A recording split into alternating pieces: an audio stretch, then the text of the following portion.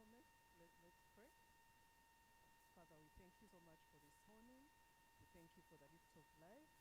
We thank you, Lord. This is the day that you have made, and we will rejoice and be glad in it. We thank you for the Uganda Law Society Healthcare and Benevolent Fund, and for the leaders that stir it. And as we gather today to have this discussion, this accountability meeting, we pray that you'll be amidst us and that you'll give us very good deliberations, that you'll guide us in everything that we discuss for the good of the Uganda Law Society membership. We prayed all this, believing and trusting in your son's name. Amen. Thank you so much, Sheila. And now at this juncture, allow me to invite Mr. Philip Navi to lead us in the anthems.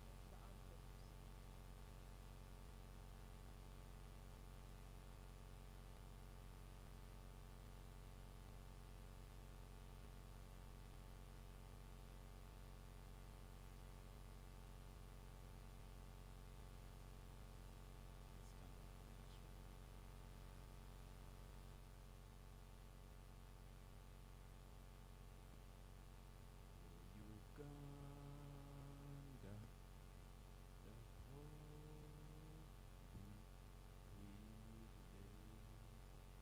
future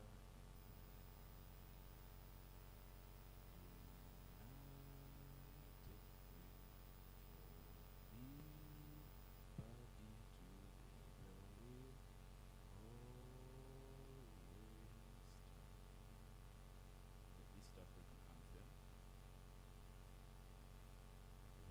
Mungu twaomba uilinde Jumuiya ya Afrika Mashariki, tuwezeshe kuishi kwa amani, tuilinde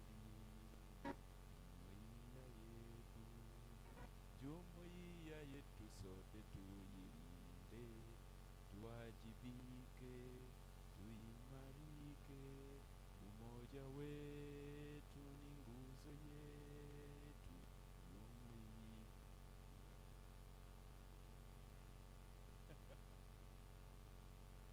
Thank you. So much, Mr. Navi, for leading us the anthems. Thank you so much, ladies and gentlemen, once again for joining us. Honorable, the Attorney General Representative, Mr. Suza Mujagata, President, Senior Council Bernard Wundo, His Worship Martin Asimbire Ariaruha, distinguished members of the Uganda Law Society Healthcare and Benevolent Fund, especially our members who are online, we thank you so much for joining us. The CEO of Uganda Law Society, Ms. Christine Awori, the Head Legal Aid Program and Bonus Services, Ms. Sheila Duyasingura, the Head Rule of Law and Litigation, Mr. Pio Afra, Uganda Law Society Council Representative, Mr. Afe Siko, the board members of the Uganda Law Society Healthcare and Benevolent Fund. Good morning. I'd like to thank you so much for sparing time to join us at the pre-AGM. Ladies and gentlemen, this is the pre-AGM of the Benevolent Fund, and I would like to welcome our chairman to give us some opening remarks.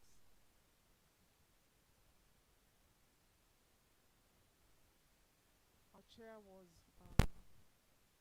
Shugota Benevolent Fund, and so let's give her some time as she comes to join us and give us her remarks.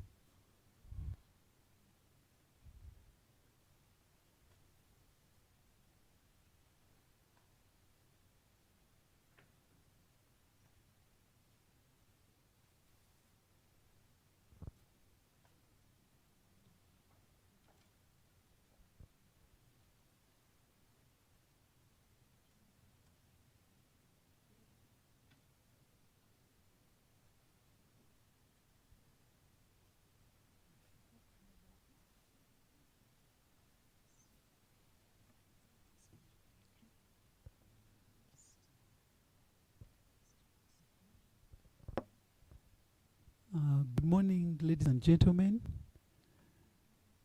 I would like to stand on the protocol that has been established by the Master of Ceremonies, but to recognize Mr. Arthur Isiko in a different capacity. He's here to represent the President of the Uganda Law Society, who is a member of the board, first of all in his capacity as the President of the Uganda Law Society, but who is also a member of the board of the ULS Healthcare and Benevolent Fund. Mr. Arthur Isiko, you are most welcome.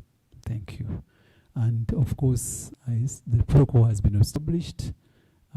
We welcome all of you for joining us, and we also welcome our colleagues who are online, who have come to attend this important meeting. We've come a long way, and this is a historical moment because in 2023, we started this journey spearheaded by the then council, which was led by Senior Council Bernard Oundo. Mr. President, you are welcome. And we at that time didn't know where this was going to end and how it was going to be. So for us, it's a moment of pride that we are walking this journey, and we welcome and we're very happy to see the Attorney General here today, because when we were being sworn in on the, I think, 11th of July 2024, he was with us. Your Worship, Martin Singwire, you're welcome in a special capacity because he led the team which went to Nairobi to study the association, the Advocates Benevolent Association of Kenya. So you are most welcome, Your Worship, in a special way. So we thought we should call the people that were there when we being established, to give accountability. And for me, it is a moment of pride. I would like to thank the people that have supported us in a special way. The Uganda Law Society Secretariat, led by the Chief Executive Officer, Christine Award, and your team. Thank you very much. Of course, it will be remiss of me not to thank my board members, Mr. Alan Retabe, if you just could stand up. Without him, it may have been very difficult for us to do the finances and to know where to invest your money. Dr. Elizabeth Ekocho, she has been the person behind the medical support and helping us to walk that route. How do we support people? What should we be doing? Mary Namale, she's an insurance actuarist, and she's been helping us with understanding the insurance side of this. And Dr. Barbara Kitui, one of the original members on the steering committee, and last but not least, Mr. Philip Munari. I didn't know you had intentions of becoming a singer in your other life, but thank you very much. And of course, we have got partners at the back who are seated there, who have been working with us, State Bank, Term Insurance, our friends from Rodham Hospital, Madame Lindsay, who has been helping us with looking into the issues of mental health, etc., etc. So we are happy to see all of you. And without further ado, I would like to request the Honorable Attorney General, represented by Mr. Souza, to come and make his remarks. Is that okay? Oh, sorry. I've missed the protocol. Pardon me. We'd like to request the ULS Council representative, Mr. Arthur Isiko, to come and make his remarks. I beg your pardon. Please come and make your remarks. Thank you.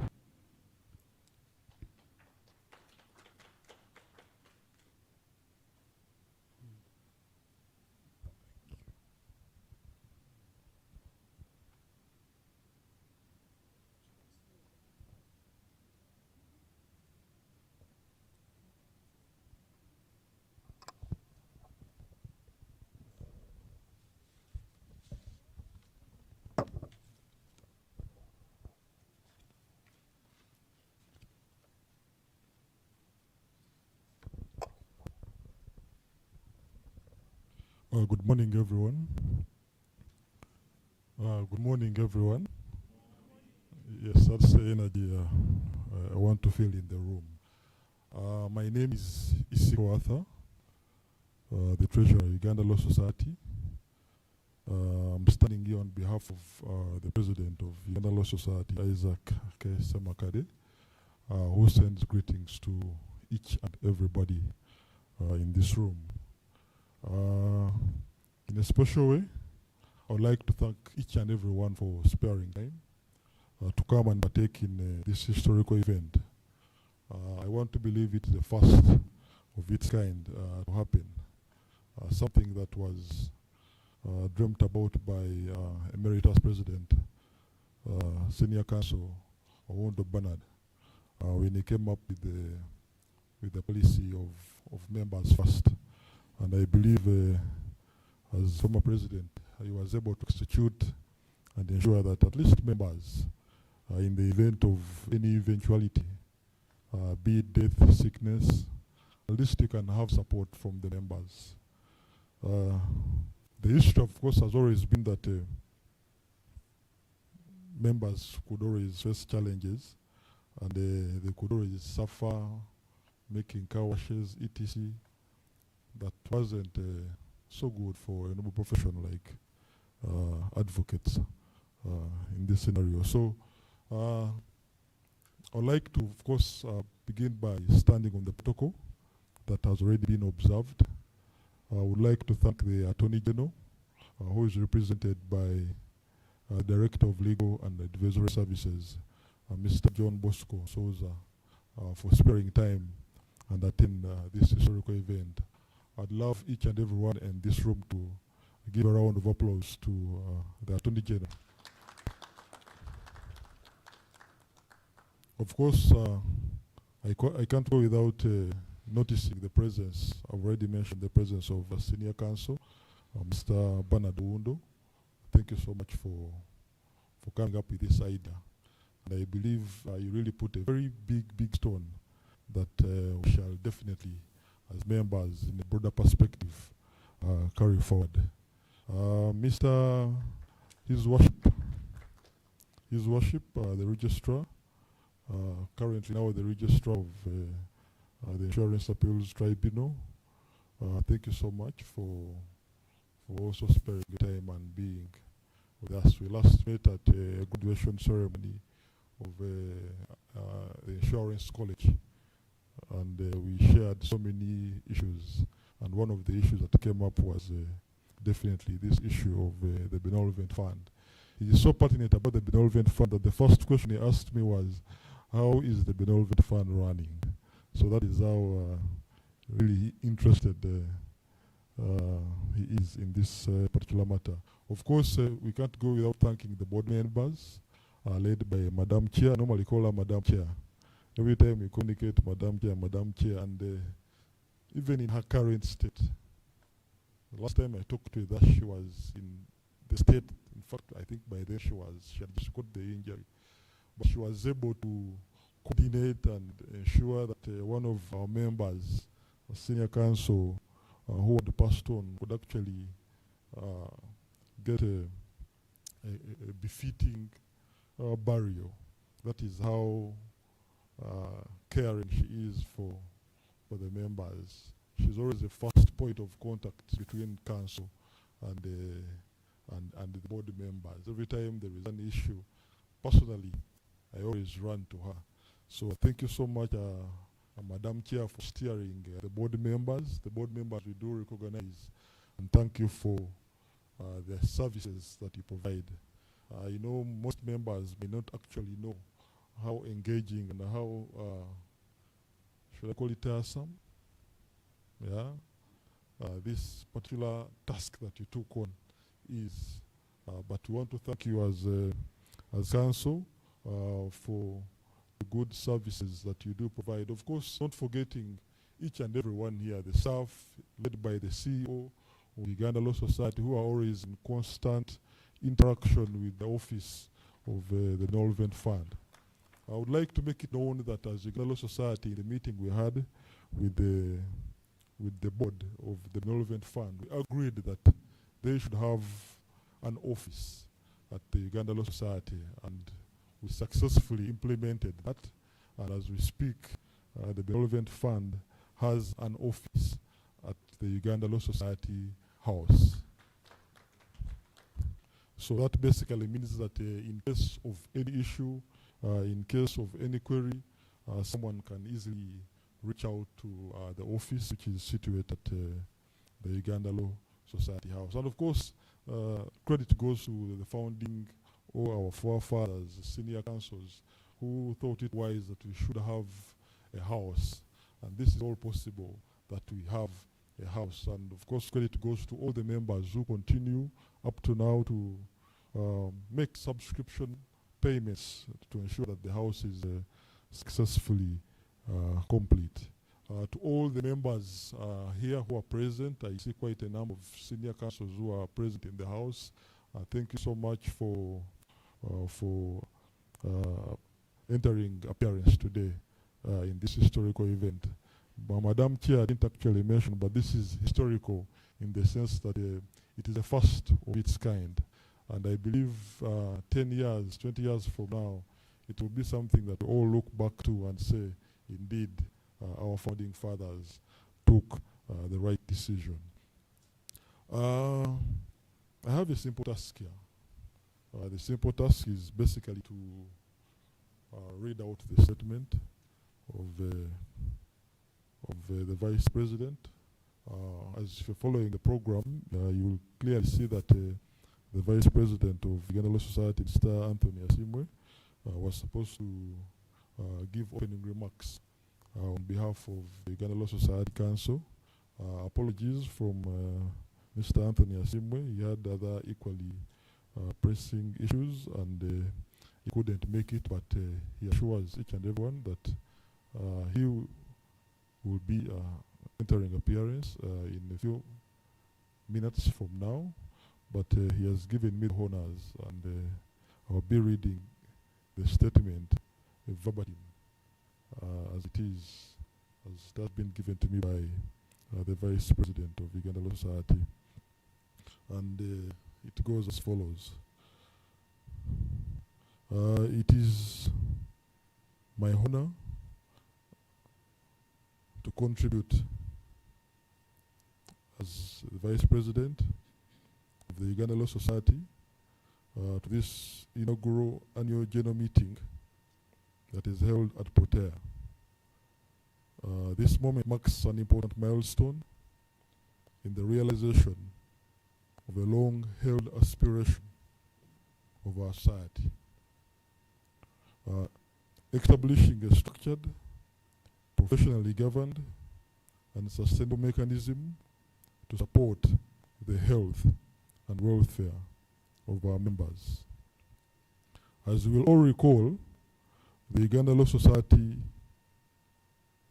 Benevolent Fund was established in July 2024 with the conviction that the well-being of the lawyers must be protected with the same seriousness and foresight that we bring to the rule of law, justice, and service to the public. While the Benevolent Fund operates as an independent entity with its own governance and mandate, the Uganda Law Society remains not only its founder, but also an active member and partner. This dual relationship reflects our commitment to strengthening the safety nets that underpin the dignity of our profession. In its first year, the fund has successfully laid the necessary foundations for its long-term sustainability, including the establishment of key governance structures, development of policies, and operational systems and initiations for welfare and healthcare support to the members facing illnesses and vulnerability. These early milestones affirm the important role of the fund that it will continue to play in supporting lawyers throughout their professional journey and retirement. As the Uganda Law Society, we are particularly encouraged by the Benevolent Fund's commitment to transparency, accountability, and member-centered service, values that are essential for building trust and ensuring that this institution grows from strength to strength. We also recognize the collaborative efforts between the Uganda Law Society Secretariat and the Uganda Law Society Benevolent Fund, in alignment with the financial flows, members' contributions, and reporting frameworks. This partnership will be crucial as the fund advances its strategic planning and policy development for the year and for the years ahead. On behalf of the Uganda Law Society, I extend our appreciation to the Board of Directors of the ULS Benevolent Fund, the Secretariat, and all members whose dedication has brought the fund this promising beginning. We remain fully committed to support the fund's growth, strengthening our shared governance relationships, and ensuring that the well-being of every lawyer in Uganda remains a central priority. We celebrate this first AGM, and we look forward to a future in which the fund stands as a strong, transparent, and compassionate pillar of support for the entire fraternity. Thank you so much for listening to me.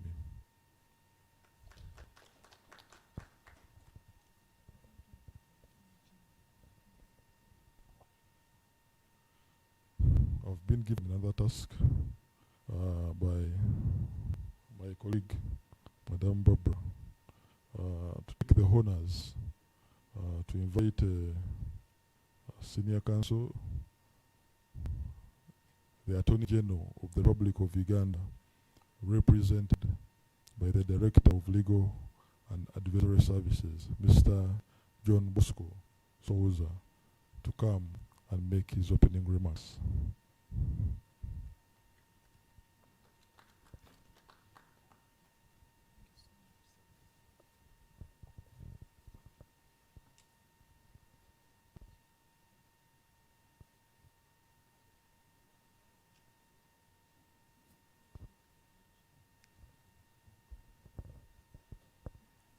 Thank you very much, members, Chair of the Healthcare Benevolent Fund of the Uganda Society. I will adopt the protocol that had been laid out by the previous speakers. And first of all, thank you for the invitation extended to the Office of the Attorney General, Attorney General in person, to attend this meeting, and also to convey the apologies of the Honorable Attorney General, who has not been able to attend because today is Cabinet Day. But he told me specifically to let you know that he would have loved to attend personally, and probably will attend the next meeting.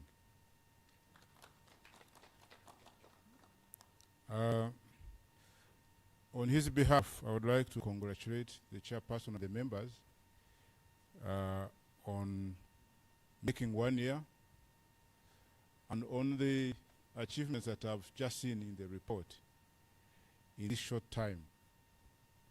We are grateful for what you have done for the society, and would like to restate our support to this fund, both as individual members of the society, but also as an office, and to pledge to lend whatever support we shall be able to lend going forward. We were present when this fund was launched, and we would like to add our voice to those who thanked the leadership of the Law Society at the time this idea was conceived, and who saw it through.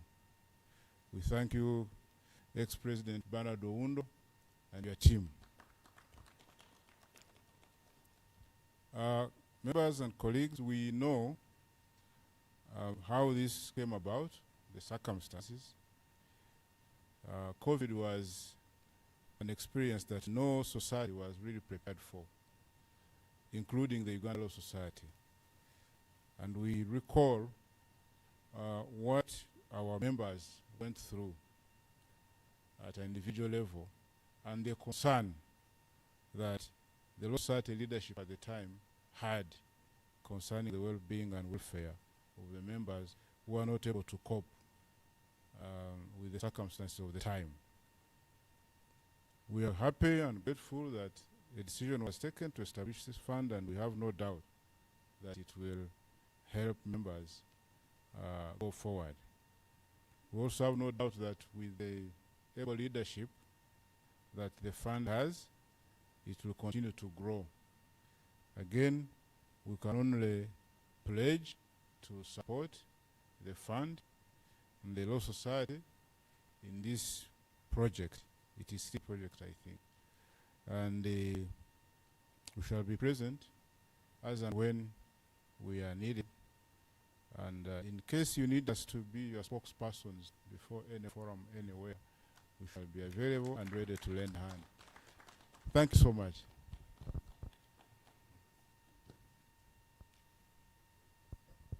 Thank you so much, Honorable Attorney General.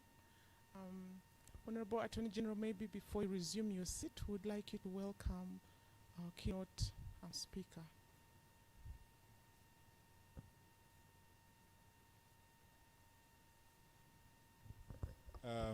Thank you so much, MC, for the day. It is my honor and privilege on behalf of all of you to invite the keynote speaker for this morning to come and address the meeting. Thank you very much. Thank you so much.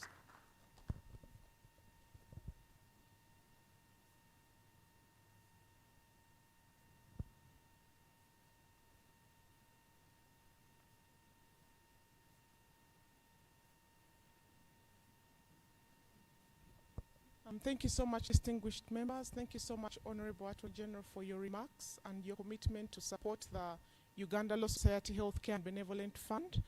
While we set up our speaker, who is going to make his speech online, allow me to invite Mr. Munabi to provide for us a brief about our keynote speaker. Thank you.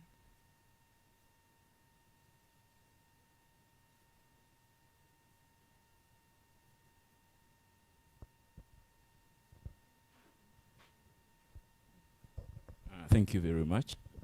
The keynote speaker is the chairperson of the Advocates Benevolent Association of Kenya.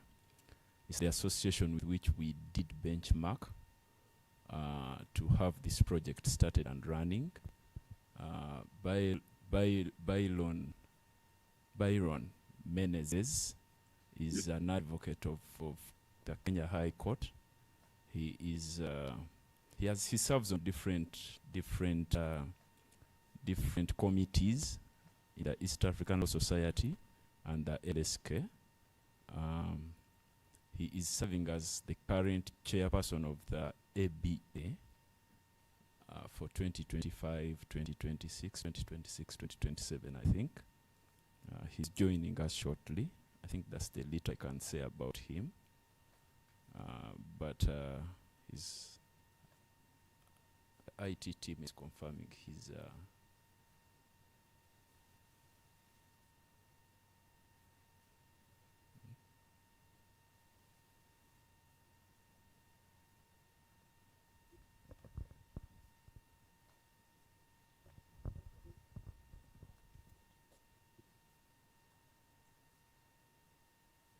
Thank you, Philip. I don't know if my camera has been enabled. It's on my side, but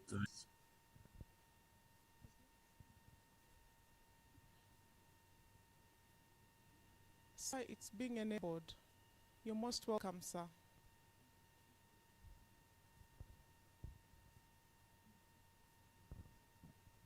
Okay, could we have a music interlude as we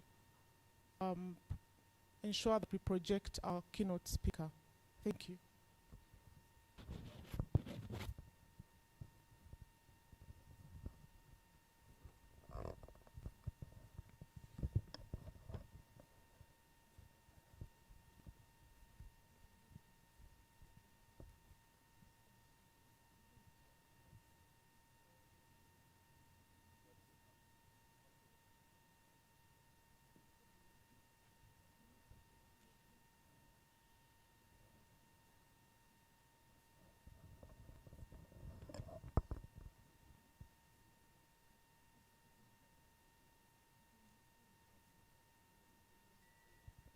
Mr. Menezes, is it possible to enable your camera?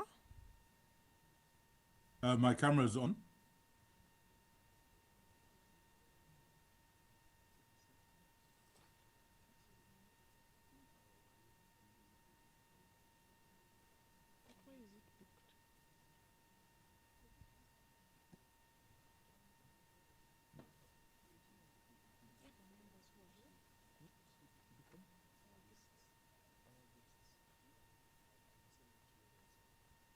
Ladies and gentlemen, we apologize for the glitch, but we're just finalizing it and we get on air.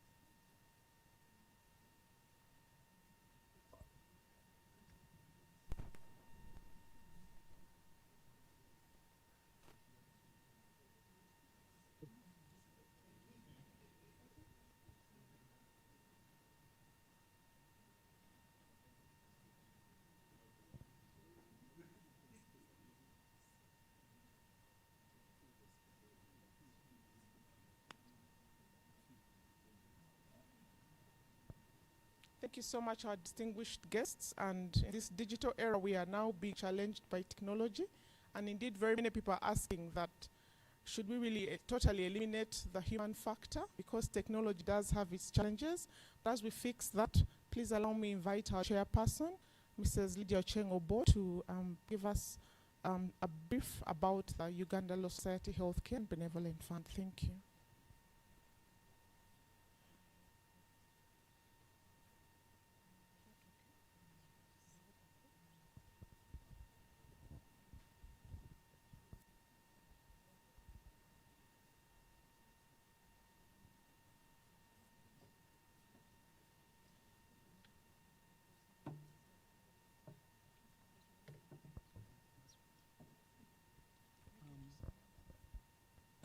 In my other life, we have a saying that when they give you lemons, you make lemonade.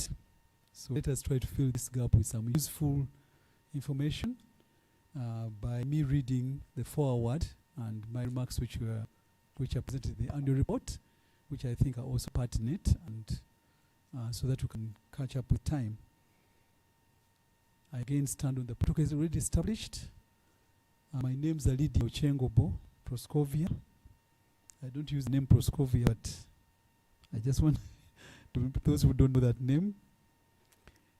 It is with great honor and a deep sense of responsibility that I present the first, of course this is going to be our report that we present the first annual general meeting to you members, and at which we are going to give our accountability. This inaugural report marks an important milestone in the journey we began with a background analysis in 2023, which culminated in establishing a dedicated institution to safeguard the health, welfare, and dignity of members of the legal profession in July 2024. Over the past year, our focus has been on laying a firm foundation for the ULS HBF governance, operations, and strategic direction. As a new entity, we prioritize establishing systems, building structures, defining policies and setting the tone for accountability and member-centered service. We also initiated collaborative engagements with the Ugandan Law Society, as you have heard from the President, to streamline contributions, enhance transparency, and ensure alignment with the ULS HBF's objectives. We acknowledge support from the ULS Council, the Secretariat, and the entire membership accorded to the fund from the very start, providing it with free office space and a conducive working environment, which has helped cement further the symbiotic relationship between our two institutions. We thought of what to do when we established ourselves. What do we do? Where do we go? So when the ULS Council agreed to give us space in the building, in the new building, it was a breath of fresh air because it has saved us what would have gone in rent. The amount of money we would have spent in rent, we are using it to. So we're going to use it to support the members. Although we're at the beginning of our journey, the demand for healthcare and welfare support has already demonstrated the critical need for the fund. We responded to emerging cases of illness, bereavement, and vulnerability among our members. And those are quite challenging. We keep on learning as we go along. We have got members who have suffered different types of challenges, accidents. Some people have been attacked by thieves, inflicting on them life-threatening injuries, and they have ended up in hospital for surgery. People are afflicted with cancer and other debilitating illnesses, but also we have got mental health issues, and that is a critical area. And amidst that, we have got people who are going to be able to help us triangulate those issues, and they have been supporting us in that area.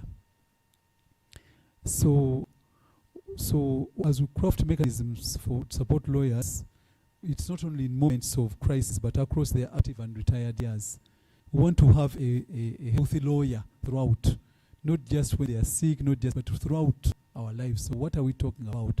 We want to have people who live healthy lives and have healthy lifestyles. We sit a lot in our offices. We need to, every time, we need to start getting up and walking deliberately in your office. Get up and walk. You see me here with my crutches. Now I'm learning how to walk again after 6 weeks of since I got the injury. So as you see me here, it's part of the healing and part of the exercise that we are advocating for. This first year has not been without challenges. As with any new institution, we encountered operational, financial, and administrative hurdles. However, these challenges have provided valuable lessons that will inform the development of our long-term strategic plan, and that is the ongoing work on the 2025, 2026, 2027, 2028 strategic plan is already underway, and we are also working on the policy frameworks for healthcare, benevolence, and welfare, which will guide us toward a resilient, forward-looking fund. So sooner or later we shall call you once again to affirm and adopt this strategic plan, not very far from now. So I extend my sincere appreciation to our tireless fund liaison officer. Sandra, can you please stand up for recognition? That lady has walked, I don't know how many miles she has walked and how many times she has been to some of your offices. My colleagues on the board, okay? Colleagues on the board, the ULS leadership, thank you very, very much. Our past presidents here present, those who really laid the road, they laid the road for us to start this organization. It will be remiss of me not to mention the support of the Attorney General and all other members that have supported us in this journey. Your commitment and trust have been essential in enabling us to take these foundation steps. As we convene today on our first annual general meeting, we do so with optimism and shared resolve to build a strong, transparent, and sustainable ULS HBF that serves the profession with integrity, compassion, and foresight. We look forward to working together to shape a future in which every lawyer in Uganda is supported, protected, and cared for. I thank you.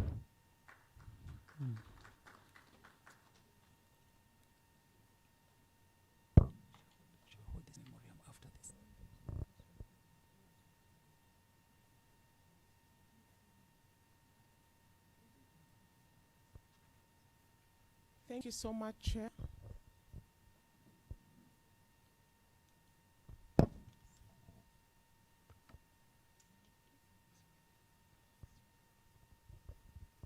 Thank you so much, Chair, for your leadership. And now, ladies and gentlemen, our speaker is online, and I would kindly request that our media team projects him and he starts his presentation. So we apologize for the glitch, and dear members, we apologize for the glitch, and we're ready to receive our keynote.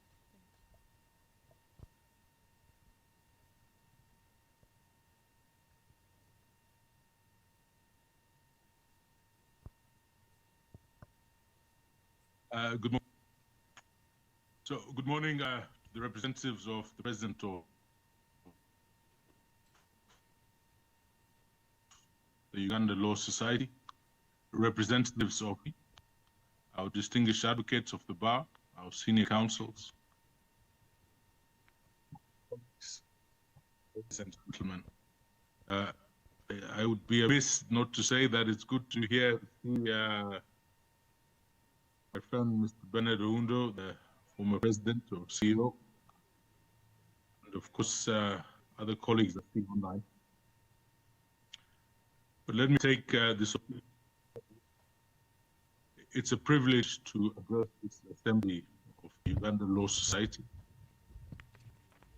As members of the East community, we share a common heritage, a common dedication to the rule of law, and crucially, a common understanding of professional and personal pressures that an advocate. I want to commend in particular, of course, the ULS for the significant and you have already taken with the launch of the healthcare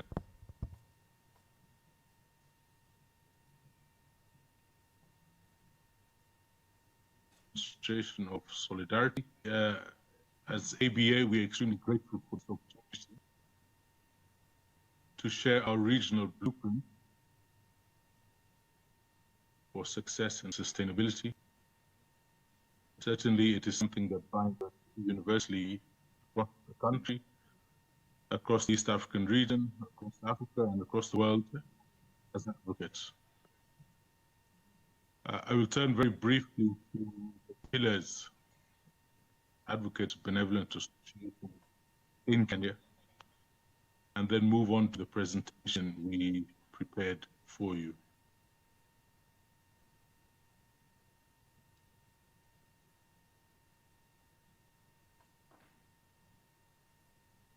The technology team, perhaps you can start slide sharing my presentation.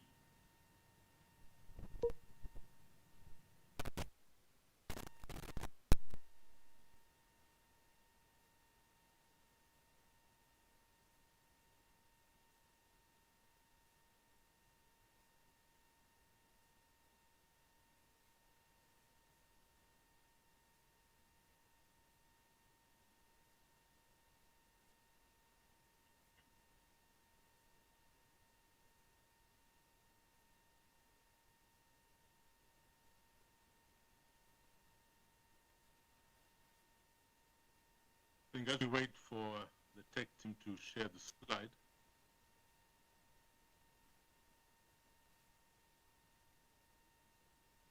Advocates Benevolent Association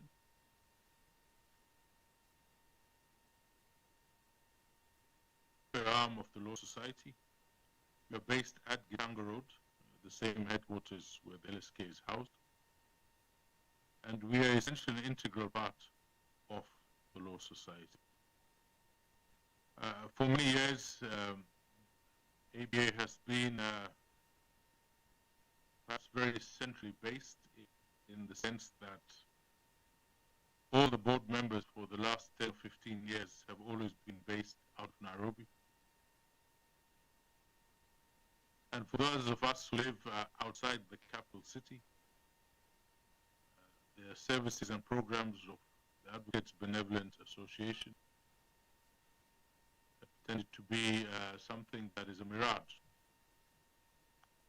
And as the new board that came in last year, in 2024, one of the two key pillars we had at the time was, number one, sensitization of ABA programs to advocates across the country. And this meant that we had to indulge in extremely heavy, and we do everything incidental or conducive to the attainment of all or any of the foregoing objects and towards the advancements of members' welfare. Next slide.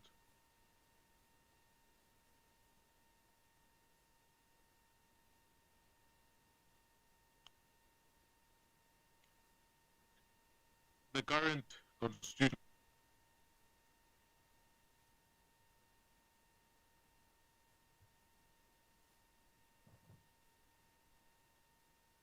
of the board is 7 members.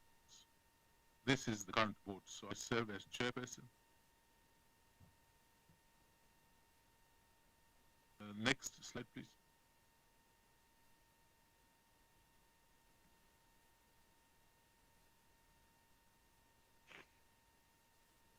This is the current board on the screen in front of you. Ms. Frida Chepkoech Lutuya is my treasurer. And then the board members comprise of Ms. Deborah Juang, Ms. Elena Wangua, the current Law Society of Kenya president, Ms. Faith Moni Odambo, the current vice president of the Law Society, Mr. Mahara Kabata, and the CEO of the Law Society and the Advocates Benevolent Association, Ms. Florence Muturi. Next slide, please.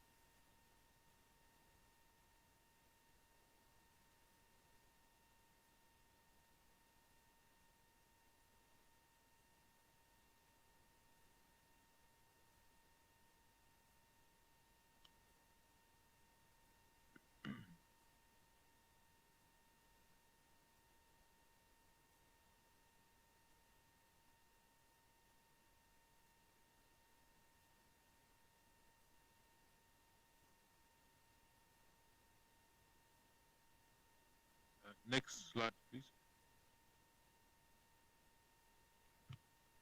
With regard to the role of the board, our key mandate is the investment of the funds that are collected. The funds are collected through the Law Society and then split between the Law Society and the Advocates Benevolent Association on a set formula. We also have a secretariat which is based at Gitanga Road, which is again the Law Society headquarters. We currently have 3 staff members, a program officer, a program assistant, and an office assistant. And this is headed by the CEO. Next slide, please.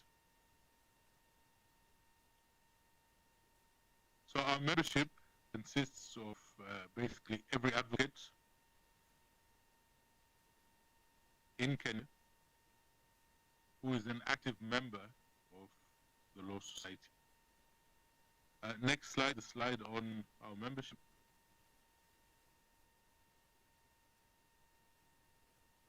And currently those are our figures. We have 1,814 life members and over 20,000 annual members. And of course, we had a cohort admitted last week, which is about 900. They will already be joining us as some of them take out their PCs. Next slide.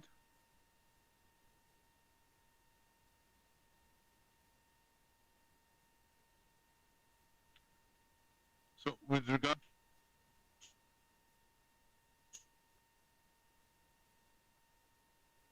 to membership, if you'd like to constitute yourself as a life member, you would then pay 150,000 as a one-off, and then you remain a life member for the rest of your life. And this would mean even if you transition to the judiciary, the office of the DPP, the office of the AG, you travel abroad, or you become inactive in practice, you will remain a life member.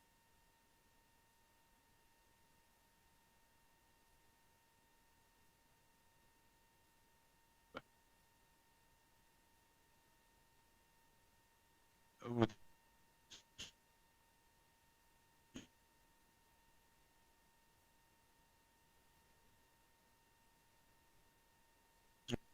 regard to the annual subscription at Ruba, to ensure you can access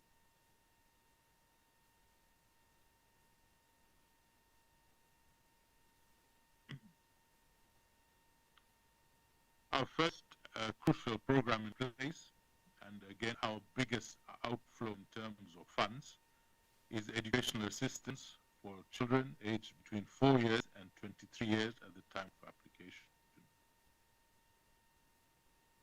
We pay school fees at the current maximum limits as listed. For nursery school, it's 55,000 Kenya shillings per student per academic year. Primary school is 80,000 shillings per student per academic year. Next slide, please.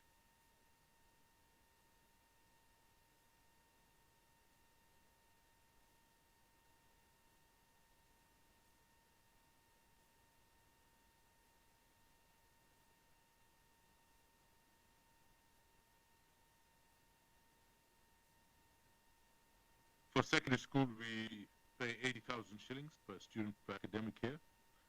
For tertiary education and universities, we pay up to 100,000 shillings per year. And indeed, if the child wants to follow the career path of their parents, we will pay the entire school fees at the Kenya School of Law. Currently, this totals to 190,000 Kenya shillings. At the end of the financial year in 2024, we had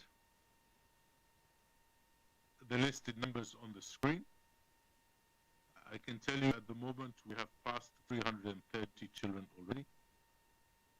The total as of the end of 31st December 2024 was 23,758,049 shillings. That's per year. 23 million shillings is what we pay out with regard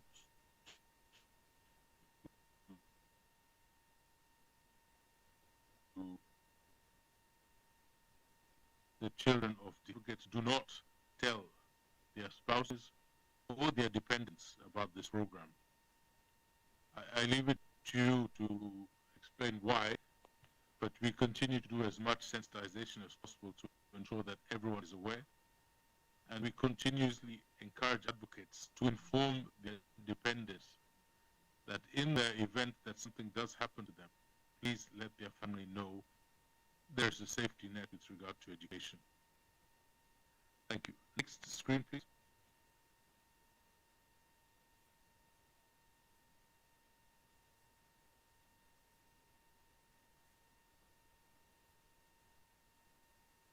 Our next program is the medical assistance benefit. This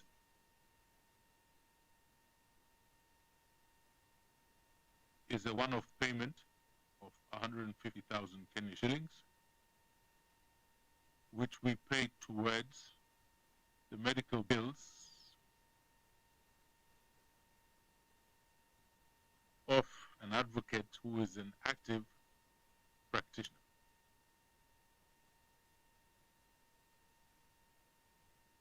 This used to be very restricted. In 2023, the board only served 6 members. When we came as a board, we realized that it was important to assist members a lot more. We have now expanded it to cover maternity, substance abuse, alcohol addiction, and any sort of rehab that is inpatient. So what needs to happen is basically the member will contact us, we will check their status that they are active or a life member. They will then send us the invoice for the hospital and the payment details, and we pay direct to the hospital. There is no reimbursement. Currently, the payment is 150,000 Kenya shillings towards the medical bill. This can be utilized partially or in full at one time. It can be used in partnership with your insurance or our own national health insurance scheme called SHA and SHIF. Again, the issue of sensitization has been a constant issue, and sometimes we receive requests after, or indeed perhaps the family do not know that this particular benefit is informing their families, dependents on this benefit. The medical assistance for the year ended is displayed at the bottom of the screen. Last year we paid out 1,939,000 to members for medical assistance. Next screen. Our third program is the last expense benefit. This is capped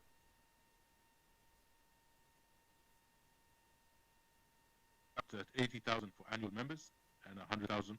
The payment is made to deceased members' next of kin, which is indicated when you take out your practicing certificate. The total we paid out last year, sadly, is 2 million. An area where, again, due diligence comes in. This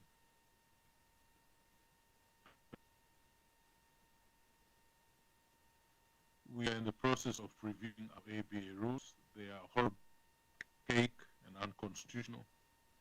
And again, as a board, as we came in, we indicated that we're in alignment with the Constitution and a reflection of our membership. Next slide, please.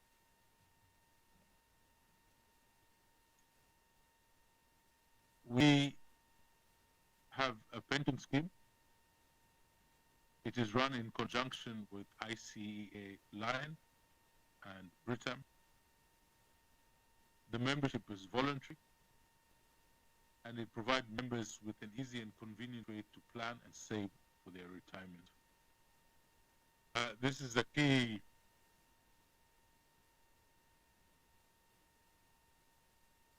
pillar of mine that I've been pushing as hard as possible.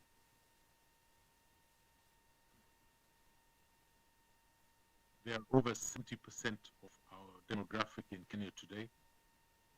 They start their investment journey as early as possible. And I think in our research and across the world, advocates are known for alcohol and being workaholics. And the issue of personal investment tends to come a distant third. So we have really tried over the last year or so to ensure that our members start the investment journey. We have financial specialists who do monthly webinars for us. We had one last week from the Capital Markets Authority to enlighten members on how to invest in the procedures. This week I have a financial consultant also doing a webinar, again on how to invest as a young advocate and what are the best options in terms of returns, in terms of a long-term objective, a short-term objective, and so on and so forth. I think we'd all agree that the most distressing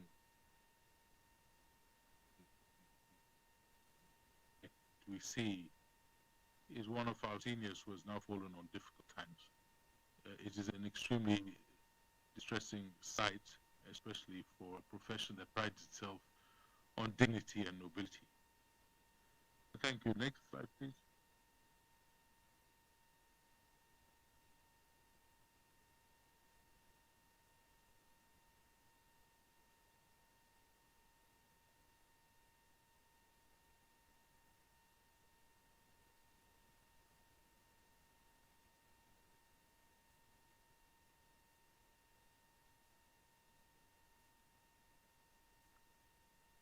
Next slide, please.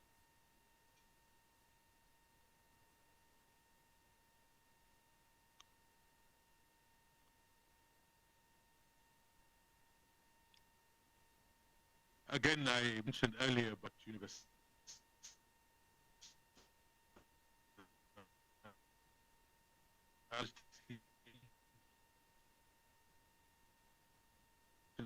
Continues to be a high personal meeting with fellow colleagues. For many of us who started practice before the virtual board came in, we picked up practice tips on the benches. We also had the opportunity of meeting seniors and asking for advice and information and receive some counseling from them. in those sessions when we went for tea or lunch with them. Unfortunately, that era is now gone, especially in Kenya. We are almost fully virtual. And the consequence of this is that the issues of mental health continue to rise with alarming regularity. And in respect of this, we now signed a partnership with Amani Counseling Center and Training Institute. They are based across the country. They provide psychological and counseling services to our members. And as the Board of Management, we pay for the first 2 individual therapy sessions. Thereafter, members pay for the services they request after that. It's my personal opinion that we will face a pandemic with regard to the issue of mental health because we have transitioned into the virtual world. We no longer meet, we no longer have colleagues we can call for assistance. I can tell you at the Kenya School of Law now there are 3 options. You can attend physically, you can attend virtually during the week, or you can attend virtually on the weekends.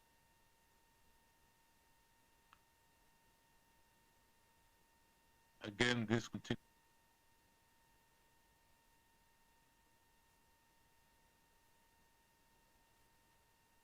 Colleagues or cluster families, the cost of the counseling.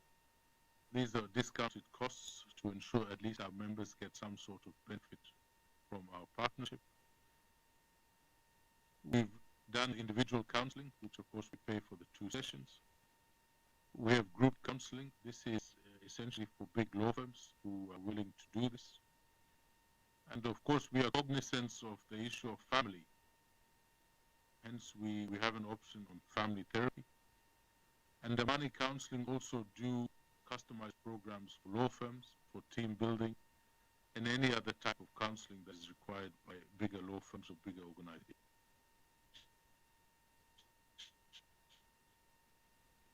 Next slide, please.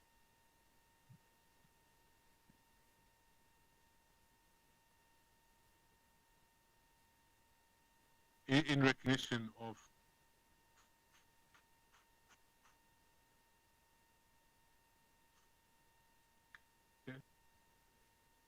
we signed an MOU with AMREF. This is to ensure that an advocate or his family are able to receive medical evacuation in case of a medical emergency.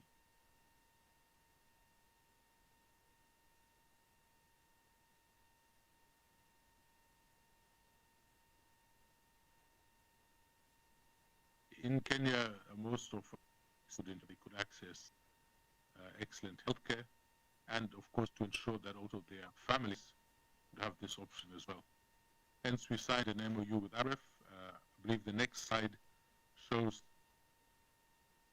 we have available to our members. These are all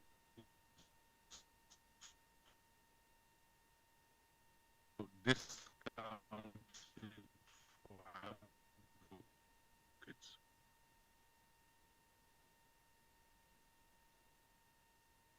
If you could move the next slide.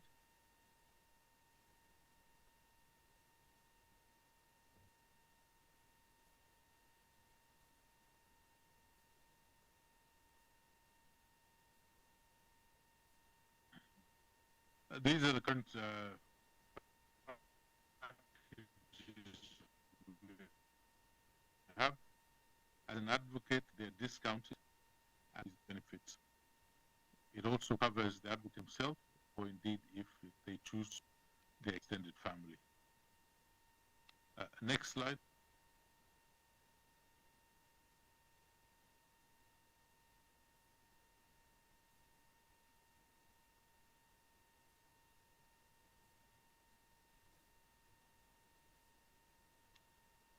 Over the course of the year, we also realized that it was extremely important that we continue to extend partnerships and services and programs to our members. We then signed with Meg Health Insurance Brokers. They are an agency. They provide insurance cover for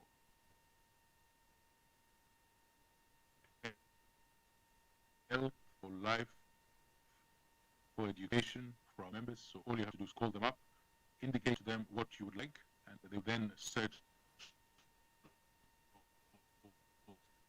the insurance companies and provide of our eyesight and the fact that we are now stuck in front of screens. I negotiated an MOU with Bowers Optical. They're an optician company based around the country. As an advocate now, if you walk into Bowers Optical in Kenya, you receive a 10% discount. You get free eye tests. You get free eyeglasses over 45. They also attend all our LSK events in the various regions around the country to give medical eye checkups. They're a valued partnership, and we are grateful to them for engaging with us. We further then,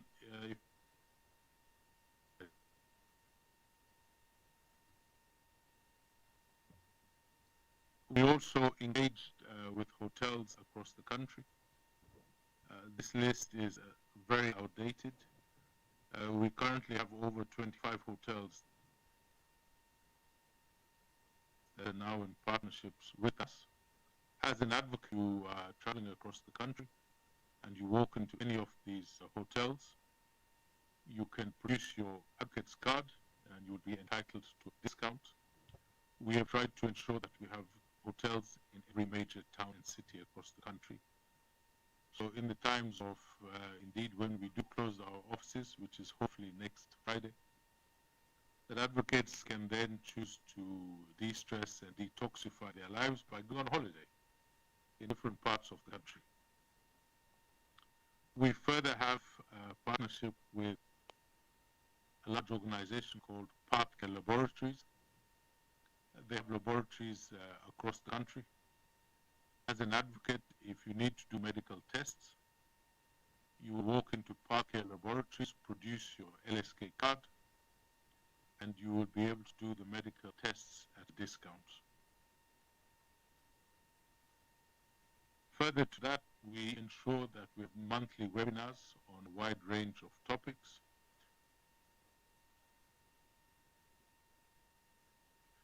This covers financial literacy. Indeed, last Friday I signed an MOU with Absa Bank. We are now rolling out a program for financial literacy for young advocates and, of course, across the country to ensure that we start the process of investment at a very early stage. The webinars also touch on issues such as fibroids, dealing with grief, mental health, dealing with cancer, and we continue to try and find innovative ways of engaging with members. This year we held for the first time an emotional and wellness program day at Gitanga Road in Nairobi. We had the services of a personal trainer, a yoga instructor, and we had other partners from Bowers Optical, Equity Afia, who's a medical provider, AMREF, and other partners who came along. So members had the opportunity of going through training sessions, personal training sessions, exercise, as well as yoga sessions, and then having their medical checkup, their eyes tested, and then of course access and have discussions with insurance partners that came on a particular day. We also realized the need to transition to the digital era. We set up ABA on the social media platforms. I believe that's the next slide. So we are on LinkedIn, we're on Twitter, and we are on Facebook.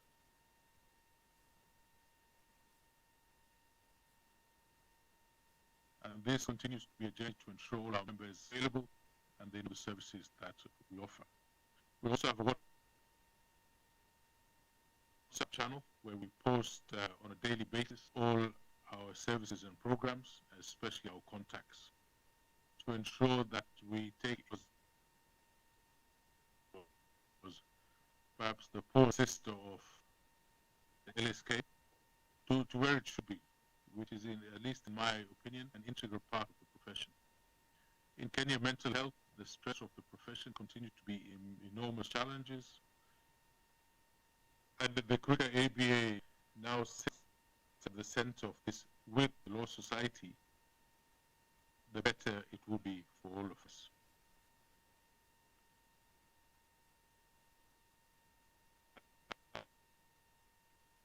One of the challenges we have in 2023, the previous board paid out 30 million shillings to members.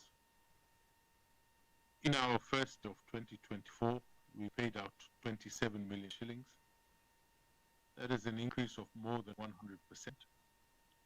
In 2025, we've already gone past 31 million shillings in benefits to our members. The reality, however, is that now that ABA is alive and well, and members are aware that there are benefits for them, at some stage we will have to consider as a society the issue of contributions. I engaged with the Rwanda Bar. I'm aware that they pay, I think, about 57,000 Kenya shillings each year for health insurance and their practicing license. At some point, perhaps that's something the different bars may have to consider in terms of services to members. One of the other challenges we have had is making priorities and making choices. In Kenya, we call them zingers. Do you buy a bottle of black label first before you buy your insurance policy? Which takes precedent? Distinguished colleagues, at this juncture, I think I've taken up a lot of your time. I hope I have conveyed the experience of the Kenyan Advocates Benevolent Association, and indeed confirmed that a professional society is only as strong as its weakest member. By institutionalizing and sustaining a fund, we are not just offering charity to our members, but most crucially, we are upholding the dignity of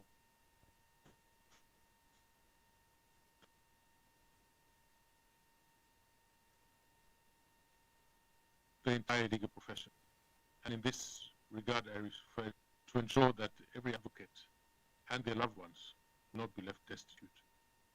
So I urge members of the Uganda Law Society to support the US Fund and ensure the issues of due diligence, communication, and preparedness are key to ensure that certainly for our lives and the lives of our dependents, that there's a lifeline readily accessible when the day of need comes. And with those few remarks, I thank you very much for this opportunity. I am extremely humble and I'm extremely grateful for this opportunity to speak to you. Thank you. Thank you so much, Mr. Meneze. A round of applause, another round of applause for Mr. Meneze.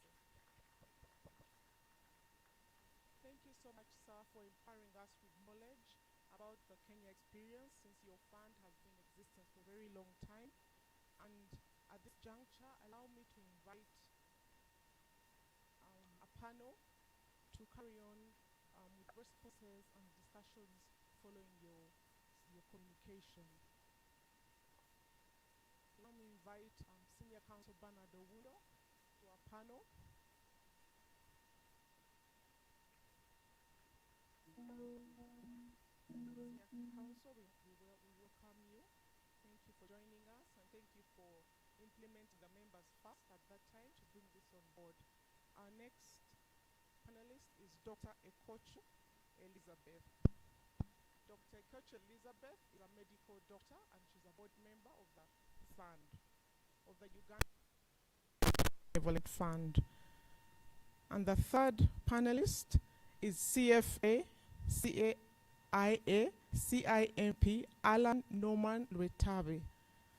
As you can see from his credentials, he's a finance guru.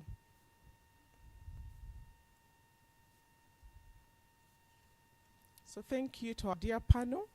And once again, thank you so much to our keynote speaker. I would just like to start us off by commencing with Dr. Elizabeth. Dr. Elizabeth, could you kindly guide us on your reflections from the keynote address in relation to Uganda Law Society Healthcare and Benevolent Fund in terms of health and medical aspects. First of all, let me also join my voice to really thank the chair of the Benevolent Association of Kenya, because he has helped us to dream, and we continue to learn so much from the ABA of Kenya. Thank you so much, Mr. Menezes. I will not go into protocol. I'll just stand on the protocol that was given earlier, established earlier, and just make some quick remarks on what I gathered from him. First, from an overall perspective of what can be done. What I saw is that the ABA has touched on the four main areas which you can touch in trying to address or provide products from a benevolent fund. One, you can provide medical-related initiatives. They have done that. But not that is one of those which was a little bit restricted. They had only 6 members until recently who had benefited from this area, which means it's one of those which they found difficult probably to initiate because of the complexity and the need to have very clear policy guidelines. On our part, that is an area we have started on as well. And we've established some policy guidelines on how our members can access medical assistance for critical illness only. We actually have a list of critical illnesses which we believe should be the first list. Of course, it's open to more discussion subject to what we see is happening. And we're going to post it on the website so that everybody will know what's the procedure of accessing and also what illnesses are we talking about. Because many of us can get malaria and be admitted for one day, but maybe will not provide assistance for that. He has also, the other area, of course, in medical assistance, we can, apart from giving medical assistance for inpatient hospitalization, we can do preventive health programs where you have annual health checks and things like that. And I saw that the Kenyan counterparts have already started on that. And that's a possibility also for us. They also have done emergency medical care, where they now have partnered with AMREF to do evacuations. That's a very long-term dream on our side because that requires a lot of money. I've had a chance to help in the evacuation of patients from Uganda to Kenya, and it's quite costly. They've also done, partnered with some insurance companies and contributed towards coverage of some of their members. And that's something we've also thought about. We actually had UAP come and talk to us about some of their products. But we realized, number one, we need to have a full and complete list of all our members. You cannot do any insurance or support for anybody without knowing who is eligible for support. So we have some homework to do there first. Then we also, the other big area is benevolent and welfare initiatives, which they have mastered in almost. The bereavement support, which includes education support to the bereaved families' children. We are still far from that. That's their biggest, but we are not yet there until we know our members in detail. Education grants, hardship assistance. Those are all areas which we want to think about as we grow. Wellness and lifestyle initiatives, we have started those. We started a few wellness program, I think monthly programs, which were airing using the ULS Zoom link. And they were quite interesting, actually. People were interested in them. But then we had to think twice because there are some of them, I think there was a feedback that we need to streamline them so that we don't interrupt the R&B, their timetable, and we liaise with them very well. So that's something that we are going to work on this coming year, that we make sure that we have programs which are well aligned with the ULS and which we can do together actually.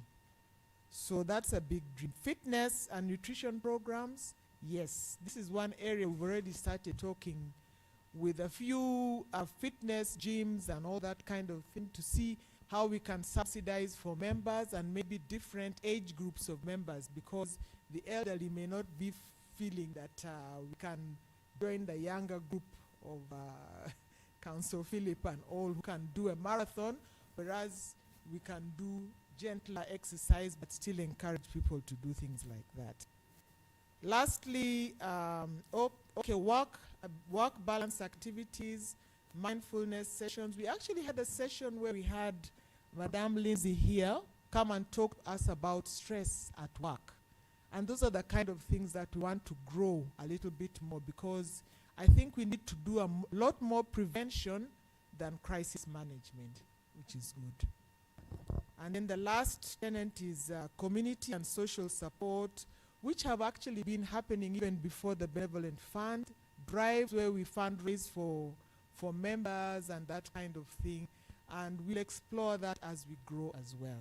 Thank you so much. I think those are my quick remarks, but we have a lot to learn from our counterparts. You know, they've been there for 50 years or so.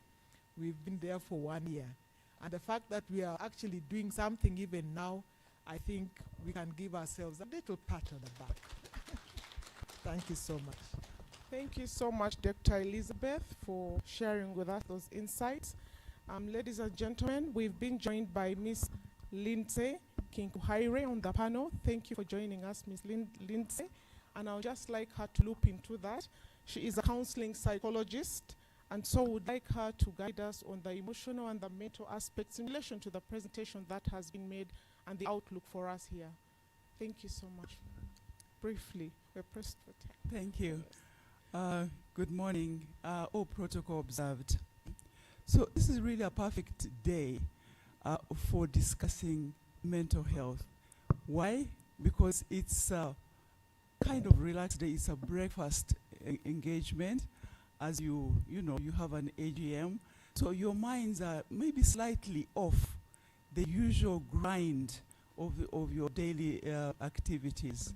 And we can hope that we can insert in this program something to kind of take you away and reboot or kind of rearrange your minds and your mindset in order to, think about mental health and its importance to us. We are all born with perfect mental health. And then over time, it becomes a continuum. So you are from a perfect mental health when you're born, and then things happen over time, and then there are times when that continuum goes to the other end of the spectrum, which is the mental illness or mental disorders. And what causes that? In your profession, it's obvious. The stress and the kind of highly charged atmosphere that you are dealing with all the time. So it's very hard to take off time and realize you are only human, and your mind can only cope with so much at any one point.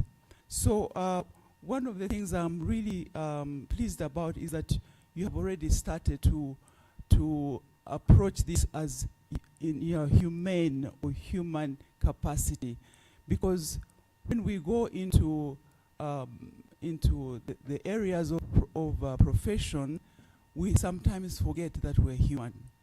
It's about achievement. It's about making sure that the deadlines are met, and then you forget that you need to take some time off to kind of recalibrate yourself. In fact, research has shown that in the legal profession, you are higher than average in terms of mental health challenges because of the nature of your work. So I think it's important to realize that this is what you are dealing with. Someone said, did a research and called it the unmentionable and the undeniable. This is about the legal profession. You deal with things which you have to deal with, and you can't mention them, on a daily basis, and you can actually not even share with anybody. Then you deal with people's issues, people's very highly important issues, and you have to be able to cope with them. And it's very hard to make a stop on that one and do your own life, your own personal life. And then there's another research that was titled The Silent Struggle. So this really speaks to you directly, there was also something that was mentioned by the keynote speaker about addiction, about alcohol and drugs. And I want to mention one thing that is happening in our space now is that when you go out for a night, you have to to relax, and you have your drink, or you have whatever it is you take, and you realize it's morning, and you have something to do in the morning, and then you go to this person who is a medical profession that will give you some kind of treatment, which is really electrolytes and things to boost you up and to detox you, and then you are up and running, and you go for your case, or for your courtroom. Now, this is a really dynamite waiting to explode, and I thought I should mention that and say that instead of that, let's focus on the day-to-day things that we can do that will help us to be able to cope with the pressures of work. And just two quick things that I thought I should mention. Regulate your nervous system. Your nervous system is highly charged all the time. So even when you don't need to go to the bathroom, go to the bathroom. Take a short break and come back and do whatever it is that you need to do. Then one of the things is taking home. So how do you transit from work to home? Create a space where whether it is debriefing, whether it is something that you do in between the two spaces. And then the other one is boundaries. I know with lawyers you have to get all these cases. When do you say no? When do you say, I'll respond tomorrow? When do you say, no, I cannot do this today for you? When do you say that? You need to develop a culture where you can actually say some of these specific things at the appropriate time. And then what is your life outside the law? What does it look like? I hope maybe later on we can say something little about that. I better stop now. Yes, thank you so much, Ms. Lindsay, for the insightful information. Ladies and gentlemen, I'll not stand in between you and your wellness and your health. So a breakfast is served, and it will be a working breakfast. But also just to let you know that we have some members online who would like to ask questions to the keynote speaker. Please keep your questions coming. We will address them at the end of this session. So please, ladies and gentlemen, it's breakfast. You can walk out, pick your tea, and we continue. Now carrying on to the money issues, and I know many people say that lawyers and money. And so we would like to invite at this juncture Mr. Rwetabe to guide us through financial aspects. What are your reflections? What are your thoughts about the financial aspects in relation to the Uganda Law Society Healthcare and Benevolent Fund, and the communication that has come through from a guest speaker?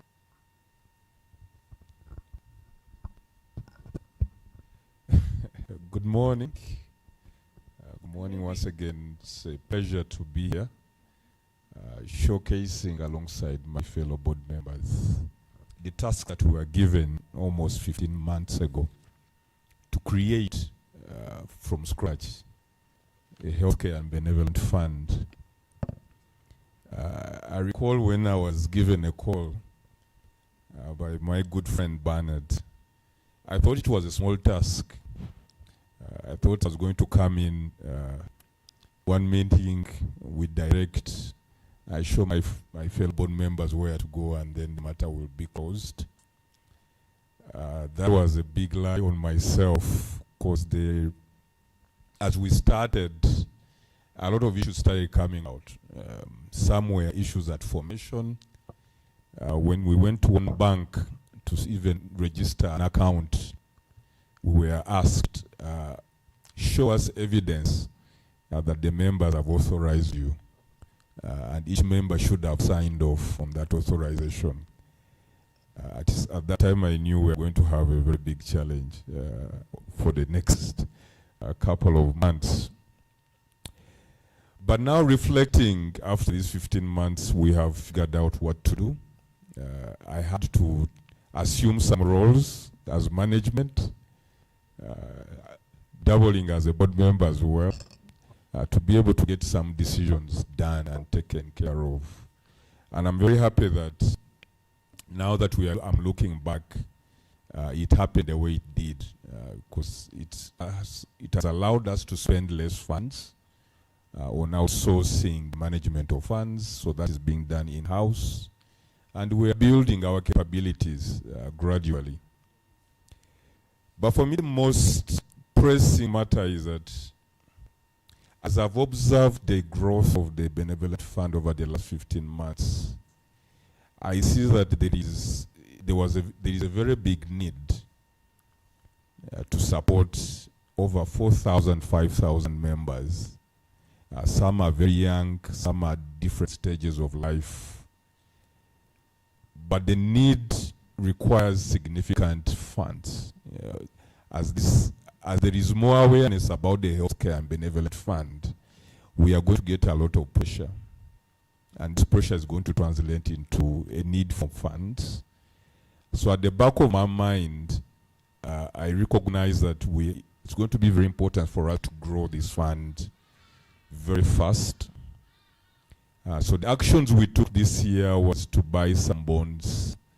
We invested up to 800 million, I believe, and we are likely to generate at least 150 million per year for the next 20 years from just this initial investment.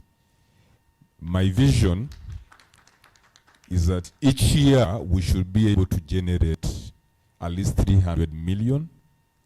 That will be able to take care of events like these, awareness. We should be able to send you to see Madam Lindsay at a discount, and we should be able now to bring on board more benefits. When I looked at the presentation from our colleagues at LSK, the education assistance program really piqued my mind. When I look at our membership, the majority are below the age of 42, and they still have young families. So this is a program that will resonate. But when I look at how much they have spent, 23 million Kenya shillings, I had to stop and stutter mentally. Where am I going to raise 23 million Kenya shillings to cover these children? But it's something that is important to think about. But where are we going? I think it's timely in terms of the decisions that we are taking to start. I know some people will say we should have started 30 years ago because Kenya is 60 years. But yesterday is still a good time. We have started, we have 4,000 members. We have good areas where we can place your funds and they can generate good investment income for us. But there are even other areas we have not started to explore. At the back of my mind, for me, when I look at your membership, many of our members are going to be starting their own farms. They will be needing financial support to run their enterprises. At the back of my mind, I see the Benevolent Fund, from an investment point of view, as also a likely source of capital into our members' business as we recycle and grow. So we grow and create programs that help you on the healthcare and benevolent side, but at the same time, these funds, when they are pooled and they're large, can also be a source of capital that you can place back in some of your emerging companies. So there is a lot we can start dreaming about. Working together, we can build a lot more support. We can build an ecosystem that does on the healthcare and benevolent side, supports us, but also these funds can be invested even in some of our memberships activities to generate income for ourselves. But the most important conversation I've had today, and I'll share this last, is about the retirement benefit scheme. It's a question that we are grappling with across many other sectors. At the government level, I've been involved in a conversation how to create an informal sector social security platform or fund for the people in the marketplaces and the border people in the gig economy. But we also recognize that there are other individuals that are not adequately covered. And I share this because I used to work for Bank of Uganda many years ago. It's about 5 years now. But in Bank of Uganda, what we noted was Bank of Uganda had its own scheme. At retirement, the money generated from that scheme could only replace 1/3 of your last salary. And BOE was very generous in its design. However, even at the very end, even the most senior person, a director, an executive director, when they would retire, they would retire with 1/3 of their last salary. So think about it. Somebody has been living a life of about 15 million, 20 million per month for 20 years or 15 years. And now you are asking them to go live a life of 5 million for another 25 years in retirement. That is the real problem with retirement planning. If you don't think about it adequately, you are moving from a very high life and dramatically you are moving to a low life. How do we design replacement income? This is, for me, what piqued my mind when I saw what our colleagues have done. For many of our members in the legal fraternity, you are in the private sector, and so you'll be running your own firms for about 30 years. But regardless whether you're private or public, there will come a time when you have to retire and exit. And this problem will present itself. We can, and I believe the Benevolent Fund has an opportunity to create an additional retirement benefit scheme for the legal fraternity to complement what we are doing with the National Social Security Fund. Because at the back of our minds, we should know that the money we have with NSSF will ultimately be only 1/3 of what you need. And so there's need for an alternative, another secondary scheme to bring you to at least 2/3 of your last level of earnings. So for me, what I see for where we can go is that we have started well. We have designed a very good structure, very stable. We are expecting to introduce some additional products, programs next year. This can easily be managed as we grow our funds, but the biggest support we can add is also starting to think about how you will retire and how that retirement could look like. And so perhaps, and I'll pose this to my fellow board members, that perhaps it's time for us also to think about creation of a retirement benefit scheme now, because in 20, 30 years' time, it should be the one supporting the 60% of our members as they transition to a life after work. So I'll pause here. Those really, for me, are the key points I picked out. And I'm able to share with you my thoughts on the economy, but those can also come at a later time. Thank you very much for listening to us, and I hope from what we have shared in the notes, you're able to see the amount of work that has gone in creating the Healthcare and Benevolent Fund. Very excited for what 2026 brings, and the ideas we have seen from Kenya give us a starting point as we brainstorm to create a better Healthcare and Benevolent Fund for our legal fraternity. Thank you very much.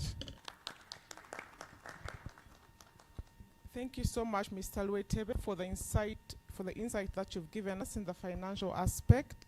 And now, ladies and gentlemen, allow me welcome Senior Counsel Bernard Owundo. Senior Counsel Bernard Owundo is the vision bearer and he's the midwife of the Uganda Law Society Healthcare and Benevolent Fund. And so would like to pick his mind on the futuristic aspects of the fund and what his reflections are. Senior Counsel. Thank you. Thank you so much. Allow me stand. Because rarely do I get an opportunity. So just allow me stand so that I can be able to. First, members, I think, let me first thank Byron. Thank you so much for the excellent presentation. I think it's important to say that thank you for the inspiration. And for members here, yes, we can. We can. We can. I want you to believe that we can, and we can. Because I just want you to reflect on the numbers, and I thought my good friend had just peeped at my notes. In 1 year, members, in 1 year, the Uganda Law Society Healthcare and Benevolent Fund will raise 150 million. Let me say that again. It will raise 150 million Uganda shillings. For the next 20 years, the Uganda Law Society Healthcare and Benevolent Fund will be raising 150 million Uganda shillings. So for per year, that is per year. So for 10 years, or for 20 years, you're talking about 3 billion Uganda shillings. And that means that we are not even reinvesting what we have. If we also reinvested what we have, we would almost have almost 4 to 5 billion Uganda shillings.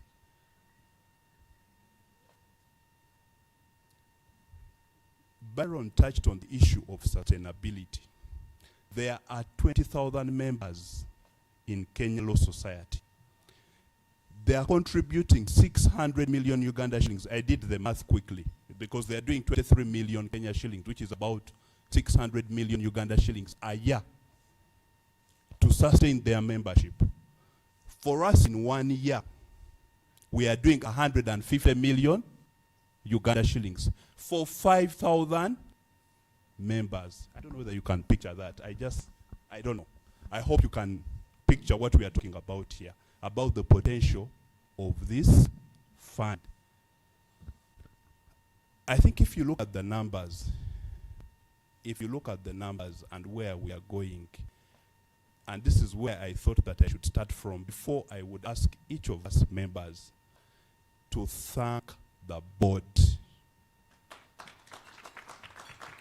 I just want the board members to stand up. Let every board member stand up in all humility. Forgive me for asking you to stand up. But why are we thanking this board? And you can take seats. They are not paid, they are on pro bono. They are not paid a single shilling. Imagine, you're not paying anyone for making you 150 million. They are not paid. They are doing this service pro bono. So I think that is where our gratitude must start. These members of the board who have been able to help us reach where we are in 15 months. Number two, we must look at where we need to go. One of the things that we really need to look at, and I think as my brother said, is the pension fund, the retirement fund.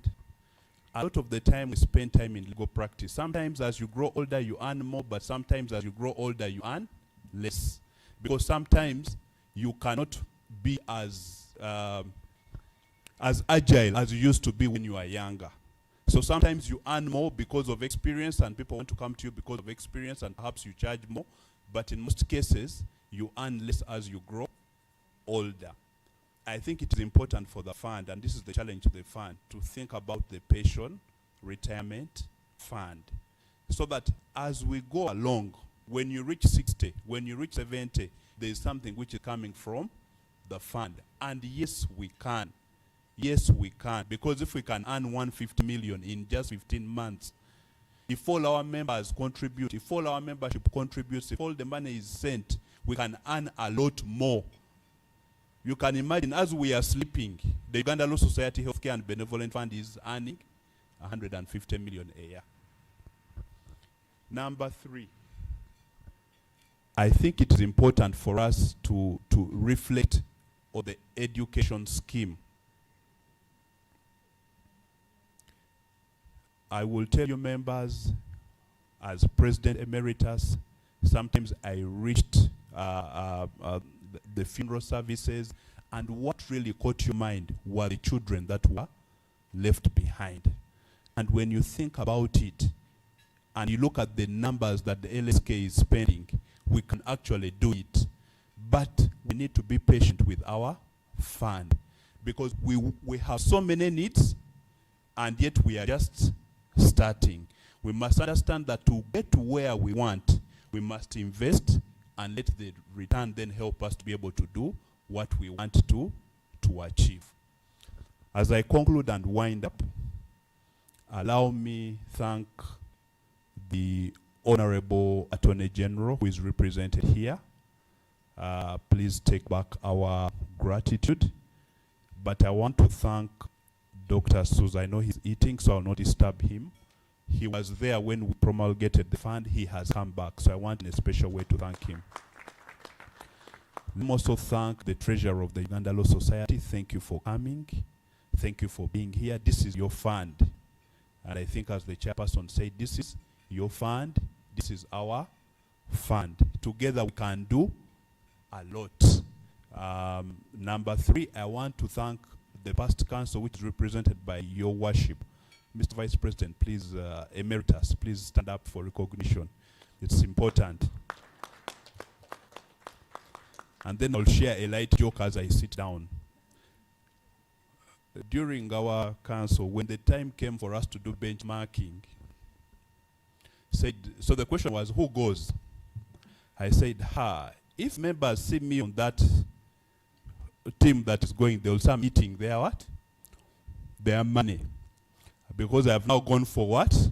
For benchmarking. So I asked someone else who was more passionate about the fund and who is the vice president to lead the delegation to go to Kenya. So I've never had anyone say that I ate money on the benchmarking. That is on a light note. So thank you so much, and thank you for the opportunity. Thank you so much, Senior Counsel Bernard. I think you can see how passionate and visionary he is about the fund. Thank you so much for carrying us through, for immunizing us. We are now about to start working, and we are still growing, and shall still be consulting with you. At this juncture, ladies and gentlemen, we have some members online who have some questions, some very brief questions. We'll take 3. I don't know if there are other questions coming from the online platform, but there is one where the member is thanking everyone for the AGM. He suggests that we should include medical assistance to spouses and children, because it's a vital aspect that will ensure the well-being of our members, as it will provide a safety net for members' family needs in times of crisis. And by extending this coverage, it will demonstrate the ULS's commitment to the long-term welfare of the members, and it will foster a sense of security and loyalty. There was a comment from Miss Gloria Oloya. She was questioning if we'll have an opportunity to ask the keynote speaker a question. I don't know if Miss Gloria Oloya is on, and we just get her question succinctly. I'll IT him.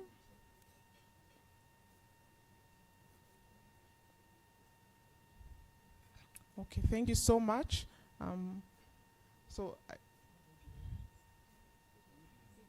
So members, do we have any questions amongst us here as we take our breakfast?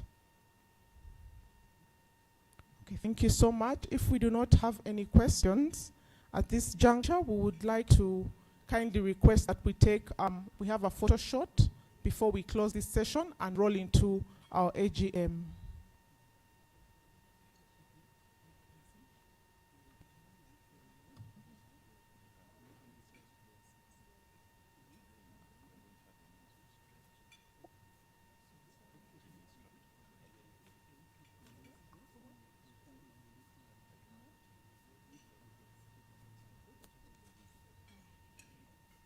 So, thank you so much, ladies and gentlemen.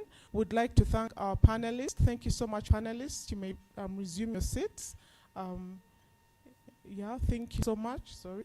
And now, ladies and gentlemen, we would like to, in a very special way, thank our keynote speaker, Mr. Meneze Byron. Thank you so much for sharing with us your insights and for holding our hand. Ladies and gentlemen, there is one question, though, for our speaker. And the question is, good morning. Yes, the ABA is part of the fund, is part and parcel of the fund.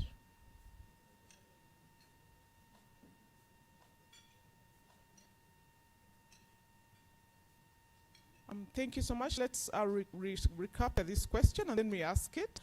But thank you so much to our speakers, and thank you so much to our panelists. At this juncture, we'd like to welcome one of our partners. We have some of our partners who provide financial services. We also have DFCU, Britam, we have Eden, we have Rhodium. Thank you so much for coming. And now we'd like to invite a partner from Eden to give us something brief as we stretch, pick a cup of tea, and then we come over and I think we should take a group photo now. It's time for our group photo. We take a group photo, then we get some tea, and we come and resume with the AGM. So ladies and gentlemen, let us stretch. And to our online guests, please don't sit. It's important also stretch so that you're well and healthy. Thank you, members. Could we have a music interlude, please? Thank you.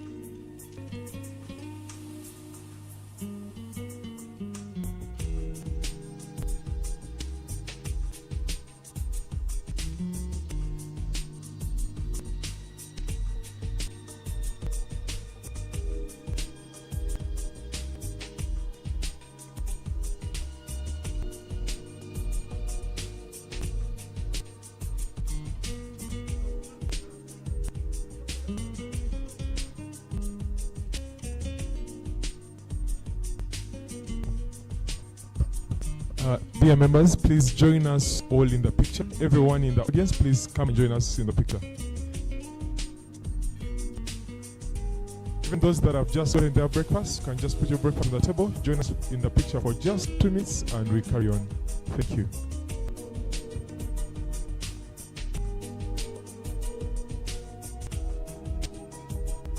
Dear members, you're most welcome.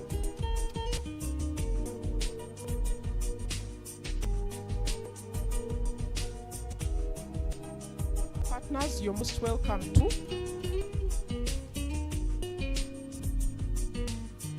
Our online participants, please don't leave. We're just taking a group photo and then we get back.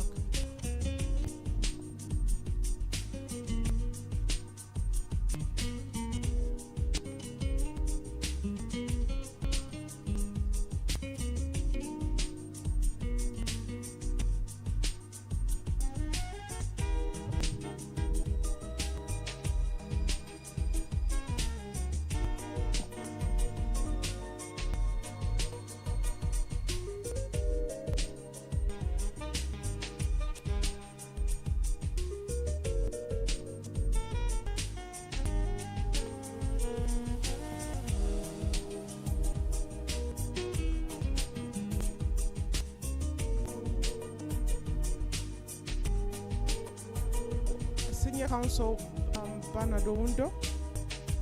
He's on the line. Please. Please.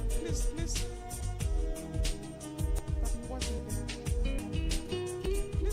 Please call Senior Counsel Bernard.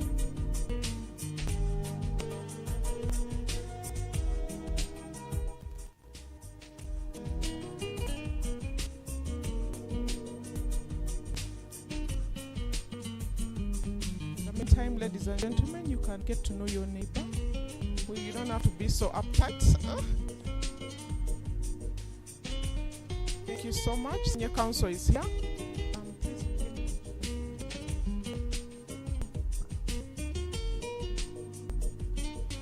Counsel Asiata will be honored with your presence. Thank you for coming physically and join us for the photo. Just a moment.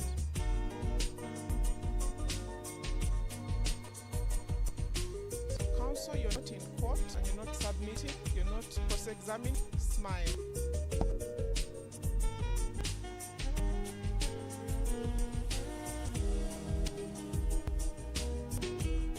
Thank you so much, ladies and gentlemen.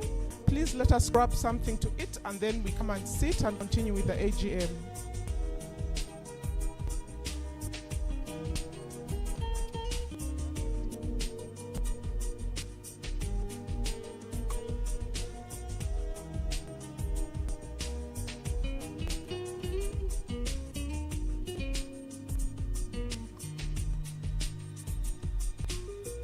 Ladies and gentlemen, let's grab our tea briefly, and in the meantime, I would like to invite a person from Eden Gym, someone from Eden Gym. Please come and give us a 1-minute stretch exercise before we resume with the AGM. Thank you so much. Eden, you're most welcome.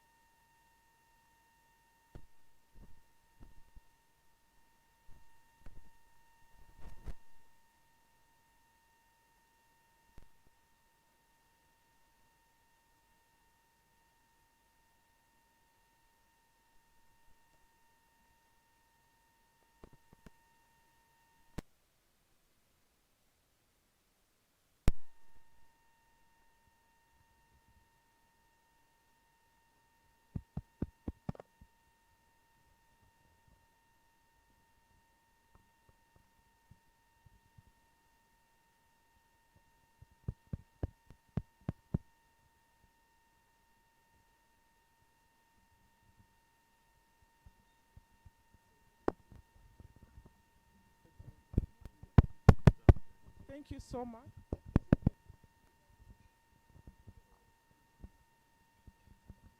Ladies and gentlemen, we now have Brenda and James to take us through fitness info. Thank you. You're welcome. Good morning, members. My name is James and this is my colleague Brenda. We are from Eden Fitness and Wellness, that is located, which is the best gym in Kampala. Yes, Brenda. Now, I was supposed to go through a stretch routine.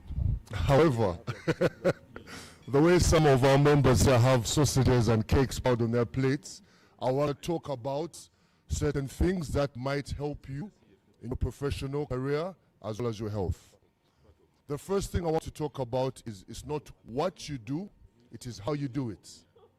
It is not what you eat to make you think you're living a healthy lifestyle, it is how you eat your food.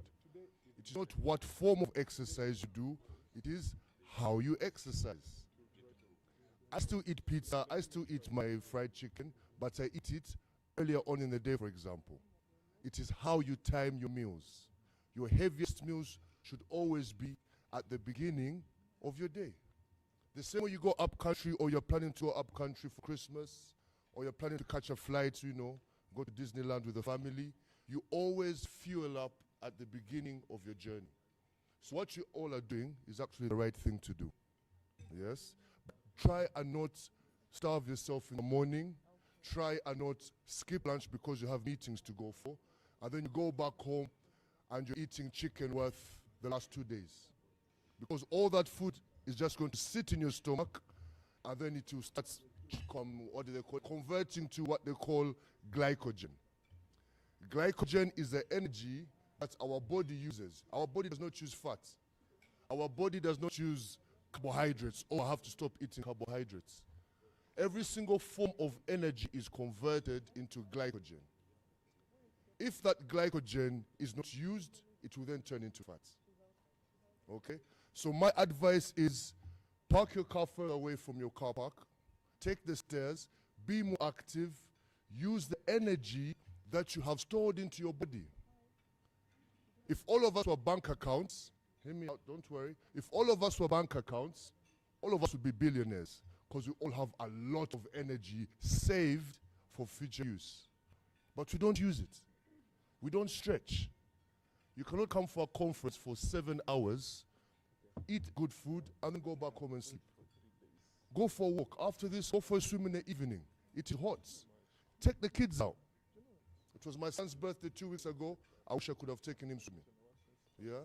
The more active you are, the more you will stay younger. Okay? Go out for a spa treatment with your wife. Or your girlfriend, depending on how you live life. Okay? Treat yourself and make sure you look after yourself. Do not just eat good food, wear good clothes, and drive good cars. You have to also treat your body the same way it is a business, the same way it is an investment. Okay?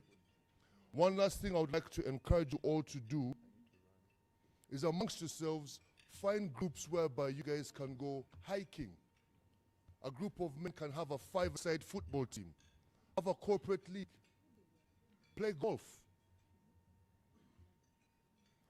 I want to make sure I can see all of you in the next conference in 5 years' time. Okay? Without any complications, without any bags hidden in your coats and your jackets. I know half of us are still concentrating on how sweet the sausage will taste, but you are more than welcome to come through to Eden. Come for a session with me, actually. I love doing legs as well. I've picked you. Okay? And I'll be more than happy to answer any questions that might be personal. Sometimes people might have complications that they do not want to talk about here. A bit about myself. I am a physiologist by profession. I spent the last 17 years in the UK and Eastern Europe. I deal with diabetics, people who have hypertension. Normally people come to me if they have to go for surgery, like gastric bypasses or plastic surgery as well. I also work with stroke patients. And of course, I make people do their work on the treadmills as well. So please, please, please, please, people, I want to finish what I started. It is never what you do, it is how you do it. All right, people? Enjoy your day. Happy holidays. And nice to meet you all.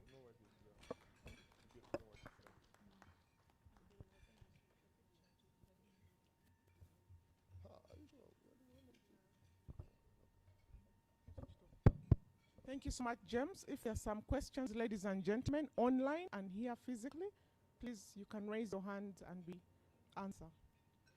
James is here.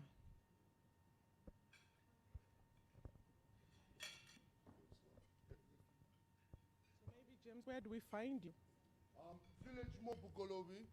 I'm found at Village Mo. We are found at Village Mobugolobi on the 2nd floor, next to the clinic and the spa. Oh yes, and we shall be seated at the back there if you do have questions. And I know you never disturb somebody while they're eating food, but feel more that you are more than happy to come and visit us. And I already owe your session, as I said. Yeah, you're welcome. Thank you so much, James. Yes, we'll be coming. And so now, ladies and gentlemen, we are transitioning to the AGM. I would like to invite our General Secretary, Mr. Philip Munabi, to take us through this session.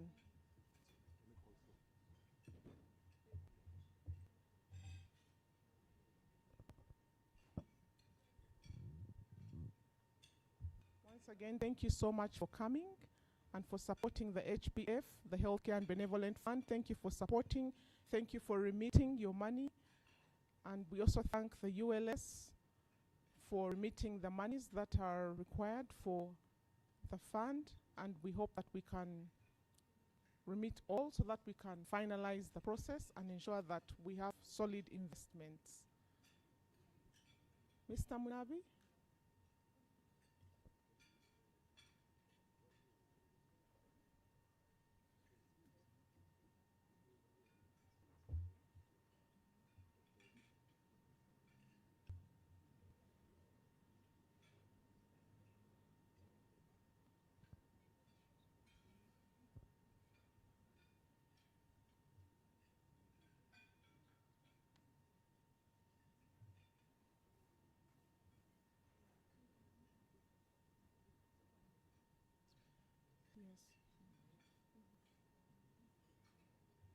Yes. Ladies and gentlemen, to allow us a smooth transition, let us invite someone from Britam to come and give us insights on financial services, and then we zoom straight into the AGM. Thank you. Britam, you're most welcome.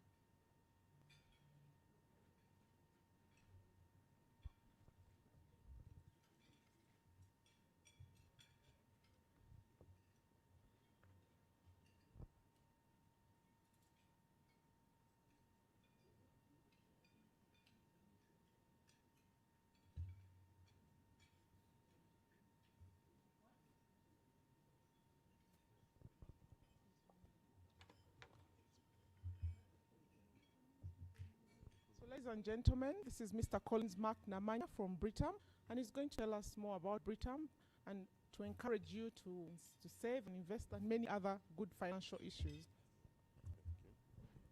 Thank you, Chair. Good morning, everyone. Once again, a pleasure to be here.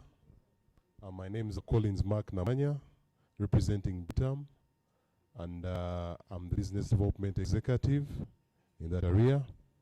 I'm here today. I know most of you know Britam for insurance, but Britam has gone beyond insurance. Our vision to be the leading diversified financial service provider across Africa, and that has led us to expand our business beyond insurance and try to provide you with more financial services. That is asset management and fund management. A company that I'm representing here, part of the Britam family, that is Britam Asset Managers.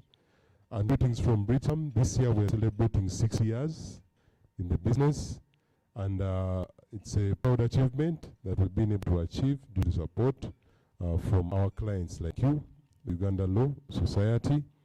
And we are glad to partner and say that we are the first fund manager you've considered for the funds under the asset managers for the Healthcare Benevolent Fund, and for that we thank you very much. So we were talking about investing or saving for the future, for your retirement, but even in the current or present situation, you need to save. Savings are a good way to grow as an individual, as an entity, as a family, and for that we are here to tell you that other than you saving for retirement or for the benevolent funds, we have other options available. I'm sure a lot of you have heard of unit trusts or unit trust savings. That's one product where you can save as an individual, as a group, as a club, and also as a company. So you're allowed to come and start saving on an individual basis with rates going as high as 12%, and you get to earn daily interest on those savings. So we handle. But for those who want to reach out individually, my number is 0789 488 069. I'll just repeat it for our online friends. 0789 488 069. You can give me a call, you can give me WhatsApp. For my email or our email, you can send me a direct email on cnamanya@britam.com. That is cnamanya@britam.com. As financial service providers, we are also available to give you advice in any other investments that you wish to make beyond unit trusts. In case it comes to maybe even real estate, we are also in that market. So Britam is here to give you financial advice every step of the way, and we give it free of charge at no cost. That's one other value addition that comes with you being a client of Britam Asset Managers. So other than that also, we are able to partner with you when it comes to corporate social responsibility activities. You can always reach out to us, give us your activities that you have. Now that we're coming to the end of the year, I know the trustees and board are going to share that with us. So you'll be seeing Britam a lot in your face, coming to partner with you in all those activities, and we are promised to be with you every step of the way. Thank you.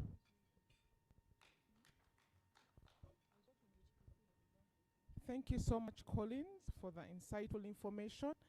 Ladies and gentlemen, at any one time in life, we can all be vulnerable. Today, it could be me, and tomorrow, it could be you. And Mahatma Gandhi once said, the true measure of society, the true measure of a society can be found in how it treats its most vulnerable members. And because any of us at any point in time and life can be vulnerable, I'd like to invite Ms. Lindsay Kinkuhaire to give some tips on how to deal with our vulnerability as we conclude and move into the next session. Thank you.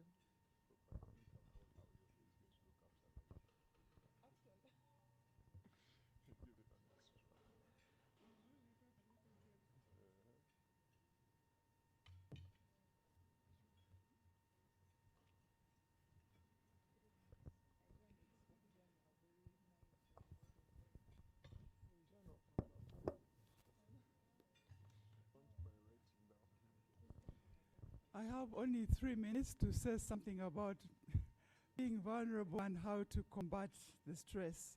First of all, I would say the first thing is to recognize that in the legal profession, you have unique, very unique challenges as regards mental health. Why? First of all, you deal with people's very, very difficult cases. And through those ones, you can't help but also get involved, emotionally involved in what other people are going through. That's one side. On the other side, you need to defend people, you need to, prosecute people, and things like that. So that's a very contentious environment that you live in.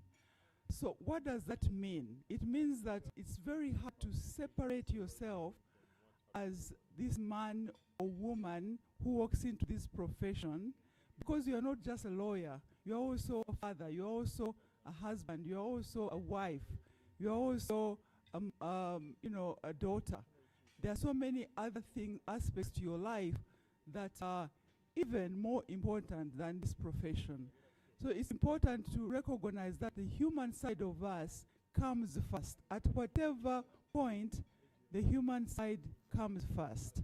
So it's to kind of undress, to put it very basically, is to undress our profession and dress up in who we are as human beings. That's the very first thing I would say.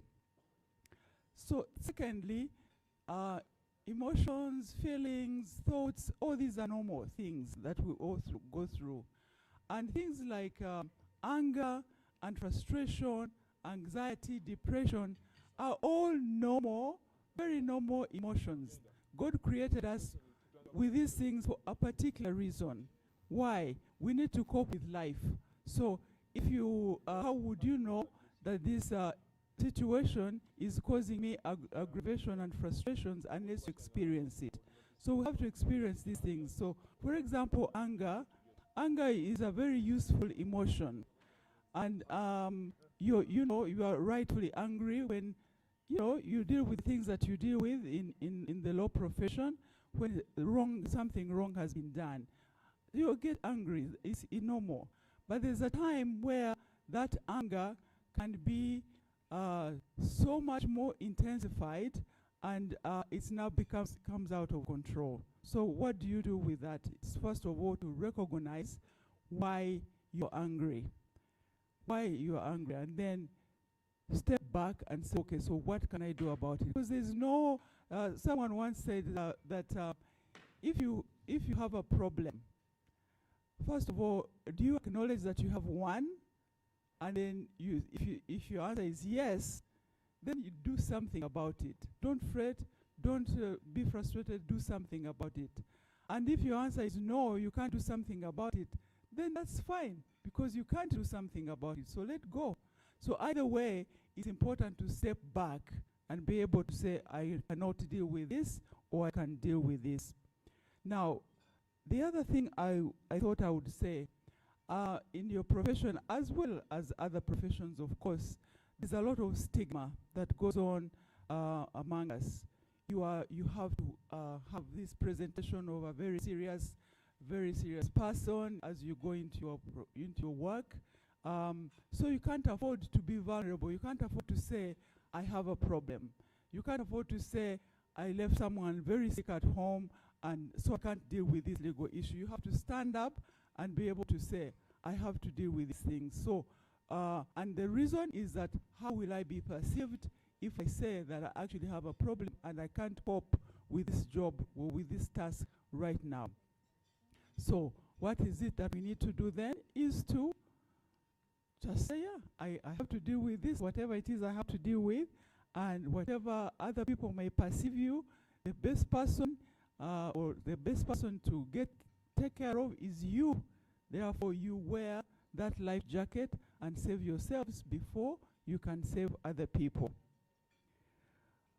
The other thing about your profession that I thought I should mention is that you really, I don't know if it is a sweeping statement, but there's very little life outside your profession. And because of the things that you do and the people that you deal with, some of you may not even have that liberty to actually go out and interact with people outside your profession. I understand that some of you, like judges and people at that level of profession, you'd actually be very isolated. So that's one of the things that you may deal with. So what are you going to do about something like that, where you say, I can't go and visit these people, I can't be seen in this place, anytime? There's always an alternative. There is always an alternative. And these alternatives are just not like a prescription. These are very creatively generated by you, because it's your lifestyle. You know what, there's something that is likely to give you some relief, and you go ahead and do it. But all this has to be intentional.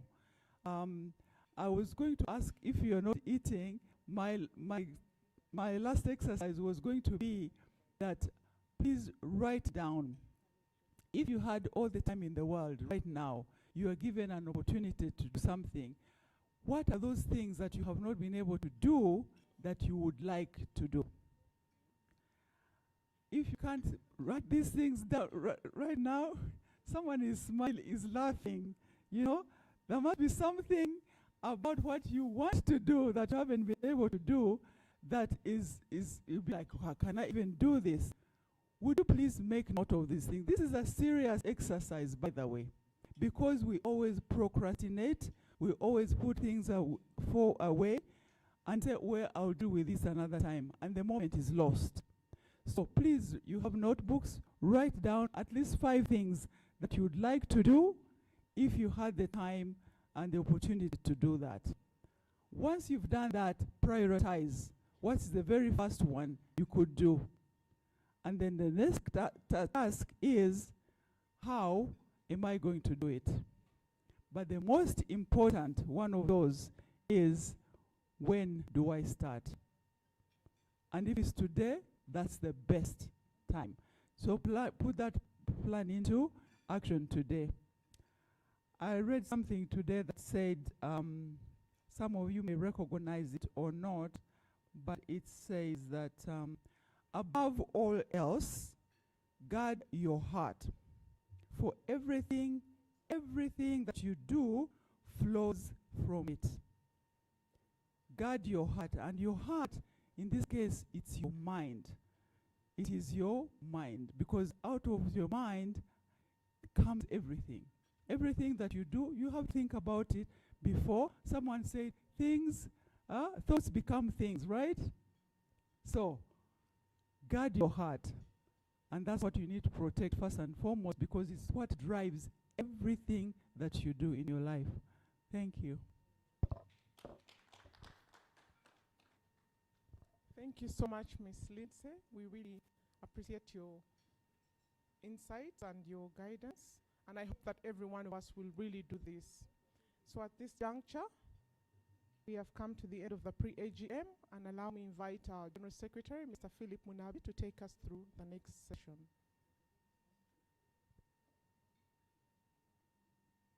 And would like to invite the board members to come and take their seats at the front. Thank you.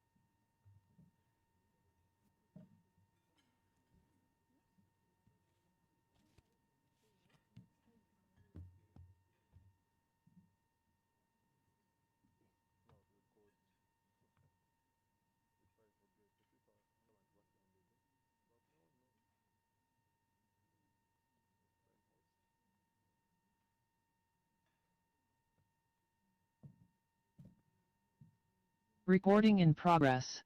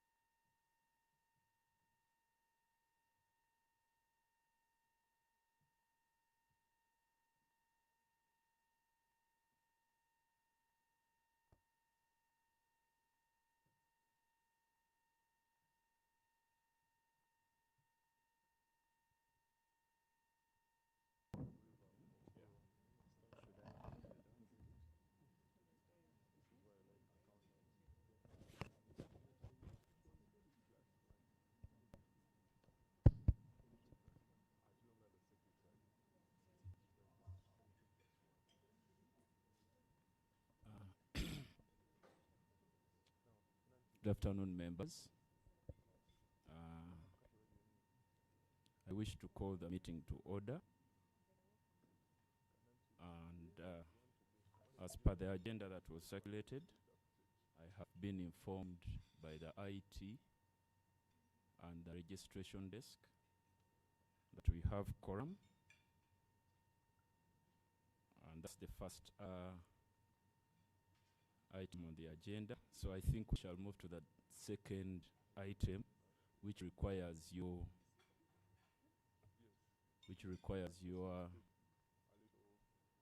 consent or approval, which is the waiver of notice. You realize that we sent out the notice a few days, I think like 5 days short of the required 21-day notice. So I will request a member that to move a motion to allow us waive the notice period, so that we can move to the next agenda. A member in the room?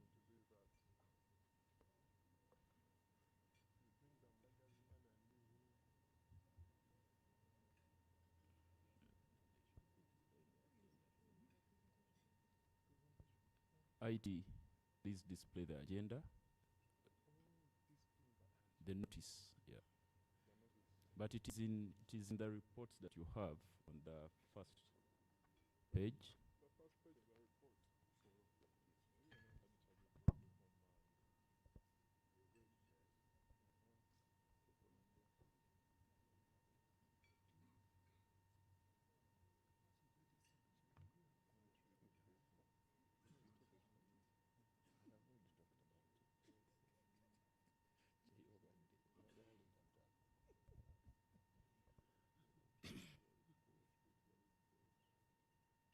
Any member who is following the agenda can move a motion for us to waive the notice period, as I have explained the circumstances under which we issued the notice, short of about 4 to 5 days.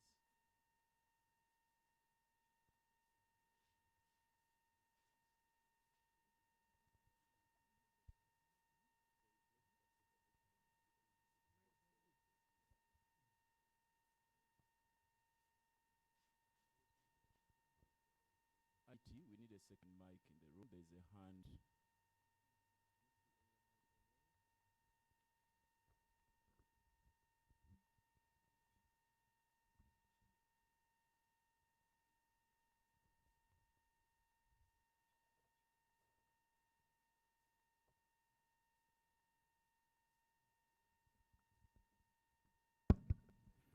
Thank you so much.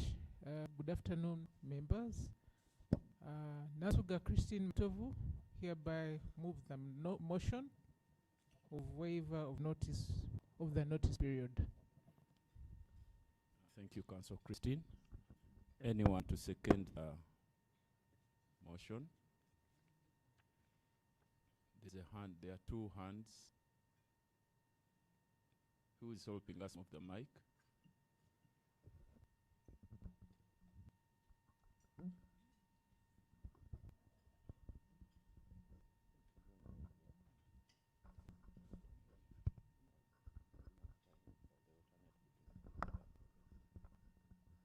Thank you, Secretary.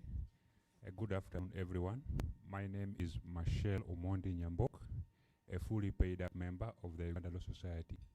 I hereby support the motion to waive the notice period.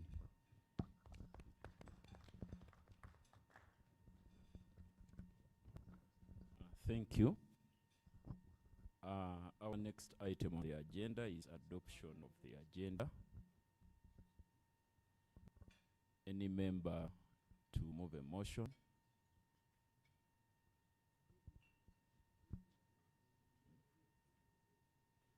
The agenda we have is receipt and consideration of consideration and adoption of the annual report 2024-2025. We'll have a Q&A after that. We have presentation of management accounts. We have a Q&A after that. Then we have appointment of an external auditor, after which we shall have closing remarks and anthems. There's a hand to...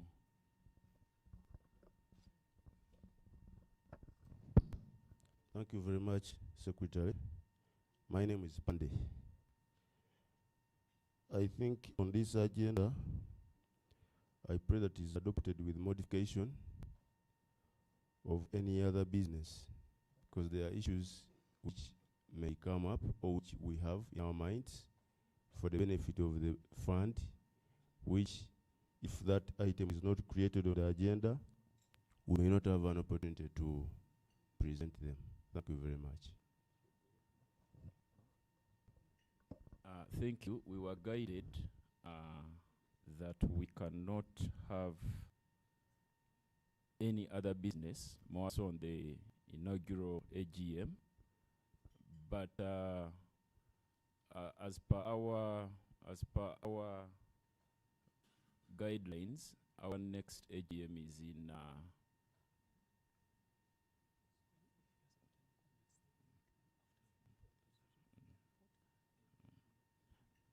our next AGM will be soon, but if you have any comments, you're going to present them and we shall adopt them.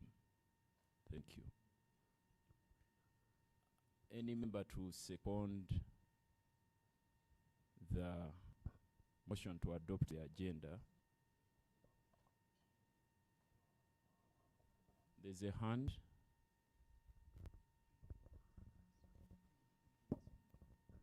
Ronald Chigunda, my name's. I Names, second please. Ronald Chundu.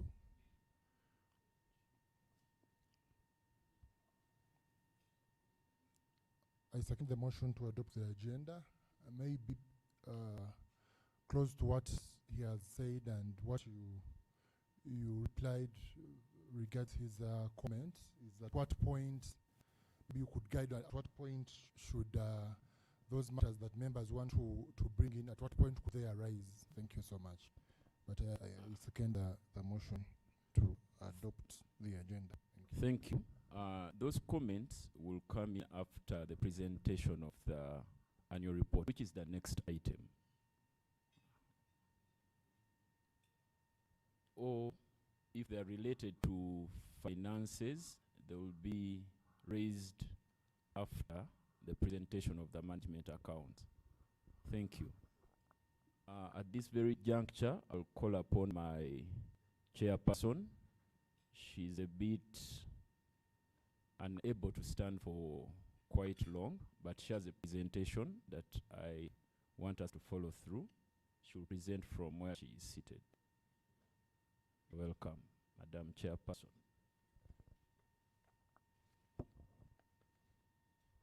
Thank you very much, Mr. Munabi.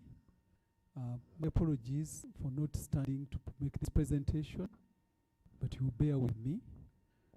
Take that my forward was read earlier on, and if you weren't around when I was read it, it is in the book on page 8, so you can be you feel free to refer to it. But before we start this, I'd like us to hold a moment of silence and maybe stand up and recognize our members who have since left us since our inception, and to note that we remember your contribution to the legal profession and celebrate your achievements posthumously. I'm not going to go through the list, but members are on page 9. Maybe you have a moment of silence.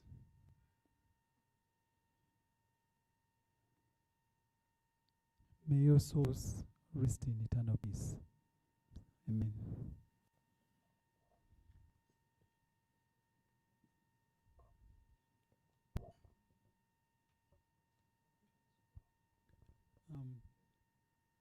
This annual report is a comprehensive account of the activities of Uganda Law Society, Healthcare and Benevolent Fund of Uganda Limited at its first ever annual general meeting for the financial year 2024-2025 and the first quarter and 2 months of 2025-2026. We chose to follow the financial year akin to that of government because of the way the funds flow in. When you come in, you start paying for your funds. So we said, let's flow. So that the point where we feel that most people have paid for their annual subscription, then we can have the annual general meeting. So probably the next one will be more towards June, July, as opposed to having it this late. So brief background of the establishment of the fund. We talked about where we started. We had a 3-person steering committee established by council in December 2022 and mandated to come up with a roadmap for establishing the ULS fund, HBF fund. We did some desk research and gathered some information, and we've shared you and from what you've heard from the Advocates Bar Association of Kenya. We were able to gather some information which helped us to start the fund, and I think that has been already mentioned. But we also studied other countries, Rwanda, Tanzania, and we got a benchmark on where to start. So after that, we did an online survey to gauge your appetite. Were you interested in the fund or were you not interested in the fund? And you said you were interested in the fund, and that's how come we are here. But we also gathered data of all our colleagues who had passed away by that time, of 10 years back. So we have that data of all our friends who passed away 10 years back. Now when you add these other years, well, I think we shall have a compendium or something where we put these members so that we can always remember them and recognize them for their contribution to this society. But also to appreciate the magnitude of the benevolent challenge. When the treasurer was speaking earlier, the honorable treasurer was speaking earlier, he told us about the COVID pandemic. In COVID, I think in 1 year alone, we lost 34 members. 34 members in just 1 year. And that was really, really devastating. And as people were losing our colleagues, some of us were not even aware of the magnitude of the problem, except the people who were in charge at that time. And I think when they were forced to raise the minimum, the amount of money we were contributing from 500,000 to 3 million because of the magnitude of the problem. So we undertook a study tour to Kenya to study the Advocates Benevolent Association, and that was in July 2023. We were led by His Worship Vice President then Martin Singwire Bariaroha, and we had 3 members, myself, Philip Mnabi, and Dr. Barbara Kitui, and we were supported by Mary Namale, the actuarial scientist, whom we co-opted so that he can provide technical assistance on insurance-related aspects. So the team's report mapped out optimal concepts which, upon approval by the U.S. Council, were used to establish the fund. So we also worked closely with the ULS Welfare Cluster, and they provided invaluable support and input. We held various meetings with the ULS Council for guidance on the roadmap and discussed the institutional and organizational arrangements, and we established this as a company limited by guarantee whose members include the Uganda Law Society as itself and its individual paid up members, and that is a clarification I always want to make. And so following an extraordinary general meeting held on the 18th of August 2023 at Fairway Hotel, people moved a motion which was supported that this fund be established, and that's why we are here. It also mandated that same council to appoint the inaugural board, and this is the inaugural board you are seeing here, and whose members were introduced earlier. So now we want to go into the main, I want to go to the main presentation of my report by giving a synopsis of, can you please go to the next slide?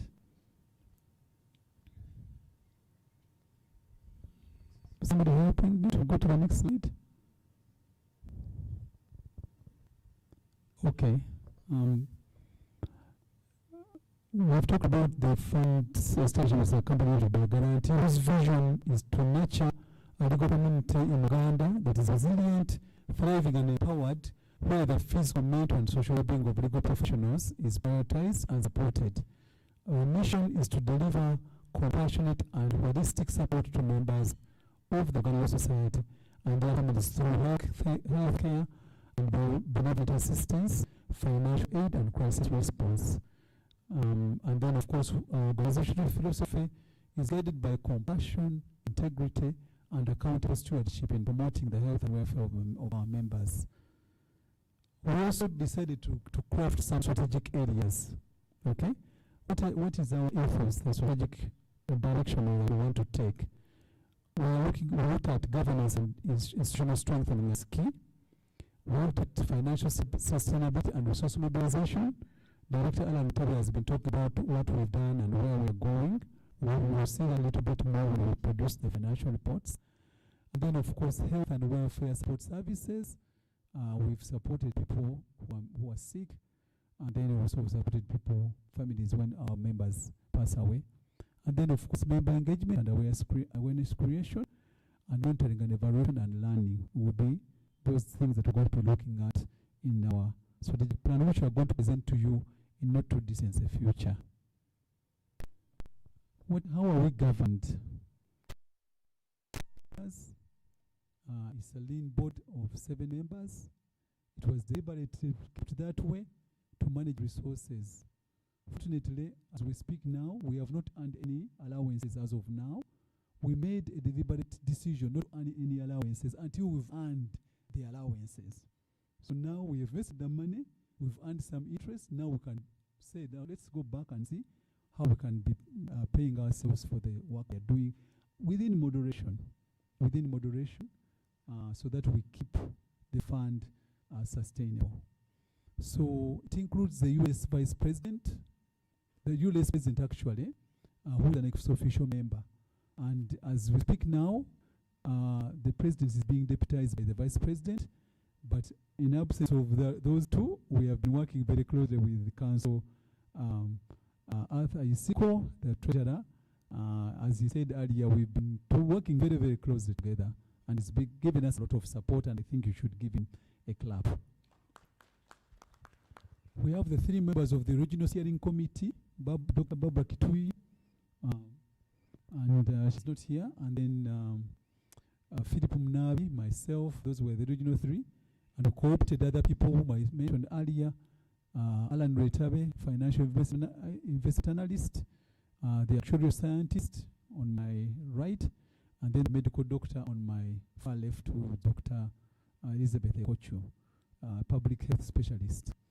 We work through 4 committees: Finance and Investment and Audit, Grants, Benefits and Social Services, and then Governance and Administration, and Communication and Outreach. But when we are determining how much money to give members, we sit as a full board to approve whatever matter may come our way. The Secretariat is currently run by a fund liaison officer. You saw her earlier. Sandra, if you're around, stand up for those who did not see you earlier.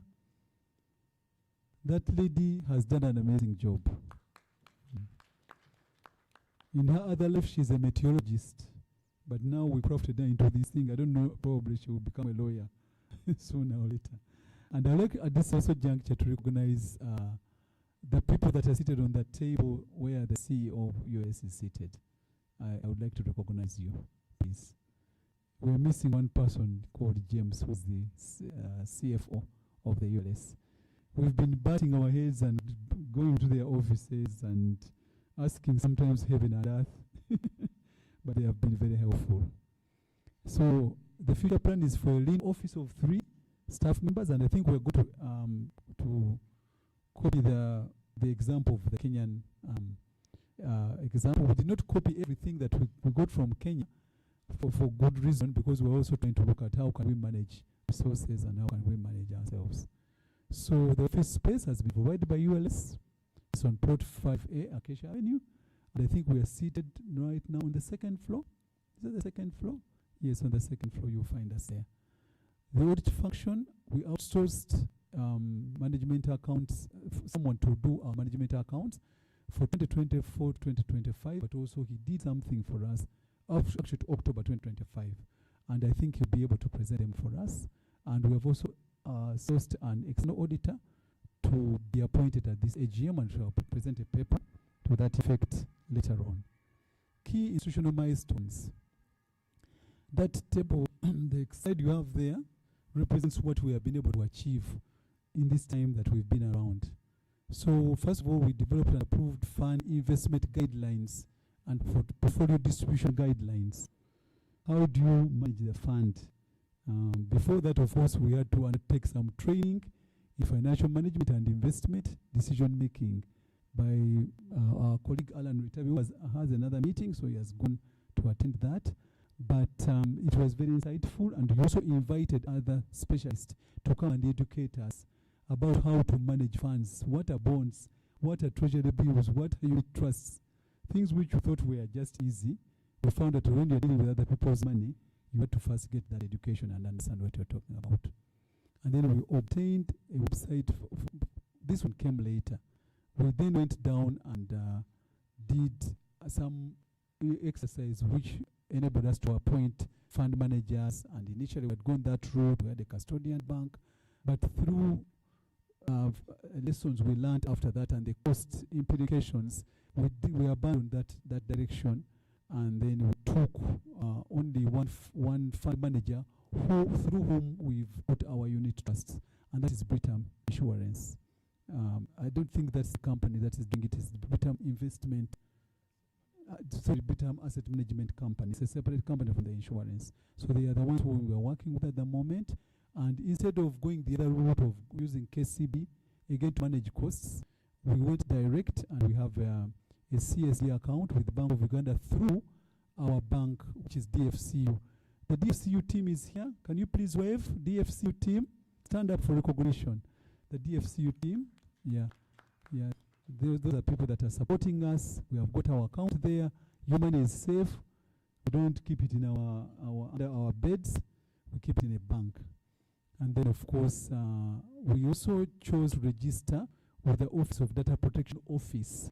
Why? Because we are expecting to collect your data, your emails, your telephone numbers, but also certain information that may be private to you. So please, when you come to register with us, feel comfortable that we are responsible data protectors and we shall not divulge your information carelessly. We have also had we obtained the standard operating procedures guidelines and application forms for accessing support, and you'll find those on our website. And so we have now looked at how to communicate better. I think we were able to put up a website, and we shall be able to communicate with you in a much better way than we have had before, than otherwise before. Support to members. We had to reach a decision at some point before we were even properly set up to support some members, because there was a big outcry. People were sending us messages, I need help, can you support me? And we are hardly anywhere. We are not yet even got an office yet. So we're operating from offices, sometimes from Mr. Mnabi's office, sometimes from my office, and other offices, Mr. Muretabe's office. So we decided to start small and give out 1.5 million shillings per member for medical inpatient support, mirroring the Kenyan example. So now we are dealing with critical illnesses requiring inpatient admission for intensive or critical care, some of which we have already mentioned earlier. Betty mentioned them. I understand you can't hear me. Can you hear me? Okay, thank you. Sorry, I hate to have a deep voice, so sometimes it's difficult to hear me, but bear with me. So cancer, heart conditions, serious accidents, people have had motor accidents, people have been hit by thieves, with bricks, and so on and so forth. So far we have supported 10 members. There are other 2 or 3 members who approach us for support, but for some reason or another they have not come to pick their support for some reason or the other. But we are on our radar screen. Then we have got the benevolent support, which we inherited from the Uganda Society of Uganda shillings 3 million to deceased members' family. And then this is to give them a decent send-off. And so far we supported 15 members based on, that's the 15 out of the 25 members we have supported so far. However, before we established, between 1st 1st January and I think July 2024, there were other members that the Law Society had supported.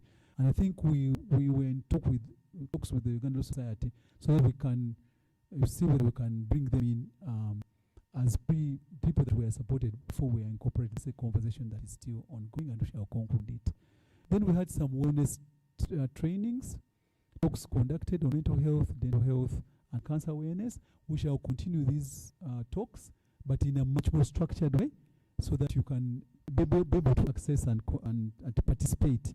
We were doing them in the evening, and then you complain that the evening time wasn't good, you were traveling, you were picking children, and you were still working in the offices. So we shall find a good time, and you will tell us. We shall do a survey, and you will tell us which is the best time, in conjunction with the ULS, who always holds these kinds of talks. Maybe we'll do it every Thursday, as has been established by the RNB, and we move forward. The financial position as of August 2025, it has moved slightly by now, and we have collected. These are the funds we have collected so far: 994 million, and then what have been the sources of funds? Your contributions, 100,000, deducted from your annual subscription, and then of course your 75,000 which you top up. It is split between top up of 75,000 you add, and then the 25 which comes from the 500,000. But there was an endowment fund that the Law Society had said they will set up and give us per annum. We have not followed that up because of the need to complete the building, but the funds which we used to go to Kenya came from that source, I believe, and there have been a couple of other small things that the Uganda Society has supported us with. We have always talks, on how to handle certain matters, and the society has been supporting us. But also, we cannot forget that we are rent-free, and I think that one should really be clapped for. We are we are rent-free. I think that if we were paying rent, this would have been an extra cost. The funds have been invested as of 28th August 2025, and I think 629 million has been put in treasury bonds long-term, and then 225 million in unit trusts short-term, and then we keep cash in the bank just on that off chance when we get need to pay out money to members. So the portfolio is split into unit trusts, treasury bonds, and then cash. So our financial strategy emphasizes prudent investment to ensure long-term sustainability and growth. And then we invested the excess funds primarily in a mix of low risk, moderate return financial instruments. We are mindful of risk, so we are not going into high risk areas yet, much as some of them have got very high returns. The higher the return, the higher the what? The higher the risk. So we are moderate, we are risk averse. And then we are going to explore other funding avenues, including member donations, development partners, and then of course we may plan for a minimum one-off membership fee and fundraising events. Why we're talking about a one-off membership fee? We found that there is a missing middle. People who are lawyers, they have not yet registered as members, and yet they're active in the society. Somehow, they are young people, either volunteers, and then they have a problem. Recently, we lost two members, I think, from the Ministry of Justice, and we couldn't help them because they were not registered. Then there are other people who, because they've been sick for, like, say, 5 years or 3 years, there's somebody who has been sick for 4 years, and then you will feel that they don't qualify to be supported, and then you can see the need to support them. So we're going to look at that area. What can we do? If we each contribute a small fee, one-off membership fee, we could easily collect something like 50 million Uganda shillings or more. We can put that in a separate fund, which can then be used to deal with those kind of issues which come where you need to support from a humanitarian perspective. Have we had challenges? Yes. Do we think they are insurmountable? No. So, of course, delayed establishment due to acquiring office space was a hindrance, because we are hopping from one office to the other. Where shall we meet? We go to, running around different offices and having no fixed place of abode. Then, of course, we needed to familiarize ourselves with the investment and insurance field of bonds, use, and trust. It took us quite some time to learn, and that was a challenge, but we were able to overcome it. We had some technical glitches and delays in registering formative documents. but that one is we are going to sort it out. We needed to start, so we filed the documents. Then they keep coming back to us. Who is this? Why isn't this one signing? Why are you? And we had challenges, and they delayed us a lot along the way, but we shall deal with them and sort them out. Actually, we are on our way to sorting the ones out. Lack of data protection license hindered a direct member communication. But now we are registered, got a license, and I think Sandra will be sharing the license number so that you'll be accountable that we are not just keeping your data with backup. So, what are we going to do about this? We can leverage member numbers to negotiate packs and discounts with service providers. And I think I don't have to labor that, because this morning there's a discussion that our friend from Kenya has helped us to highlight what we can do with the numbers. We've been telling the insurance companies and the people from Britain, this is for you. We've got numbers. We've got numbers. Go back and tell your bosses to think about us and give us packages that make sense. One insurance company was telling us, we're going to get a package, but we want you to pay 1 million shillings per member. I said, no. That one is, I can't understand that. We're bringing you numbers. I see you smiling. I've got numbers, okay? So look to us and give us good package for our members so that we can have a sensible cover that can help them when they are ill and when they have challenges. Benchmarking and learning from sister lawyers associations is something we are doing in earnest. Kenya Benevolent Association, you've heard about that. The Vice President had a conversation with me earlier, and unfortunately he's not here, and he said he talked to the Ghana Law Association, I think, and Nigeria, and I think he's going to link us to those that one who can benchmark with them and share their experiences. So having an office with ULS premises facilitates member access and is a cost-saving mechanism. I cannot say that enough. It's an opportunity, and we've taken it in good faith, and we are enjoying it very much. Thank you very much, Mr. President. ULS clusters and regional fraternities present opportunities for member outreach. We are going to now start. How do we reach our members? Because you heard from the ABA of Kenya that one of their challenges was that they are so centralized in Nairobi. We are going to have to find ways and means of reaching out to our members in the region. We shall piggyback on the existing structures of the ULS and see how we can reach out there, and where we can form clusters where people can be reached. Already I can see people forming. I've got clusters. There's the Eastern region bar, something going on. There's the Northern bar. So we shall piggyback on some of those things so that we can reach out to the members. And we intend in future to go on a road show, to go out into these regions and meet these people physically, so that we don't be seen to be a Kampala-based fund. So what is our future outlook? We want to, the comprehensive contributory life and health cover is as the back of our minds. Whether it will come in the form of a retirement benefit scheme, we don't know yet, but I think Alan this morning threw some light on that issue. Because we see a gap. We see a gap in the medical cover. One patient alone who has got cancer needs 100 million shillings and above. 100 million. If we get 5 of those, and we're getting 500 million a year, it will wipe out the entire amount before we even touch the benevolent side. You get what I'm saying? So, a big button. Yeah, there's a time we had for people.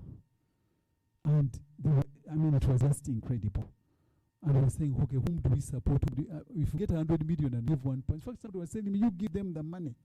I said, if you get 4 of them, then there will be only medical and there will be nothing to pay for the benevolent side. So this is a subject matter which is very important. And when we call upon you to come and enrich that debate, please come in and give us your ideas, which I will be open to listen to you. Communication and outreach. We've been a little bit slow in this communication and outreach, and you've been complaining, but we are coming around. We have now a website. We have got our handles, Twitter, and I think we are on YouTube. And what else?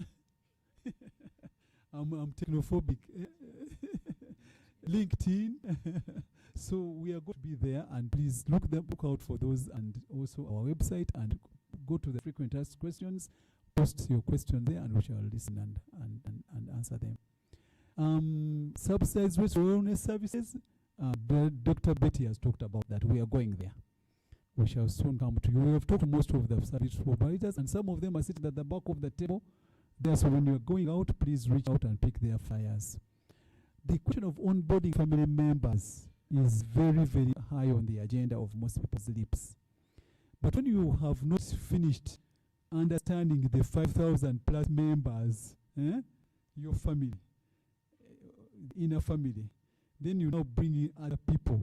You have to be very careful. We're not saying it's not something that's legitimate that we need to look at, but we are walking slowly a little bit, understanding what needs to be done and how it should be done. Perhaps the retirement benefit scheme and other scheme we are looking at may be the way to go.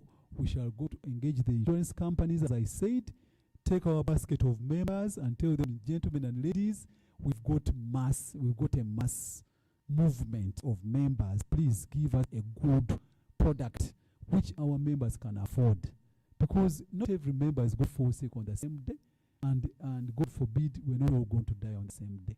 So our insurance companies, Britam, this is for you. This is for you. Come back to us and let us talk on this issue. It's very, very important. The retirement benefits scheme proposal, we are going to take it up and we shall come back to you and we have a conversation on that. Fundraising activities, we hope to raise fundraising activities. As I said, there are some members, the missing middle, who haven't paid, who are not able to pay. Some of them are retired. And we also want to start visiting sessions to go and visit our elderly members. How many of you have visited an elderly Law Society member, your colleague, your former boss, in the last 1 year or so? I was told that one member was visited. He'd been visited since he retired from a big office. When members went to visit him, he broke down and cried. So we need to reach out to our fellow members, even amongst your cohorts. If today, in the last 1 month, you've not talked to any of your cohort members who are not in your circle of friends, leave the phone and call that person if he's on your group. If you've not heard from her or him, call them. Say, Lydia, how are you? How have you been? I have not heard from you. Please, let us reach out. Because what we tend to see, when people fall sick, we all rise up and benevolent, what are you doing? Where is our money? But when that person, there's someone who was sick for 4 years in a hospital in Mulago, and we didn't know. We went there to see another patient, and we didn't visit him. But then the question is, where were his friends? Why didn't they tell us? Let us look out for each other. So, of course, we are going to review the current support mechanisms. We are going to piggyback from our Kenyan counterparts, well knowing that the Kenyan economy is much stronger than our economy, but we still try to match. And if you can see, some of the provisions we are making are matching quite well with the Kenyan economy. So with the Kenyan Advocates Benevolent Association. In conclusion, we have come from afar and are grateful to you and to God. I'm a strong believer in God, that without him, I don't think these things would have been able to pass. The first year has reaffirmed the essential purpose of the fund to create a safe net for well-being, dignity, and resilience of our members. It has laid the structural governance and operational foundations for sustainability. It has enabled us to lay the structural governance and operational foundation for sustainability. It has demonstrated that the strength we have in numbers. President Bernard Owundo raised that issue. When we come together to invest in our welfare, we can do what? We can make it. Yeah? We can do it. Can't we? We can do it. The trick is in the numbers. If you bring 1,000 shillings today, all of you members, if we are 5,000, you bring 1,000 shillings. Those who are mathematicians, you know how much that will be. Just 1,000. One time we were looking for some money, and I said, if everybody bought 1,000, we'll raise 20 million here. 10 million. And we can support that person, and that issue goes away. The challenges offer lessons to strengthen our resolve and sharpen priorities for the future. We remain committed to expand and deepen our services and grow the fund into a trusted pillar of security for every lawyer. For every lawyer, we would like to see that we reach out to every lawyer as much as possible. And then we intend to engage more robustly with enhanced transparency, ensure light and prudence in resource management, integrity and compassion. thank you for your support. And I think that much as I am a bit lame, I will stand up. Because I don't want to thank when I'm seated. Thank you for your support and for your belief in this vision and for entrusting us with the time. Anybody who entrusts you with their money, you know that they have you at the bottom of their heart. We don't take it for granted. I thank you very much.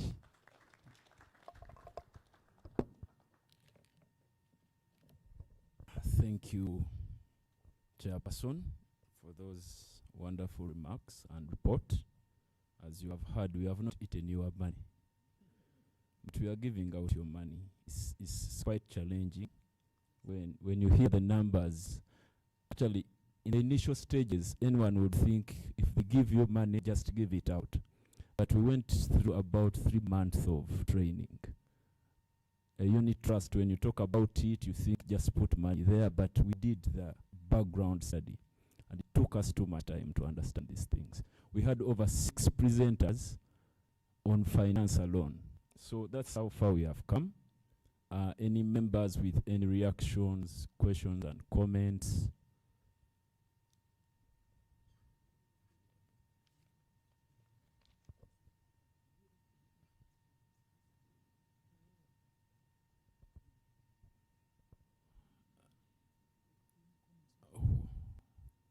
Comments, IT team, if there are comments online, please forward them. If we have someone who's helping us move the mic, our office is still small. We have one staff who manages 7,000 members.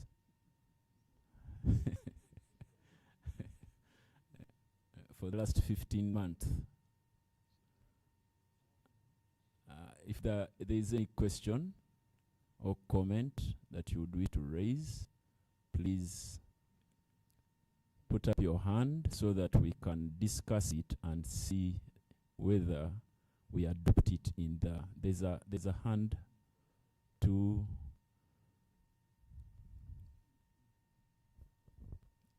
Yes.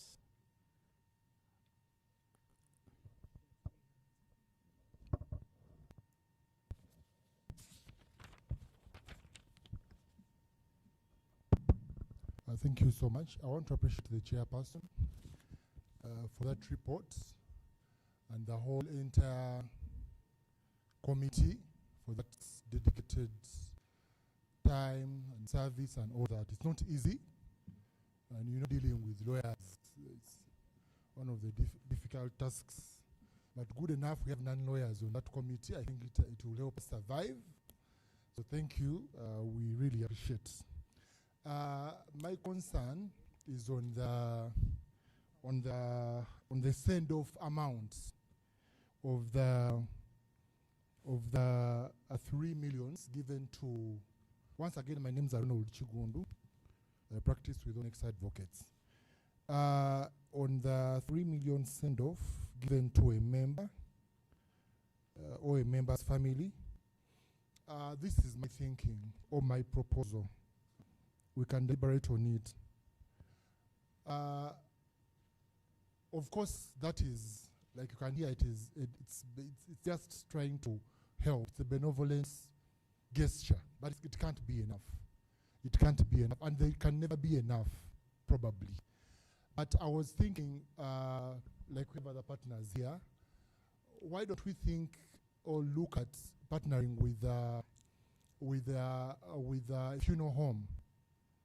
There are many now, away from the ones we used to know. We can partner with a funeral home, and they can give us a subsidized, since we're giving them business, but it's business. That is the fact. It is a business with them. We could partner with any of them and narrow down to a deserving send-off for an advocate. We could figure out a particular figure and then narrow it down. And then maybe we could add on, or so that this amount of the 3 million either fits within that amount, and then you could maybe say 1 million will cater for a cascade and everything, that part that is done at the time, and then maybe the 2 is given in cash. Or we could increase along the way and we say we are giving one, maybe you could negotiate with that company or funeral home and they maybe meet at a cost of 1 million or whichever figure which is really affordable, and then the 3 is also given in cash to cater for other bills. That is my proposal. Thank you. Thank you. We can balance the equation. Madam CEO had a question.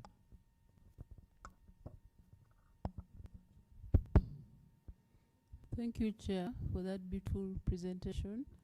For me, I'll just, for clarity, each member pays 75 every year, and ULS adds 25 on top of it to make it 100. But I also heard that ULS had promised to make a contribution to the fund. So maybe if you help us understand, does this 25 make a contribution ULS promised to give, or there's another expectation of another contribution? That's number one. Number 2, the keynote speaker spoke about lifetime membership or insurance. Now, can we introduce it to all of us to make a payment to help people who die when, let's say if they last paid like 4 years ago, and in hospital no one knew they were sick, then they pass, and then when it comes to Benevolent, we say no, they're not paid up, we cannot support. So if you can introduce that, so that there's a lump sum someone pays, and even when I don't pay that year, I can be catered for. Thank you.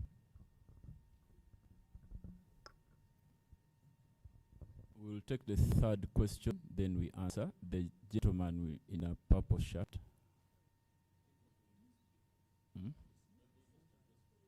Oh, thank you.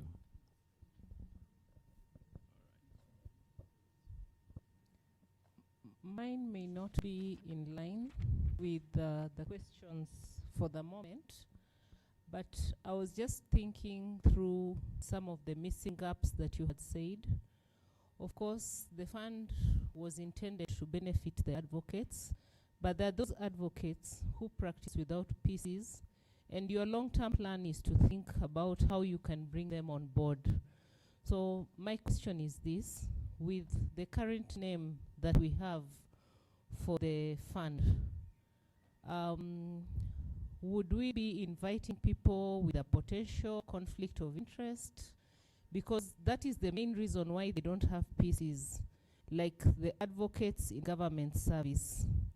But when you look at the name being associated with the Uganda Law Society, and you bring a judicial officer on board, in the long term, I think we should think about our name as we think about the long aspect, because the name carries the brand. The name comes with a conflict or a potential conflict of interest, and then it also comes with misconception. So I'm just thinking, could we target the profession without including the society aspect? Is there something we can do to the name? I don't know if I'm understood. I'm seeing someone not getting it. All right, thank you.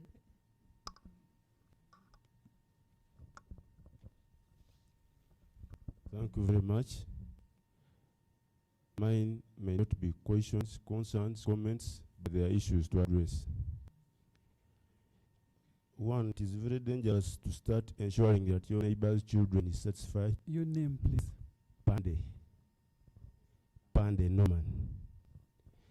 It is very dangerous to ensure that your neighbor's child is satisfied when those are hungry. So let us ensure that we, in the interim, because there is a lot of future in this, let us restrict ourselves to the resolutions of the meeting of 18th August 2023. There is a lot of ambition, there are a lot of products, but let us first look at why, what was the problem at hand at that time. Otherwise, we may talk a lot of things and we forget the gist. Secondly, One thing I noted from the key speaker, which is key for this report, he said that their association is an arm of Uganda Law Society. He said the Association of Kenya is an arm of the Uganda Law Society. Therefore, my request is that whereas we have to do things independently, we need to seek for political will from the US Council, because you know the decisions that we make here will carry more weight if they are sanctioned by the membership at the annual general meeting of the Uganda Law Society. I want to look at the proposal number 6 at page 20, where you are proposing a one-off membership fee of 55 to 10K. That would not be a big figure, but we need to consider that the majority of the members you intend to look after are without fear of contradiction, younger lawyers.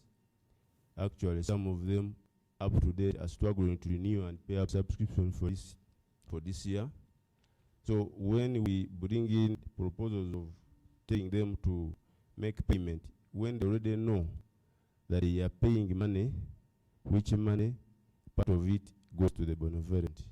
So my request is that that proposal is good, but we can look at it in the near future. Now that the secretary is here, I mean the treasurer of Uganda Law Society, I have looked at page 20, the financial position, and said this year you have received 472 million Uganda shillings.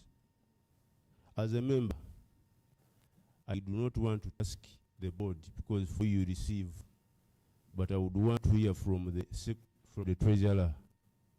Is this all we have for this year? Because when you look at the latest CLE compliance report, it has 7,730 members, and it is provisional. So I would want to know, is this what we have? Then, Madam Chairperson, in your presentation, you talked about adopting the government style of financial year to hold the general meeting, this meeting. That will cause us a problem because we shall not be in a position to monitor how much money the US mainstream has remitted to the Benevolent Fund for that year. So at least this time of the year, in December, you at least know that at this time, very few lawyers are actually willing to go and pay up because the year has 20 days. So I propose that we leave the AGM the way we have scheduled it this time for us to be in position to follow our money properly. Because at this time now I can ask how many members have paid this year and I can get an answer. But in June, it will cause some follow-up problems. Then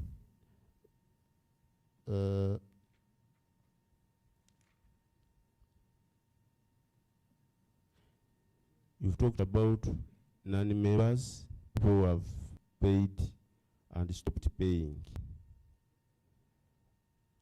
I want to appeal to you that those other good proposals, let them come later. But for now, if the meeting of 18th that initiated this looked at paid up members,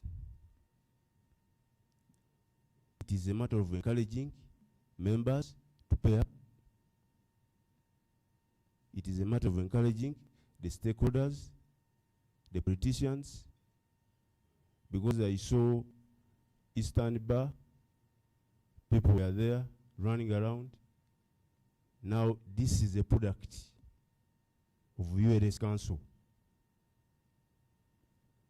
We have not received any explanation as a member why none of the politicians is here. Don't look at Isiko, he's a treasurer, that's technical position.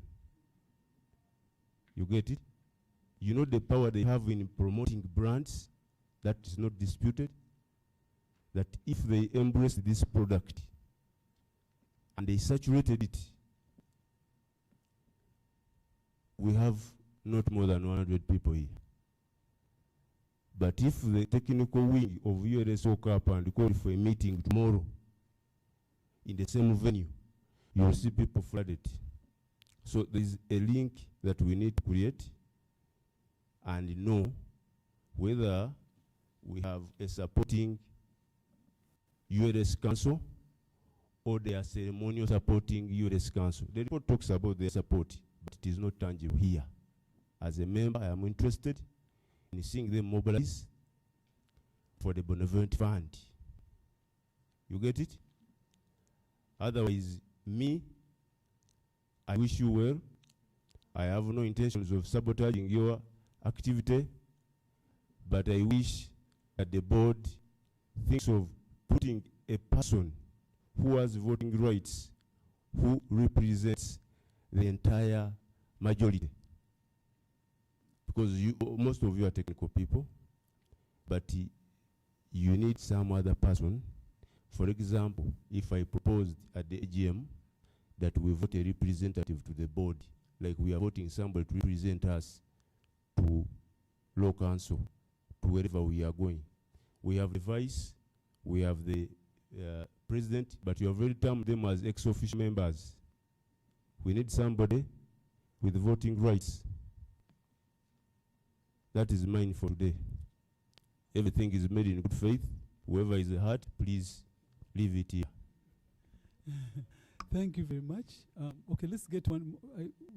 Let's get one more, and then we can answer them. Thank you very much, Mr. Andy. A very good afternoon, everyone. Geoffrey Tuliam Sima is my name. I have to first take note of appreciation to the board. Thank you so much for the work well done. What you are doing and the instance of this fund will not only help me but also my children. It is great work done. I have a few questions and I do not know who in particular will answer them, either the board or the treasurer we have here. The first question is this fund compulsory to all advocates? Is this fund compulsory to all advocates? And if the answer is yes, why is the amount of money don't tally on page number 20? Why is the amount of money don't tally with the number of advocates per our CLE list? Thirdly, where is the problem? Is it the fund that is intentionally refusing, or the board which is intentionally refusing to go and pick money from ULS, or it is the treasurer who is refusing to transfer the money? Fourthly, is there a balance, and if yes, when can it be remitted to the fund? Then lastly, there is an issue of sensitization. We are more than 5,000 advocates, but very few understand this. And if you follow up online, we may again not have thousands of us online, not being different from what is in this room. I would suggest on our annual budget, we include some money so that we can do the sensitization, the education, or we make everyone know or get to know about our fund. Thank you so much. Thank you. We didn't capture the name of the lady who spoke before Mr. Pandenoman.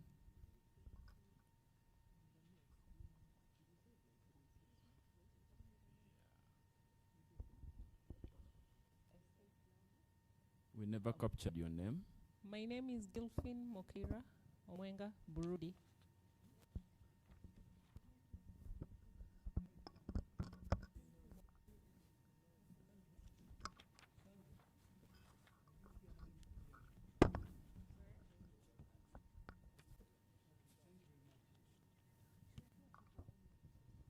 We have questions online, but we will take them later. Let's first get responses to the questions that have been raised.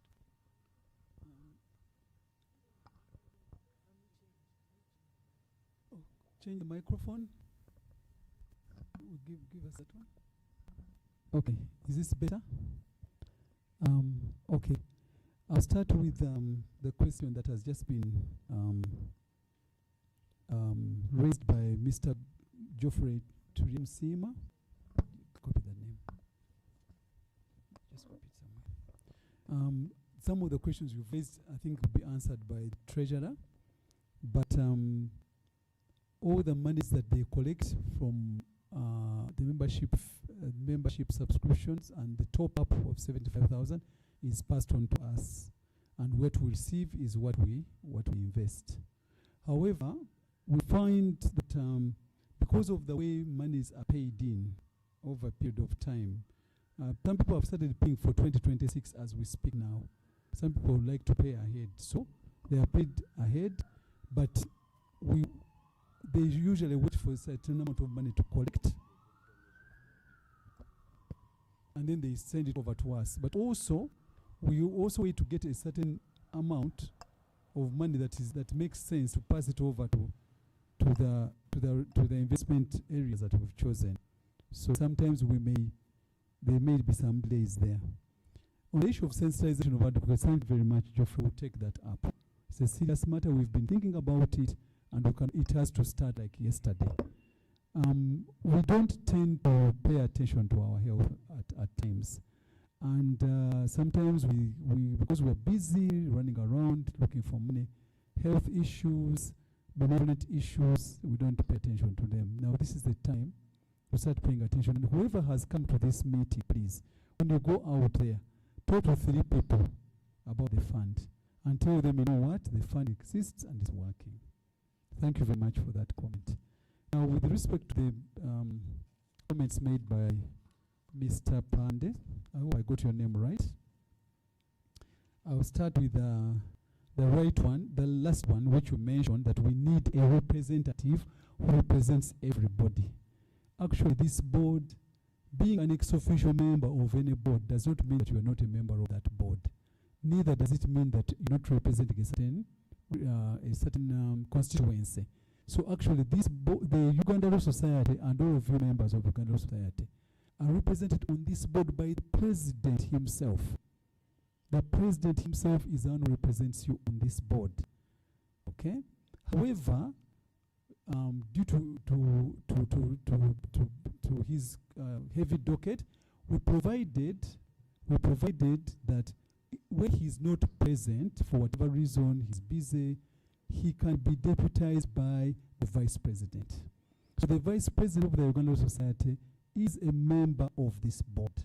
And therefore, when he's there, what is his role? Is to actually represent the interests of the Uganda Society and its members. And that is why, if you look at this report, you see his picture here. He's representing the president of the Uganda Law Society.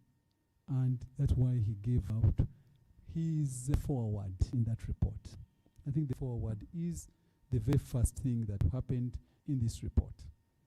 This is not, it was not there by accident. It is for significance of the importance of the Uganda Society to the Benevolent Fund. The Uganda Society is the mother, the Benevolent Fund is the child. So, Uganda Society is the parent and we are the child. So it's on page 7. Please go back and read his remarks. He's there to have an oversight function over the fund. And Mr. Isoko will tell you we've been working together with them. Sometimes the people reach to the vice president or the president himself, and then he sends us messages. You people, there's something here. Please go and look into it. Sometimes we sit together, exchange emails, and find a solution to a problem, and we have worked together very well. The president himself sends sometimes messages. Where are you having problems? Where are you having challenges? How can I help you? So we may not be so overtly showing there is a relationship, but the relationship is there. And I want to give you comfort that council is aware of what is happening in the Benevolent Fund, to the extent that they have been able to send Mr. Isiko to represent the president of the Uganda Law Society. And I hope that answers that question. Now, when we talk about paid up members, it is always very easy to be very prescriptive. And yes, what should I say? The standard is that the fund deals with paid up members. But what has happened? We've seen, since we started, somebody has paid for 2024, and he's very, very sick for 2025. Extremely sick. I mean, when you visit these people, you have to come. I think one of these days when I'm going to some of these people, which I'll ask you to come with us. You reach and yes, you see that member, and there is no way, under any circumstances, that you can ask that person to pay. There's a gentleman who was sick for 4 years, and nobody visited him. He even called and said, my friends don't even pick my phone anymore. So what did we do? We sat with the Uganda Law Society Council members and said, what do we do? How do you handle this situation? So the Uganda Law Society waived his requirement to pay the back subscription fees, and then got money from the Uganda Law Society and paid for the years that he had not paid to the fund. And we paid. We supported that member. In another incident, another member, a very important member of the society who had done work for this society, who started the legal aid project and was a council member, he died and he had been sick. So the classmates, of which I am one, we collected money and paid his back for 2 years. We paid his fees for 2 years, 500,000, the 75,000, and we then released the money to him because it was going to be remiss of the Uganda Society to be seen, not to appear at that gentleman's funeral. And then we learned later that actually he was a member of council, he was a secretary of the society at one time. Now, not to appear there would be like, what is going on here? So I mobilized my classmates. I said, we have a problem. And they said, no. First of all, they raised money for his hospital bills, and they paid some money there. Then they said, we're going to raise money. Lydia, you go and pay. Oh, is what? Back due. And we paid them. And when we paid them, then he said, okay, then I had to talk to my colleagues here to agree to support that gentleman. Not supporting him would have been not a very good thing for the Uganda Society because of his contribution to what we had done. So yes, we hear you, Mr. Pande, but you have to have a human face to this work we are doing. You find yourself to put a human face. And we put aside the regulations, not because we're not aware, and we find ways around it. Sometimes we contribute money from our own pockets.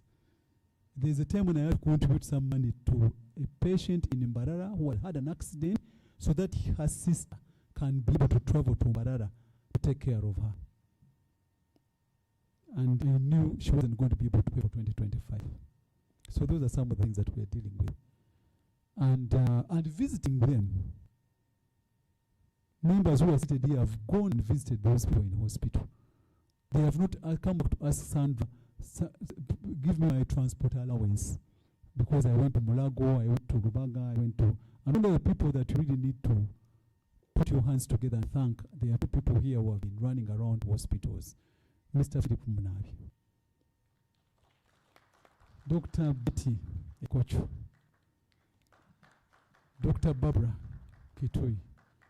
Me, I'm usually more on the phone, but these people, they get out of their way. Let's go and see this patient. And Dr. Betty Ekocho, when she gets there, she doesn't stop by just going to see the patient. She goes and moves her colleagues in that particular hospital to take care of our patient.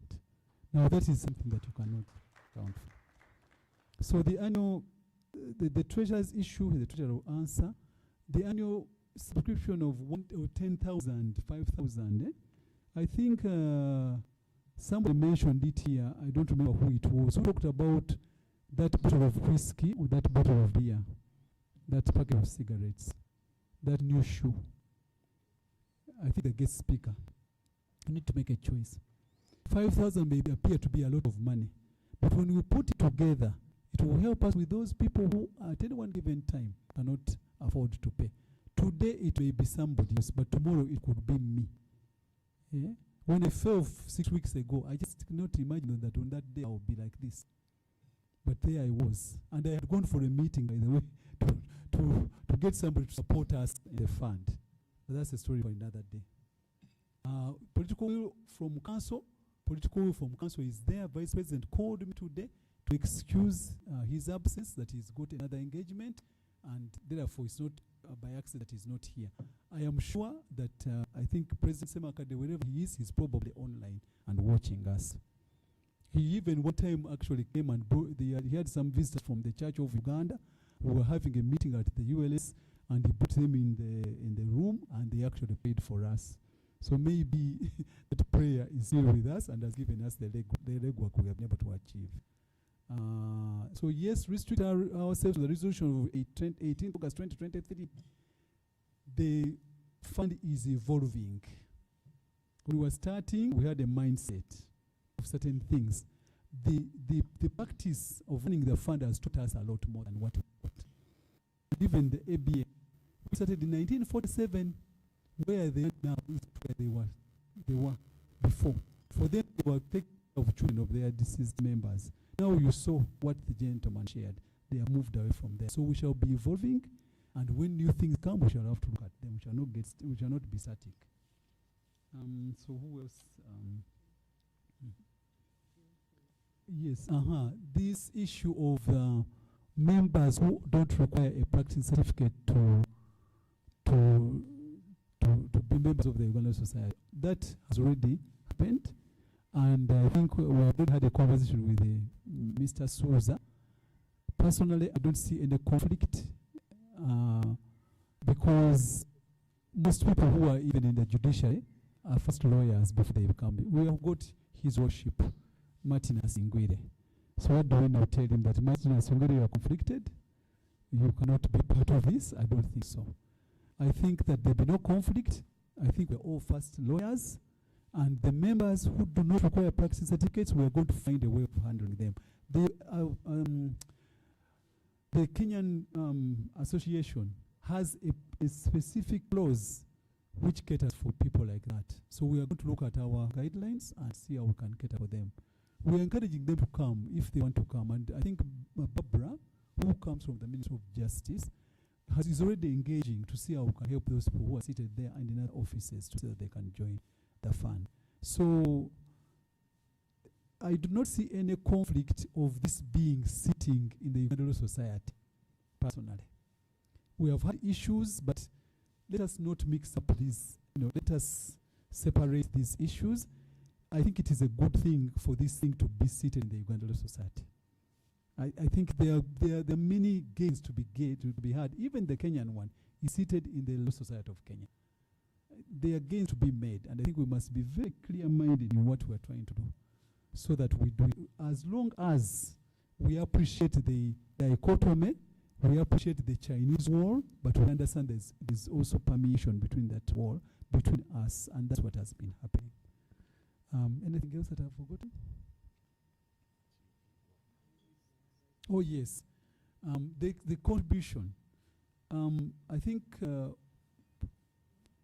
President Bernardo Wundo's council had made a resolution that they will be contributing 50 million shillings per year to the fund. At that time, they did not know whether people will have an appetite for the fund to start. So that was separate. When the fund started, you people got an appetite. They said, no, we can top up 75. But they had already made a decision to take 25,000 off and put it on this side. Look at the 25,000, it's much more than 50 million already. So that was a separate issue. But now, because of the challenges you've been having, you're still constructing the house, maybe this is something that you can consider after you have completed the fund. Because when you have that fund, and Mr. Treasurer, that this is for you, we can invest it separately to deal with these those things which are now coming and hitting us. Yeah? It is easier to say no, you are not paid up. It's difficult when you're looking in the face of the Lord who has been sick for 4 years and has not been working, and say no, we cannot support you. That's when we go to that fund, if we put it up. It's a one-off. Membership fee, one-off. You pay it, small, 10,000, and then you continue paying your annual subscription. The lifetime membership issue, we shall look into it, Madam CEO. We were just not sure how it will work and how much it will be. But we've got our people here, Maria here, that's her work, to find out how much it will be. And of course, it has got a scientific undertone around it and mathematics around it, which I'm not very good at. So Maria will give that to you to find out what would that be if we were to have it at all. Yes, thank you very much. That was Mr. Chiguru for that suggestion. We shall think about it. We've been thinking of partnering with different partners, and that one really is a good one. We shall look into it and go and see how we can partner with people like that. But again, the issue of the 3 million, as President Bernard will tell you, was based on giving our lawyers a decent barrier. So we will look into it and see what that comes up to and how we can continue to help the families, and thank you very much.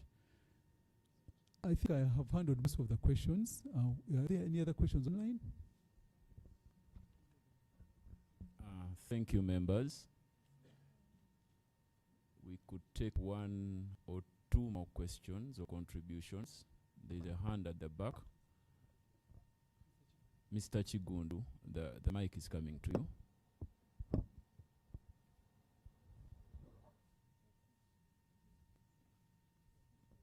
There's a question that was addressed to the treasurer, I think is also... Thank you so much. Mine is just to, I think, on the issue of the 75 that goes to the fund from the ULS accounts. I don't know whether it is the right time, but I would propose, or I would move a motion moving forward, because I think by then we didn't have an account. UBF didn't, HBF didn't have an account by then. But this is my proposal. I would suggest that moving forward, like we pay other amounts, East African Law Society and which other do we pay? Different separate accounts. On paying, when the year begins, on paying the other amounts, let us have a receipt where we pay the 75 directly. So that amount gets directly on the HBF accounts. And then HBF only follows up on the 25 per head from ULS. That will sort in case of any delays and all that, because now the account is already available. So when we are paying, we pay the 75 directly to the HBF accounts. Thank you. Thank you. I want clarity, Mr. Chigundu. Are you proposing or moving a motion? I am moving a motion. That? I am moving a motion that moving forward, since now we have the HBF as an account, as a fund, we do not need now to move around. Let the 75 that we passed in that other meeting or that we agreed about, let it move directly to the HBF account via that number at DFCU. And that HBF now only demands 25 from each individual from the ULS account. Thank you. Thank you. There is a hand.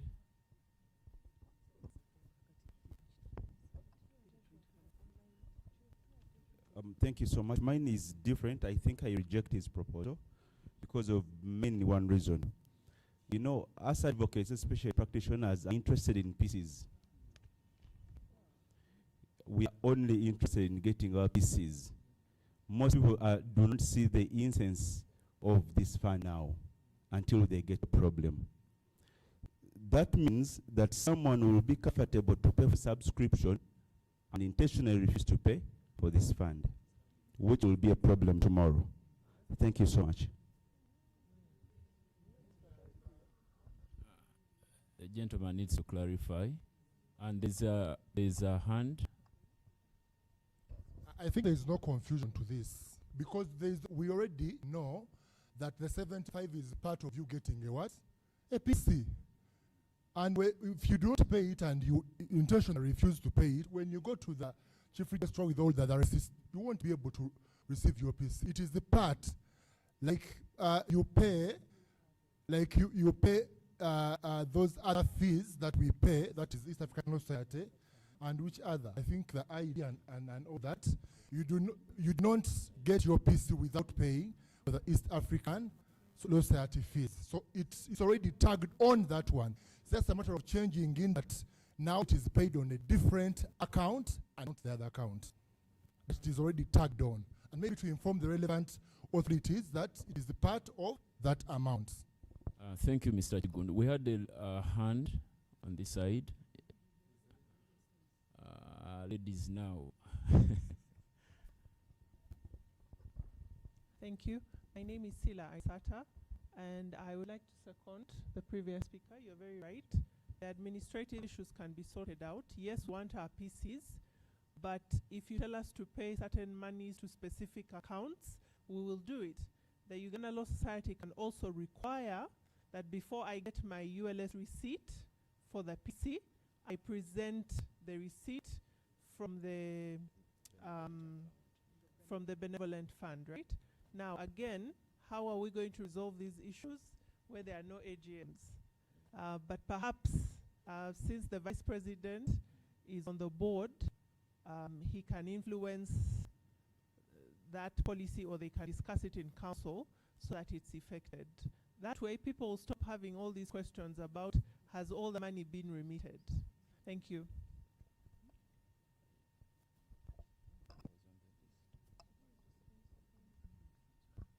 The motion has been seconded by Aisata.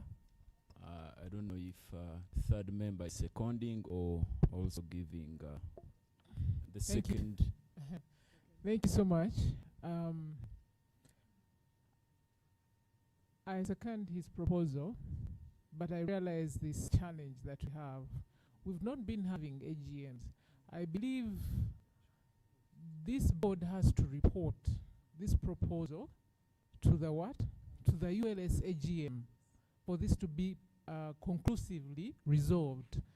So if this doesn't have, if we don't have an AGM, then I don't think we are going to have this resolved.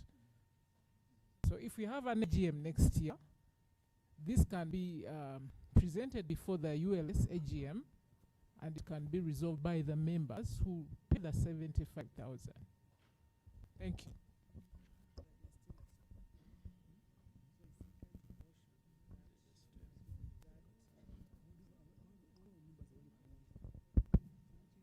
If we have members online listening in. Mr. Secretary,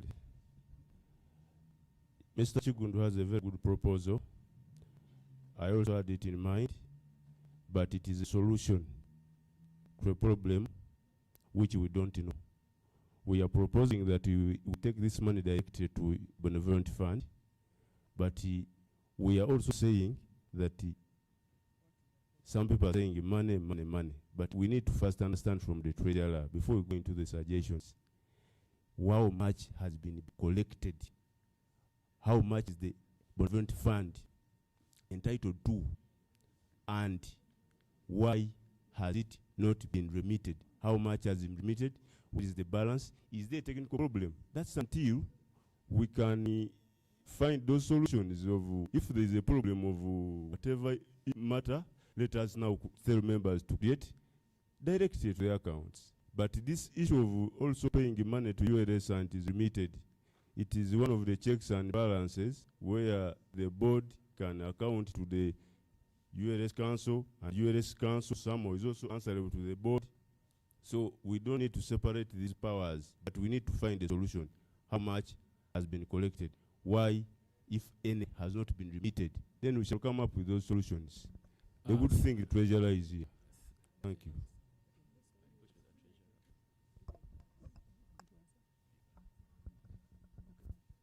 Let's give him a chance to respond, because we haven't given a chance to respond. Thank you, everyone, for bringing in the questions, the comments, and the concerns. In fact, when I was discussing with the Senior Counsel Emeritus, This one better?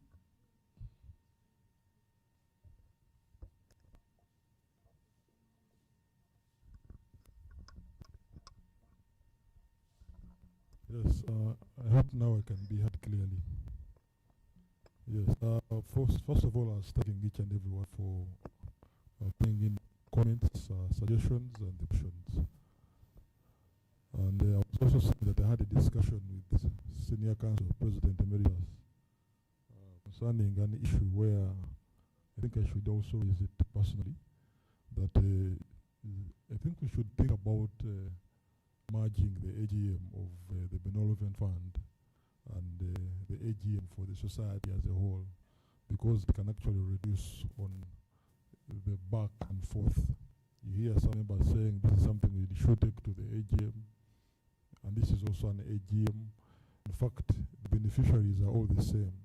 The parties are all the same. So, and then also being the treasurer, the issue of reducing on the cost. I believe now there is a cost that the Benevolent Fund will incur on this day. So think about a situation where we merge the two. We could probably hit two birds with one stone and actually also come up with resolutions quickly without referring to another AGM that we don't know when it will happen, given the current legal battles that we have.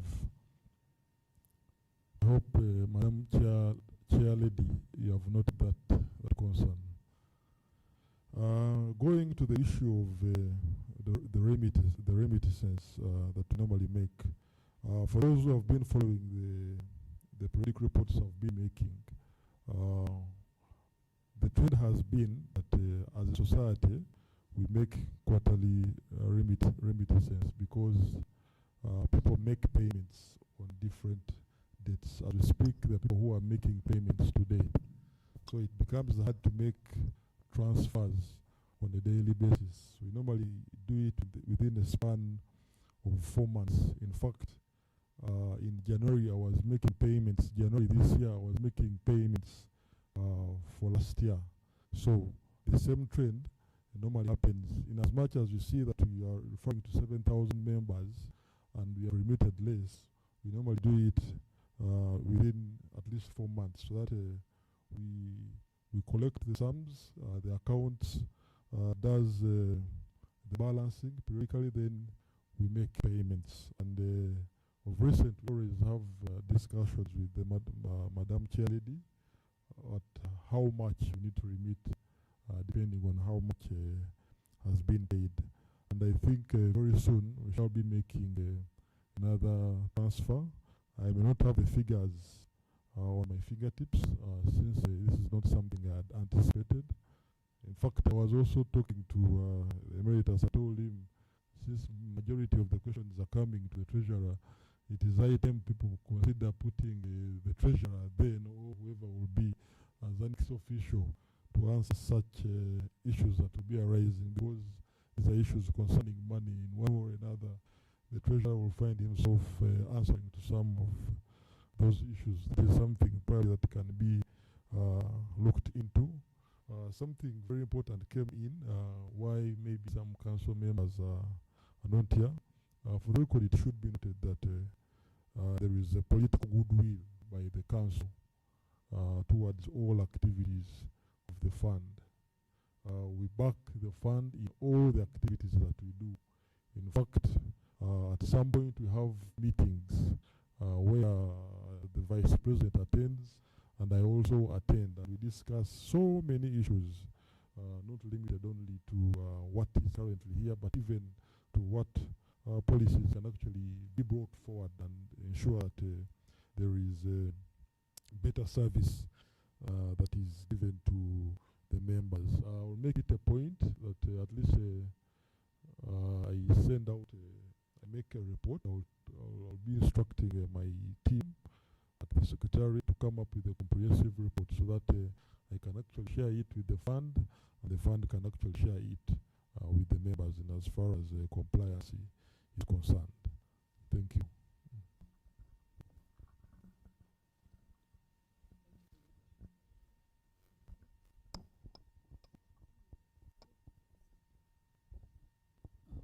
I think that we've taken note of the suggestion that you've made.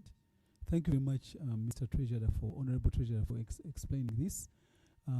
All I needed to add was that the way we've been working is that we always communicate with each other, and that we take the responsibility of the ULS. It's kind of like a supervisor function over us, because all our members are members of the ULS first before they cross over to us.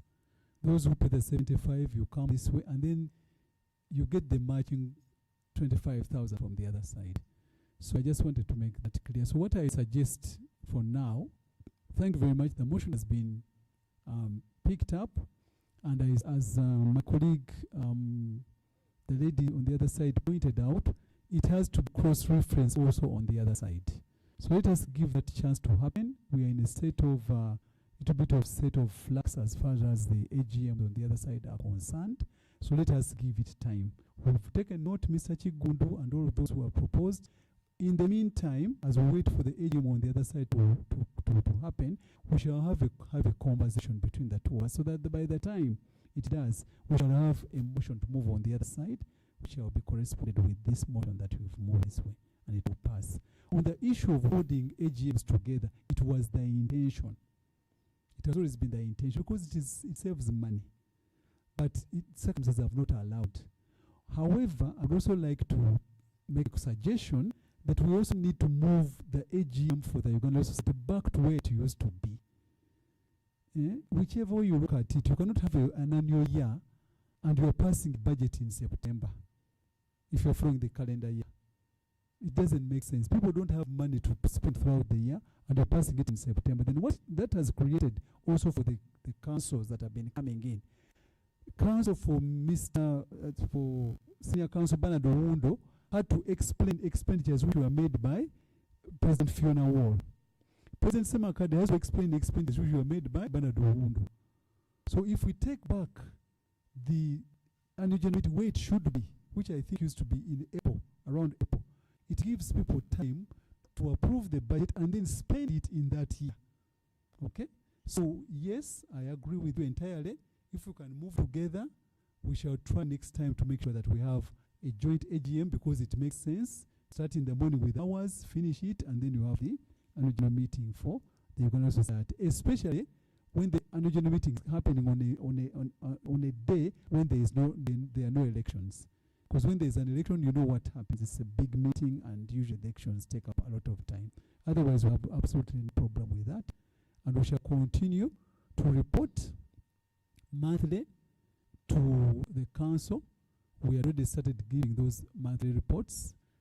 Christine, we task you to always prompt Sandra to make sure that we give our quarterly reports to council for the purposes of engaging with the members and giving them adequate information about the fund. So I think really that closes most of the questions which were raised. Continue the conversation. Those of you who have been able to talk, and we shall be responding to you. Thank you. Thank you very much, members. This very juncture, I want to recognize the presence of one of the legal minds that we always reach out to, Mr. Senior Advocate Francis Obo. I think he's not standing because I always mistake his name for Mr. Frederick Ocheng Obo.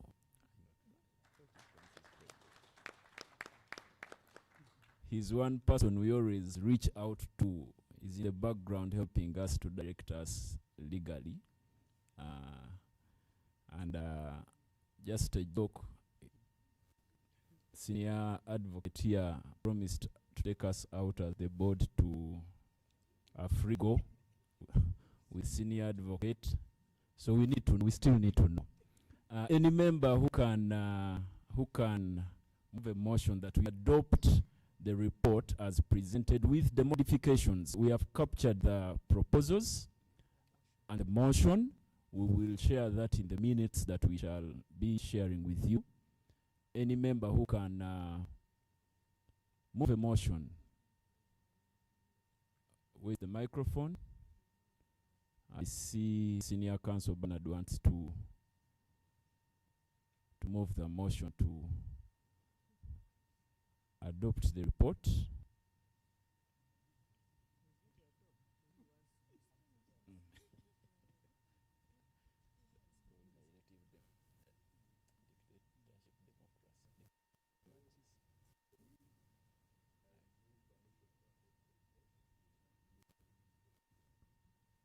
Thank you very much, Senior Counsel Bernard. Who is seconding the motion? I see Sheila, Miss Sheila, our Deputy CEO, wants to. Oh, Christine. And there's a hand on the other side.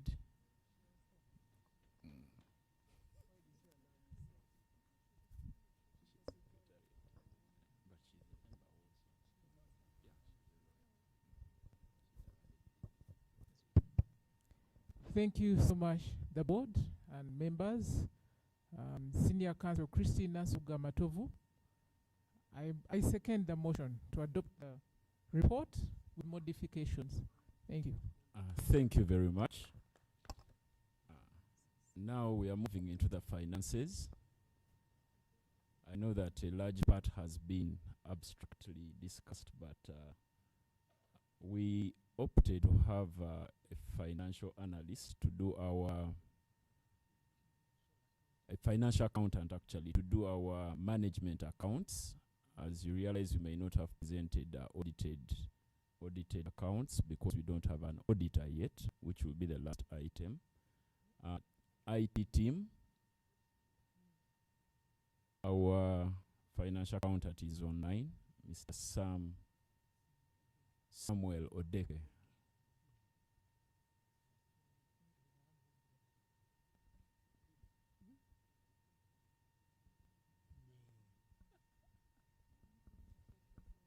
Yes, good afternoon. Good afternoon. Good afternoon, sir. God of the fund, that is the healthcare and benevolent fund.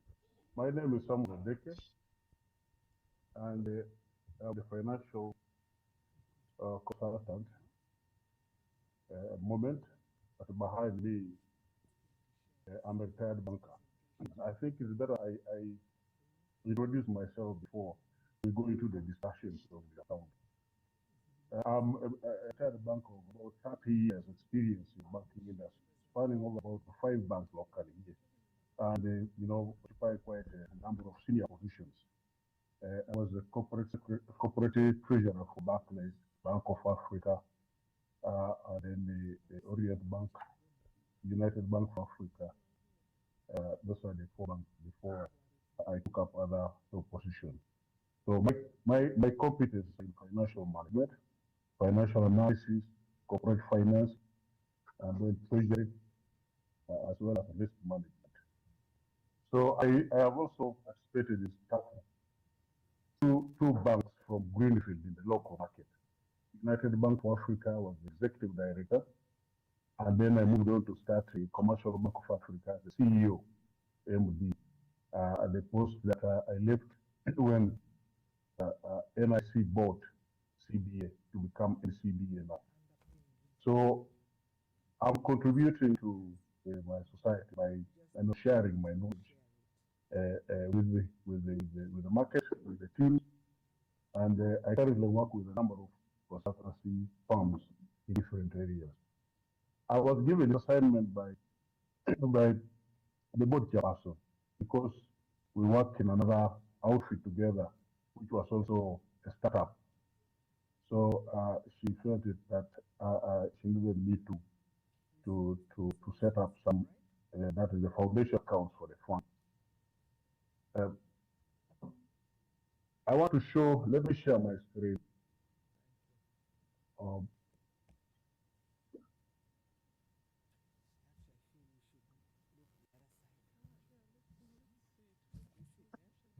I hope you are seeing the screen I've shared. Is it, I hope you are seeing it. Is it clear enough? So the brief I had was to provide draft accounts that started from the inception of the fund. I was told that the fund was established in July 2024. Mr. Sam, kindly kindly zoom your presentation. It's on the lower pane. Let me. Yes. Sorry. But are you seeing all the words? Again, it's too. Are you able to see? Are you able to see? I think that one should be fair enough. I think. To the Just benefit of center it. everybody, let me know if you are seeing it so that we share the. Center it.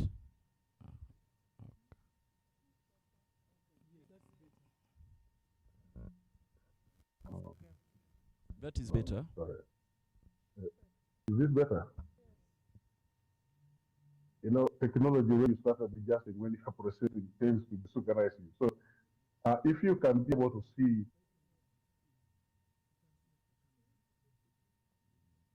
Or you can Recording in progress. Purchased by the fund to help in capturing the transactions of the fund, and also to avoid, manual interventions where the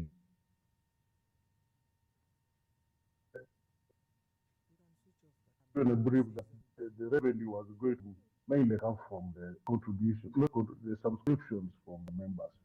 And I'm happy to hear that you have a membership of about 5,000, plus which makes this fund to be, has a very good future and very good solid base to continue with its operations and of course, meeting its mandate. So straight away to the revenue between 2024, that is September 2024, up to 30th June year, that is the last year, the financial year. Well, call it last financial year because it's last now. The fund received the 639 million subscriptions from the members, and of which it spent about 20.4 million.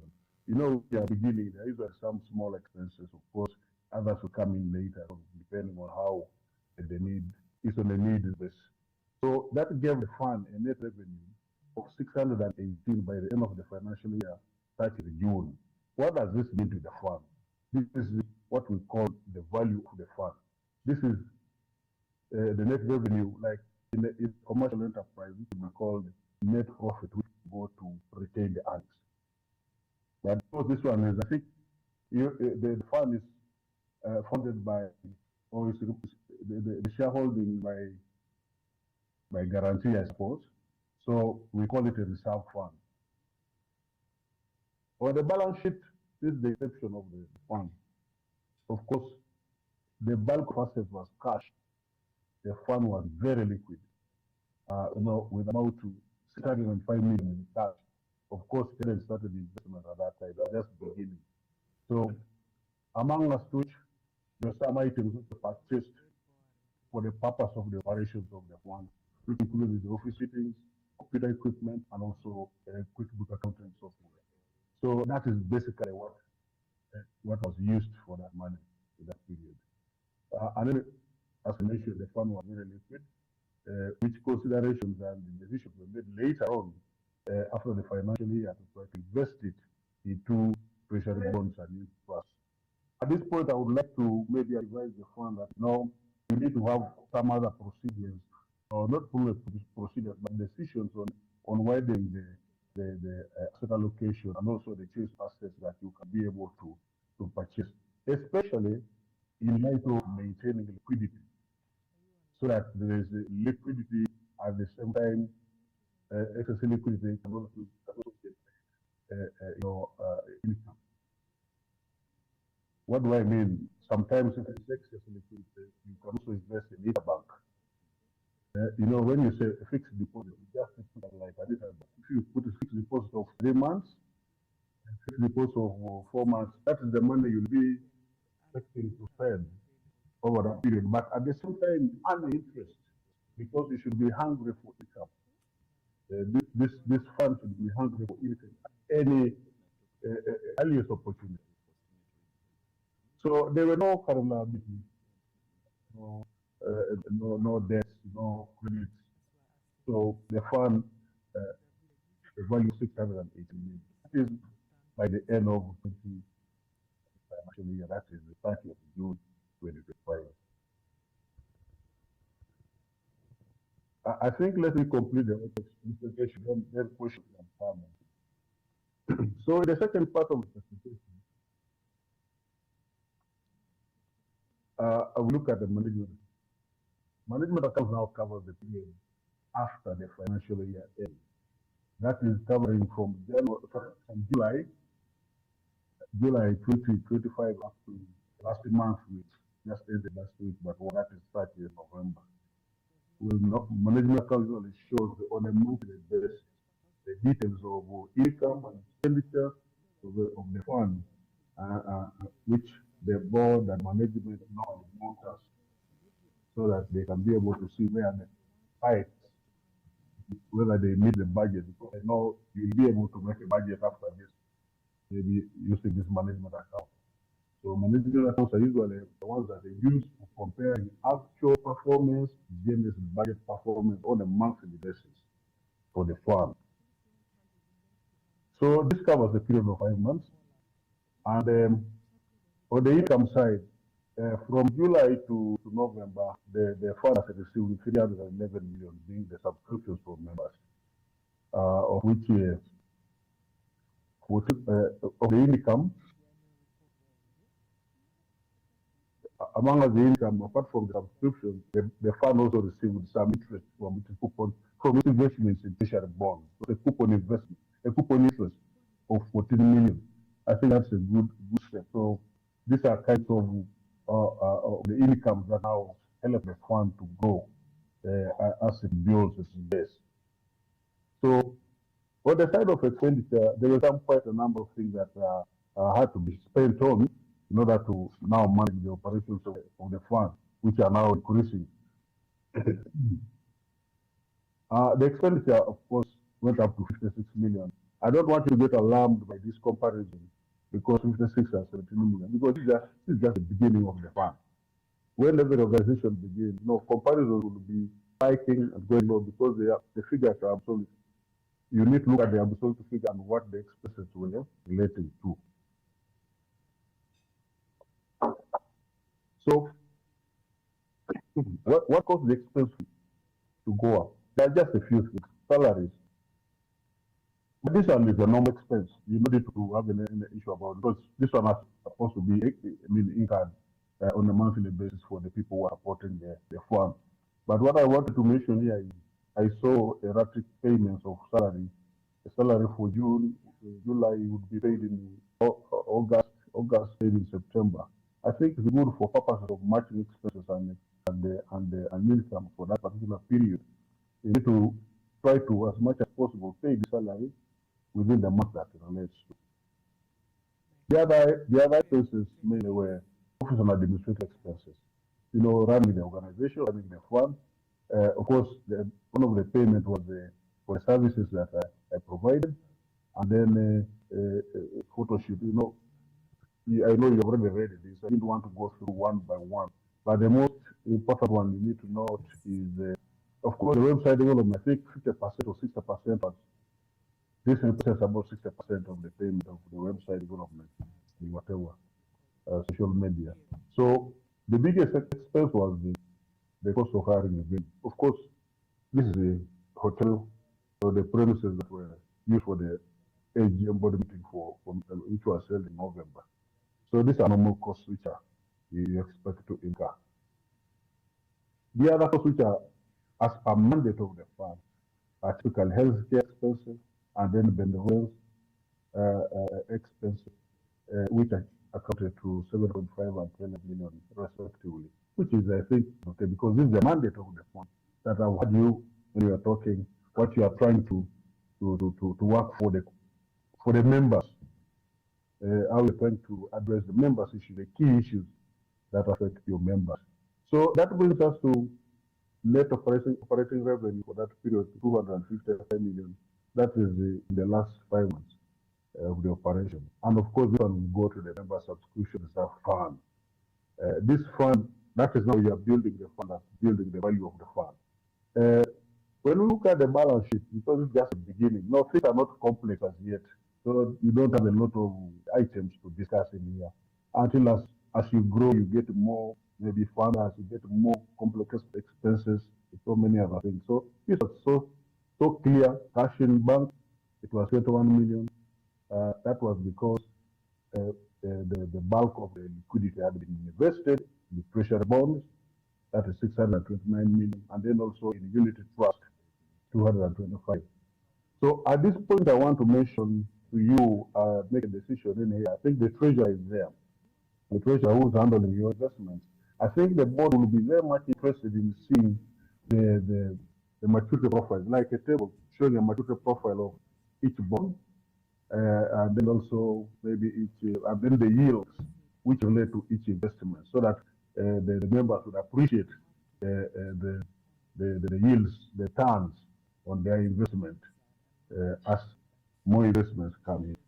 And of course, as I mentioned, for purpose of liquidity, there's also a need to, so that you don't lose income on any other liquid on the cash account.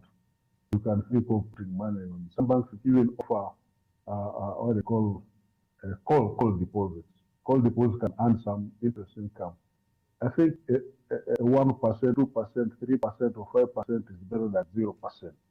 So that is the hunger I'm trying to, the hunger for income I'm trying to emphasize in here.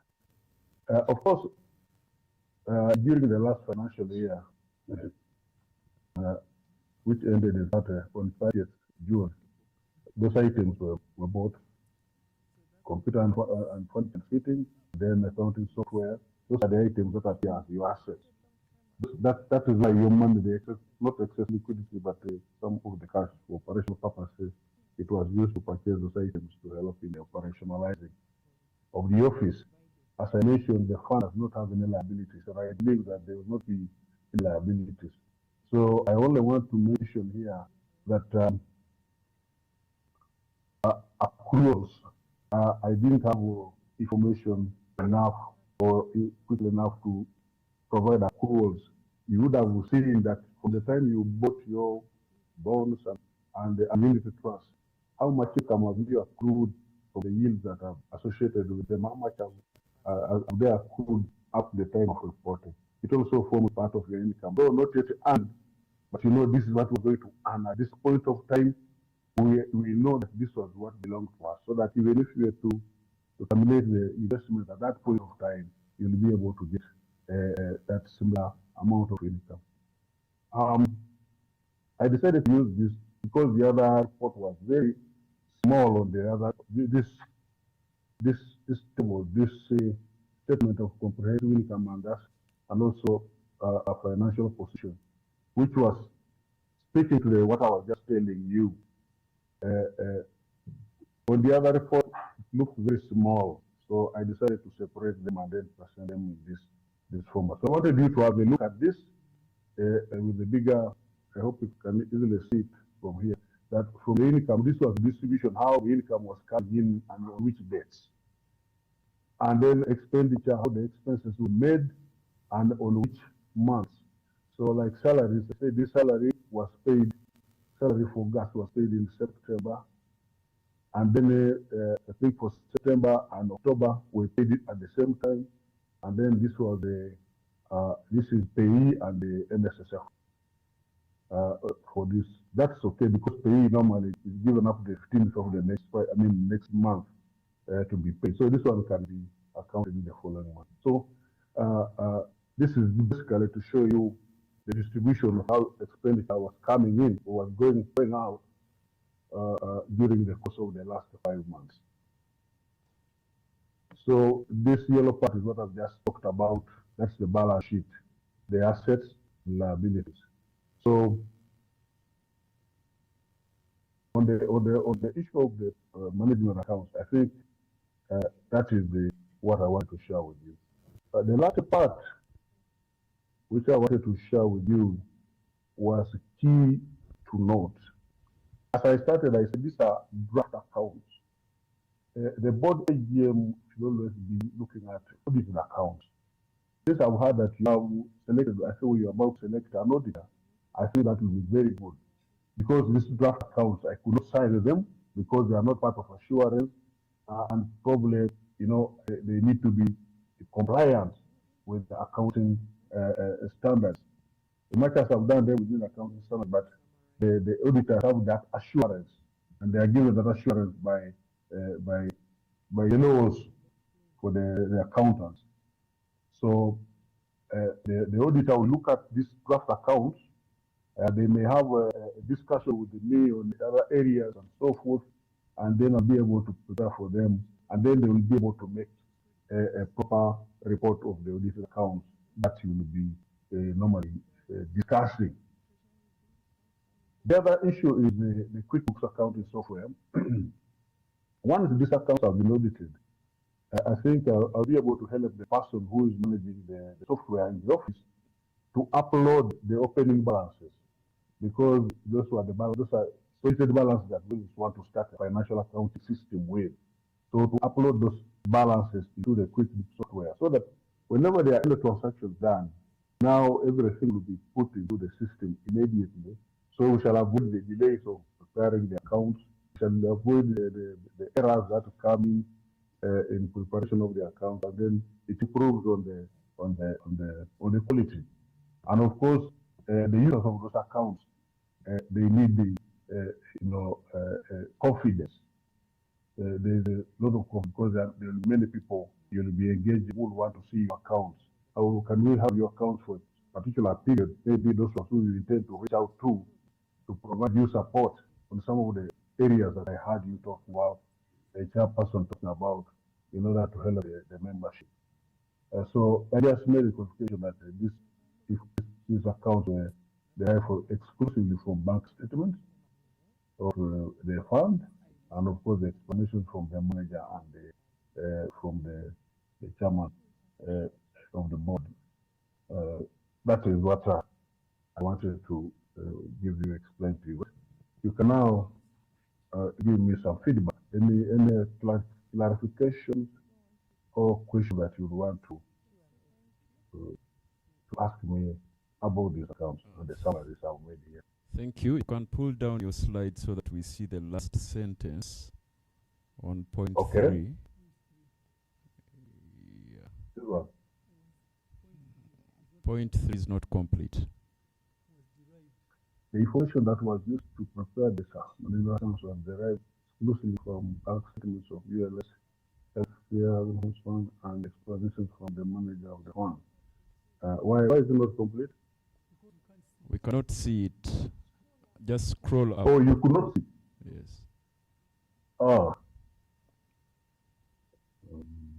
Sorry. I had to make it smaller. That's maybe when you can see it, because on my laptop it's very visible. Maybe I use another. Let me add open this. It's okay. It's okay. How are you? Is that clear? Yes. Okay. Thank you. Thank you, Mr. Samuel. Members, that was the presentation on our management accounts. As you can realize, we have already made some money for you. We have a coupon. If you look at page 21, there's a breakdown of the investments we have made. One of the coupons on our CSDs has already paid 14 million. And our unit trust account manager, Mr. Collins, can also confirm that we are making money. So I think so far we have made around 21 million. Is it the position? 14 plus what we are making from the unit trust. Thank you very much. Any comments, feedback? Before we go to the feedback, I just want to explain certain things. Some information we shall share with you on the maturity profile of each bond. We have got that information on slides, and also the interest expected to be accruing from each of those.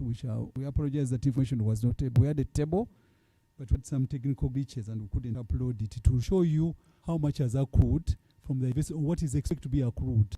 And yes, we agree with Mr. Odeke that information must be part and parcel of the financial statement. So we hope that when we get the internal auditor, the completed audited accounts will have this information. So we would like to bear with us. As soon as we get the audited accounts, we shall share with you and probably call an online meeting so that we can pass them in the normal course of what should have happened. Yes, we note that there are certain glitches in terms of the way we are managing our accounts. Our QuickBook is not yet set up. Sometimes the salaries, as he has said, are paid late, which shouldn't happen. And that one we promise that we shall correct that so that we don't have those glitches in terms of our accountability. Accruals, yes, I talked about accruals. And these are management accounts, so we don't expect them to be adopted, but maybe to be received, so that we can then wait for the audited accounts when you now appoint the auditor, which is going to be the next item and final item on the agenda. So let's see if there are any comments from Mr. Samuel, and then we'll move forward. Thank you.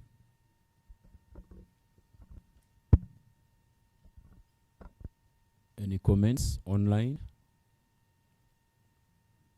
Members seem to be satisfied by our financial performance.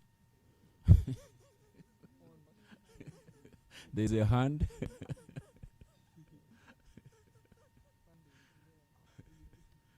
Mr. Pandey.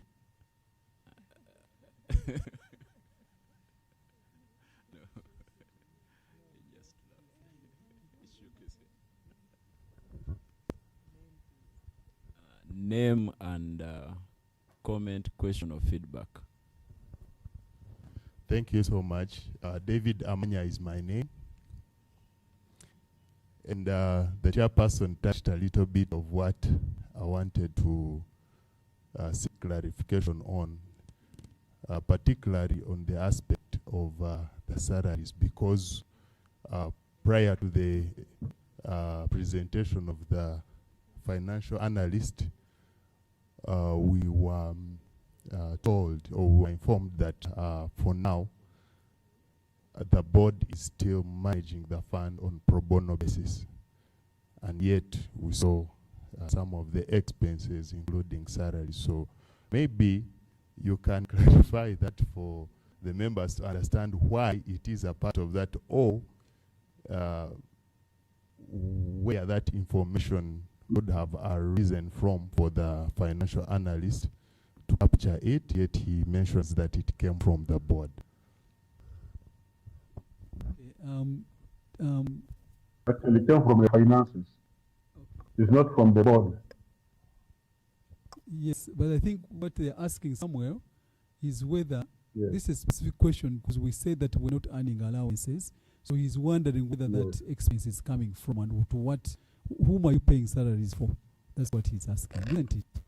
I think that's what he wants to know.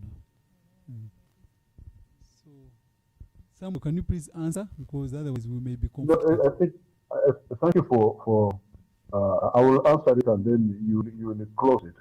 Because every organization like starting up, you need some people to assist you.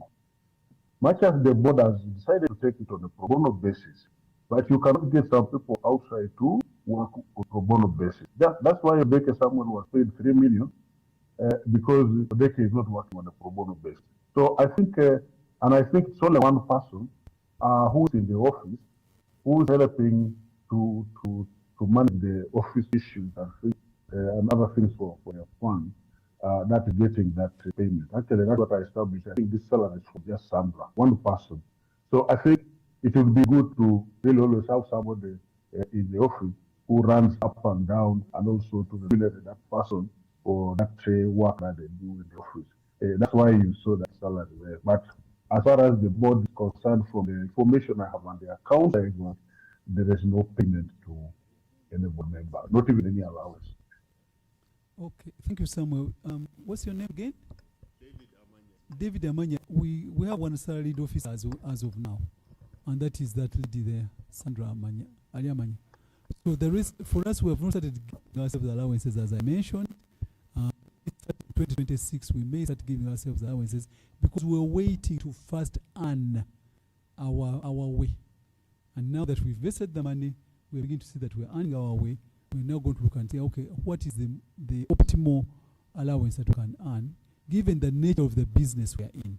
This is a benevolent business, so we must also craft our board costs with that at the back of our minds.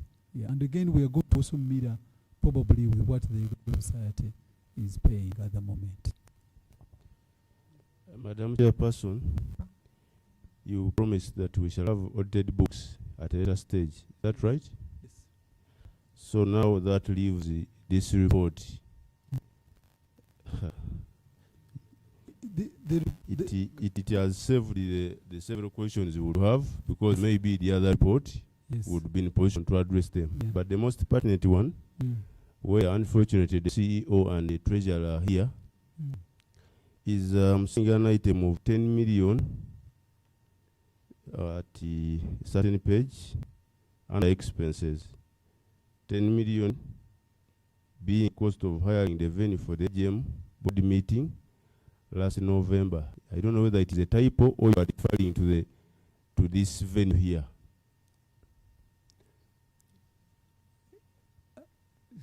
Was it in November? Why is it November? Just below the salaries, item 2, part 2. I think there's a type. Yeah, okay. Go to part 2. Unfortunately, the report is not numbered. No. That is an error. And we apologize for that. Samuel, can you, I think it's an error. We never held any meetings at all. No, the 10 point, I think the explanation I got from, because this was an explanation I got from Sandra, or maybe there was a mistake. So maybe this money is a provision for the meeting of today. I don't know, but that cost appeared in the statement that had been spent. Yeah, it couldn't have been last November because we couldn't. That's an error. Maybe the period you guide on the period. May not be in November, but no. Okay, last November meaning last November 2025, because November has just passed. Okay, so this was preparation for this meeting. Maybe for clarity, can I throw some background for Mr. Pan? Initially, we wanted to have this meeting in November. Well, sorry, wanted to have this meeting in November, but then we had to shift it because of we had other issues that constrained our holding it in November, so we shifted it, but we shall correct it, and when we get the audited accounts, that shall be clarified. So, like you have stated that it is for today. Yeah, this is the one today. I hope I am safe, but what I wanted to mention is that at ULS House, where I want to emphasize that we pay for ULS House. There is a hall which is even bigger than this. I would want to know why did you make any efforts to request the ULS to give that space? Because the other time I was there for the US debate, it looked available. I don't know that today it had other engagements. Why did we opt to pay for space of this size for 10 million, yet we would maintain that fund? If we are engaged the ULS, did you engage? Did they refuse, or the room was not available? None of the above. So I propose because as you know very well, that even the ULS itself sometimes opts out of, last time we were in, where did you go? We went to Chigo. We were in Chigo? No, we were in Mestive. ULS, we had a meeting in Mestive, remember? The meeting where we said we are only here, it's a training meeting, a CLE meeting, and it's not, you remember that one. So sometimes, much as there is that space, we are not yet, but as we said, going forward, we shall be looking at all these issues, and we shall make sure that we use the cheapest. But also, you remember that the space there for parking is also not adequate. Yeah, there's little space for parking. So when you tell lawyers to park in the space that is there and they have to pay, then they will start making noise. You know, as lawyers, you know, you say, but you know, because the parking next door is it's for pay parking. You don't get it free. There is a parking after a certain law firm. Yes, I know that, yes, but you pay. Yeah, so members would be given an opportunity, because if I come and I know I'm supposed to pay for parking, it will be easier than the 10 million. But I'm not condemning you.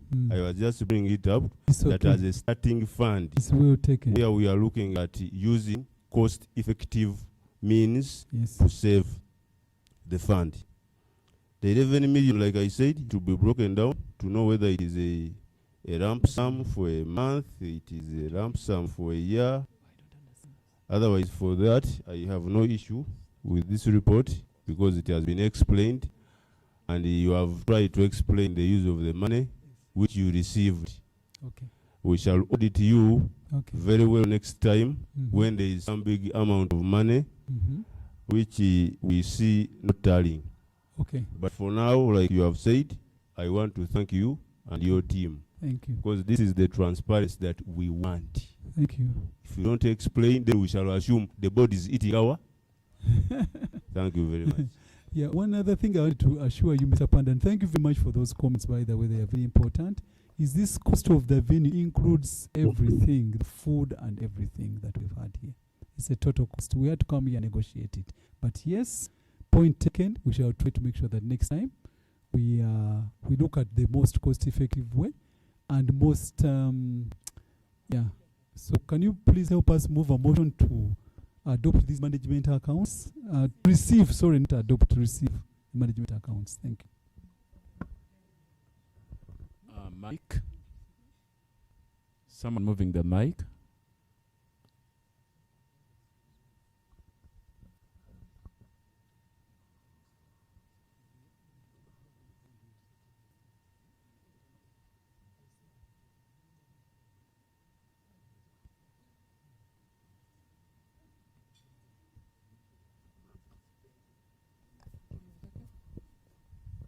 We need a motion to receive the thank you, Your Worship. Madam Chair, I would like to propose with a very slight amendment that we adopt them as part of the annual report. The annual report has some summaries about the accounts, but this cannot be adopted separate of the annual report. This is part of you explaining to us what you've been doing. I'd like to move a motion that they be adopted as part of the annual report. Thank you very much. Any member to second?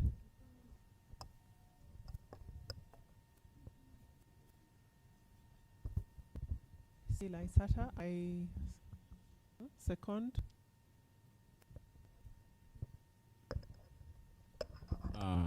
In a very short while, we are going to move to our next. We are moving to our next item. Thank you for that. We're moving to our next Chairman, maybe item. for clarification, before I get out, that 10.8 million was paid to Elgon Terrace Hotel Limited. I don't know for what purpose. Maybe I just put a G or something, but it was paid to Elgon Terrace Hotel. You had a meeting there, I think. No. It is here. It has been clarified. It has been clarified. Okay, good. Thank you. The room is Elgon Terrace. Thank you. Yeah. Thank you. Thank you.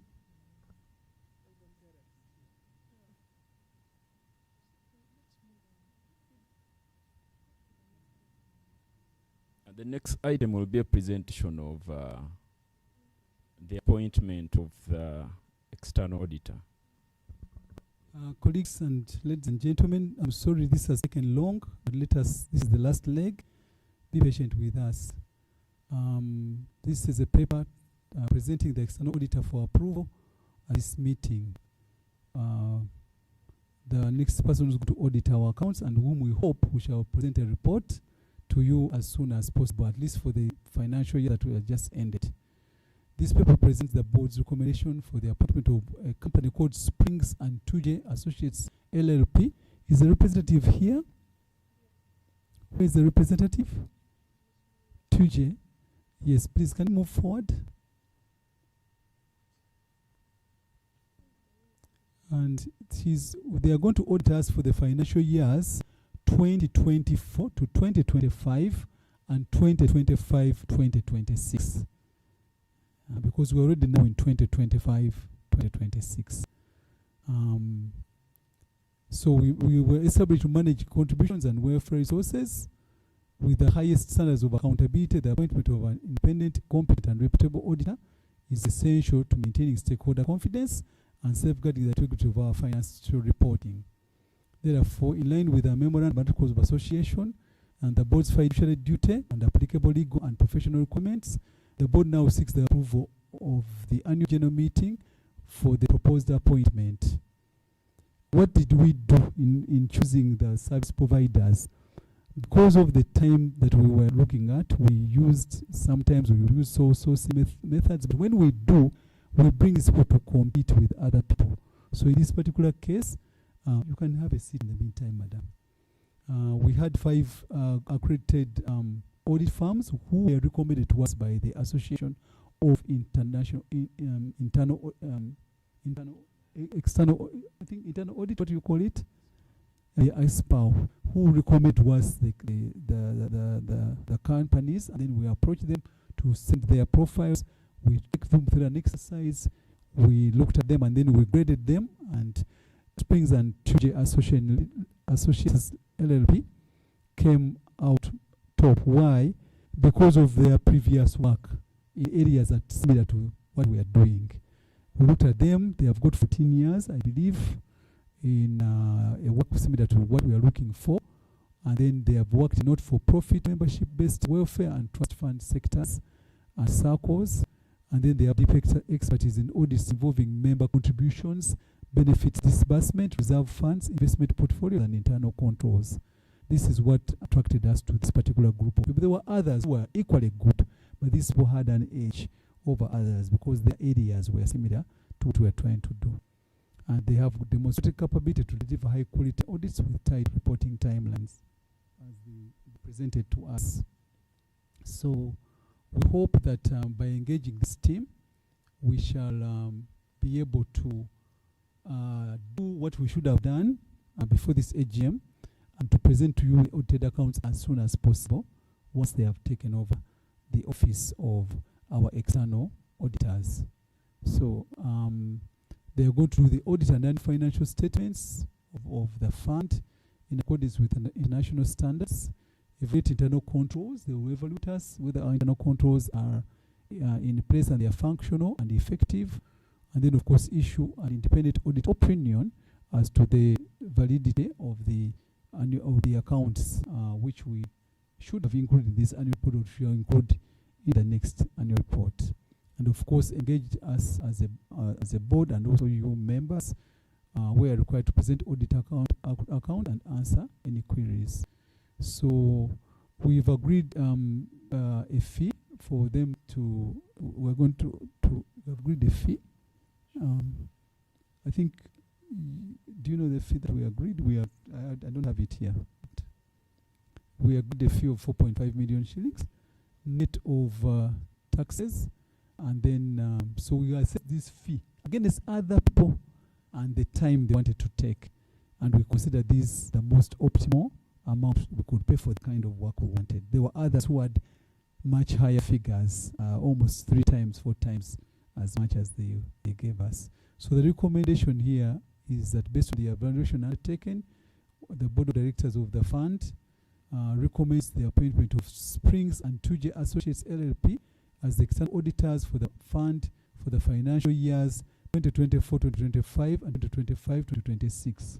Ordinarily, you appoint an auditor for about 3 years. But we said, let's give them these 2 years and then we shall extend for one more year, after which we shall now change, as is the practice, to another firm. The AGM is requested to approve this appointment and authorize the board to finalize the engagement terms and fees. I thank you.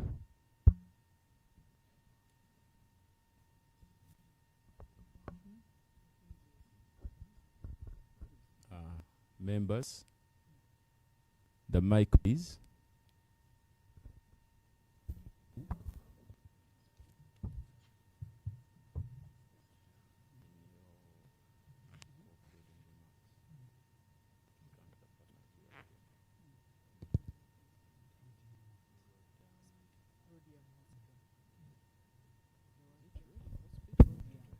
Madam Chairperson, thank you for the presentation. You've talked about Springs and 2J Associates. Do we have a lead auditor or we just simply appointed an audit firm? There is a lead auditor, and let the lady, I think, speaks to that. Sorry, I should have done that. Maybe she can also tell us about herself, if she's the lead auditor, her experience, so that we are informed and we don't go back and say, but you were there when we were appointing this lady. Why are you now criticizing her? Thank you very much, Mr. Pandey. Thank you very much. Sorry, I had made that omission. She should have had to present herself and talk about the lead person who is going to be answerable, and whether that lead person, the partner's person, is qualified to do the work. Thank you. Good afternoon, ladies and gentlemen.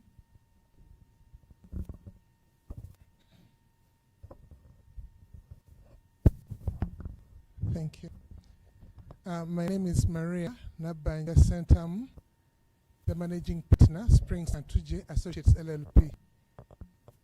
This is a partnership of about 4 partners, 2 ladies and 2 gentlemen. It is a merger actually, whereby our experience differs. That the 2 partnerships had an experience of over 14 years, and some of the organizations, some of our clients are similar to what we intend actually what we're driving to do. So we believe we can move as a team, and all of us reach where we want to be. You've talked of the retirement benefit scheme. We have that experience, and we have a team.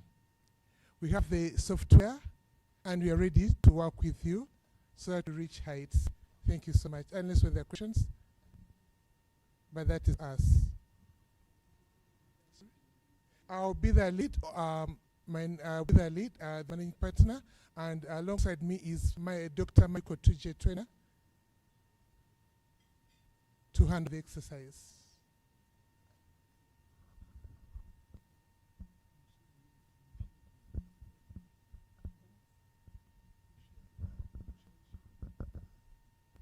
Okay. I've been requested to share our profile. We shall share it again for distribution. I think to summarize who we are. Thank you.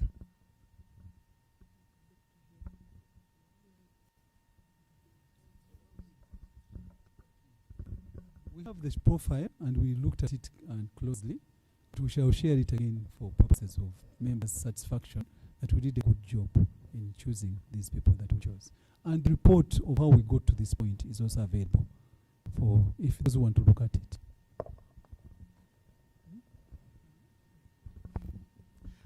Members, we are closing.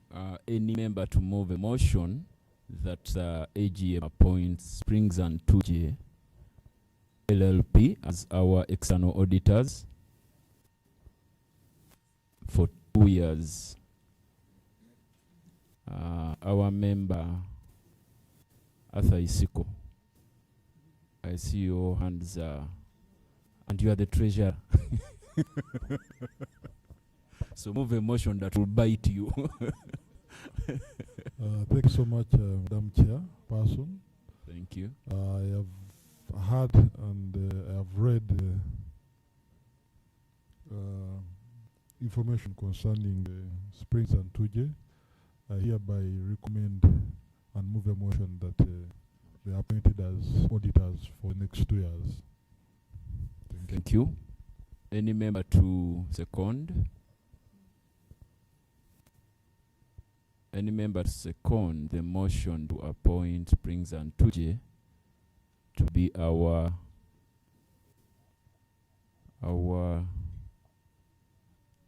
is a hand? All right, thank you. Tuliam Joffrey, and I second. Thank you very much. So our appointed auditors for 2 years will be Springs and 2J LLP. Thank you very much. We are going to have our closing remarks from our chairperson to close this session. We have partners that we will recognize in a special way. We have moved with some of these partners from when we started. DFCU Bank is one of those partners that started by disturbing us, but then we got along the way. Then Bank of Uganda did not send a representative, but we are that trusted that we have a partnership with Bank of Uganda. Chair? Thank you very much. I'm going to stand for purposes of getting some respite. And I'm sorry when I stand, there's something that I do which you won't like, but I'm going to do it because you cannot see me here. So that my leg should not be bothered. But thank you so much, those of you who have stayed the course, and for your support, and for all the comments that you've given us since morning. And I also thank our colleagues online for staying the course and being with us throughout this time. We know that without you, we cannot exist. You are very important members of this organization, and we treasure your contributions. Every single contribution that has been made here will be taken and considered, and then we shall give you feedback. And some of them cannot be resolved immediately because of reasons which we know very well. But I want to assure you that we're working very well with the Uganda Law Society, and that's why the Secretariat is here, and that's why the President of the Uganda Law Society, represented by Mr. Council Arthur Isiko, is also here. So we thank our partners, Britam, DFCU, Asset Management Company, DFCU, Rhodium Hospital. We shall soon be introducing Rhodium Hospital so that you can meet them. They do a lot of work in space of mental health and depression and all those things related to that. Dr. Lindsay, who was here earlier, also has got an outfit for counseling. So we will also be partnering with her association and LAPER. And I think the gentlemen who were here earlier to tell us about Eden Fitness, I think those are the people that we're going to be looking at. So I don't have much to say except to express my and to welcome you, please, on our team, and to be happy that now we are going to be a little bit better than what we've been. Mr. Pandey, we assure you that the accounts will be audited, and all those little nitty-gritties which you are still questioning will be streamlined to your satisfaction. And we thank you very much for your intuitive and very inquisitive contribution to this discussion. So I think without much ado, I'd like to close this annual general meeting, and to once again thank you all very much. Our partners, please let's clap for them. They have stayed here with us the whole day. So thank you very, very much for coming and for being here. I know there are many questions. Why did you rent a hotel? Why didn't you rent a hotel? But by the time you make this decision, you thought through all the possibilities. But as the vice president said, Mr. Anthony Isiko, Mr. Arthur Isiko, when we now hold the meeting together, you will now also understand that probably even the rooms that we have may not even be enough for us to sit, much as it was a good idea to have those rooms there. So the next probably meeting we shall have will be an extraordinary general meeting to pass the accounts, to pass the audited accounts, and it will probably be online. And then a few of us will be sitting at the Uganda Society, as has been proposed by our friend, Mr. Pandey. Thank you very, very much, and may God bless you. We need a closing prayer. Who's going to pray for us? Dr. Kitu is our priest.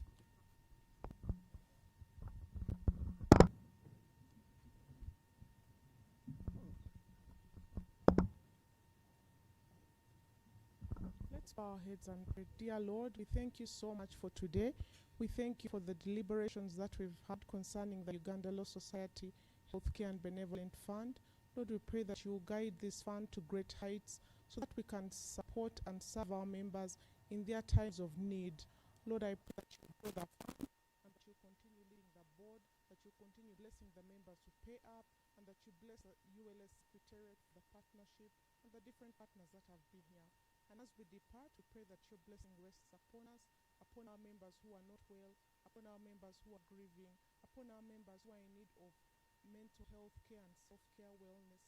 That Lord, you continue guiding us. I pray all this through your mighty name. In Jesus' name I pray. Amen. Thank you all. We would have one stanza of the national anthems. To our partners, we are 7,713 members, so be sure that you get business. We'll be involving you in our talks so that you can talk to the memberships. IT, can we play the national anthems in reverse order?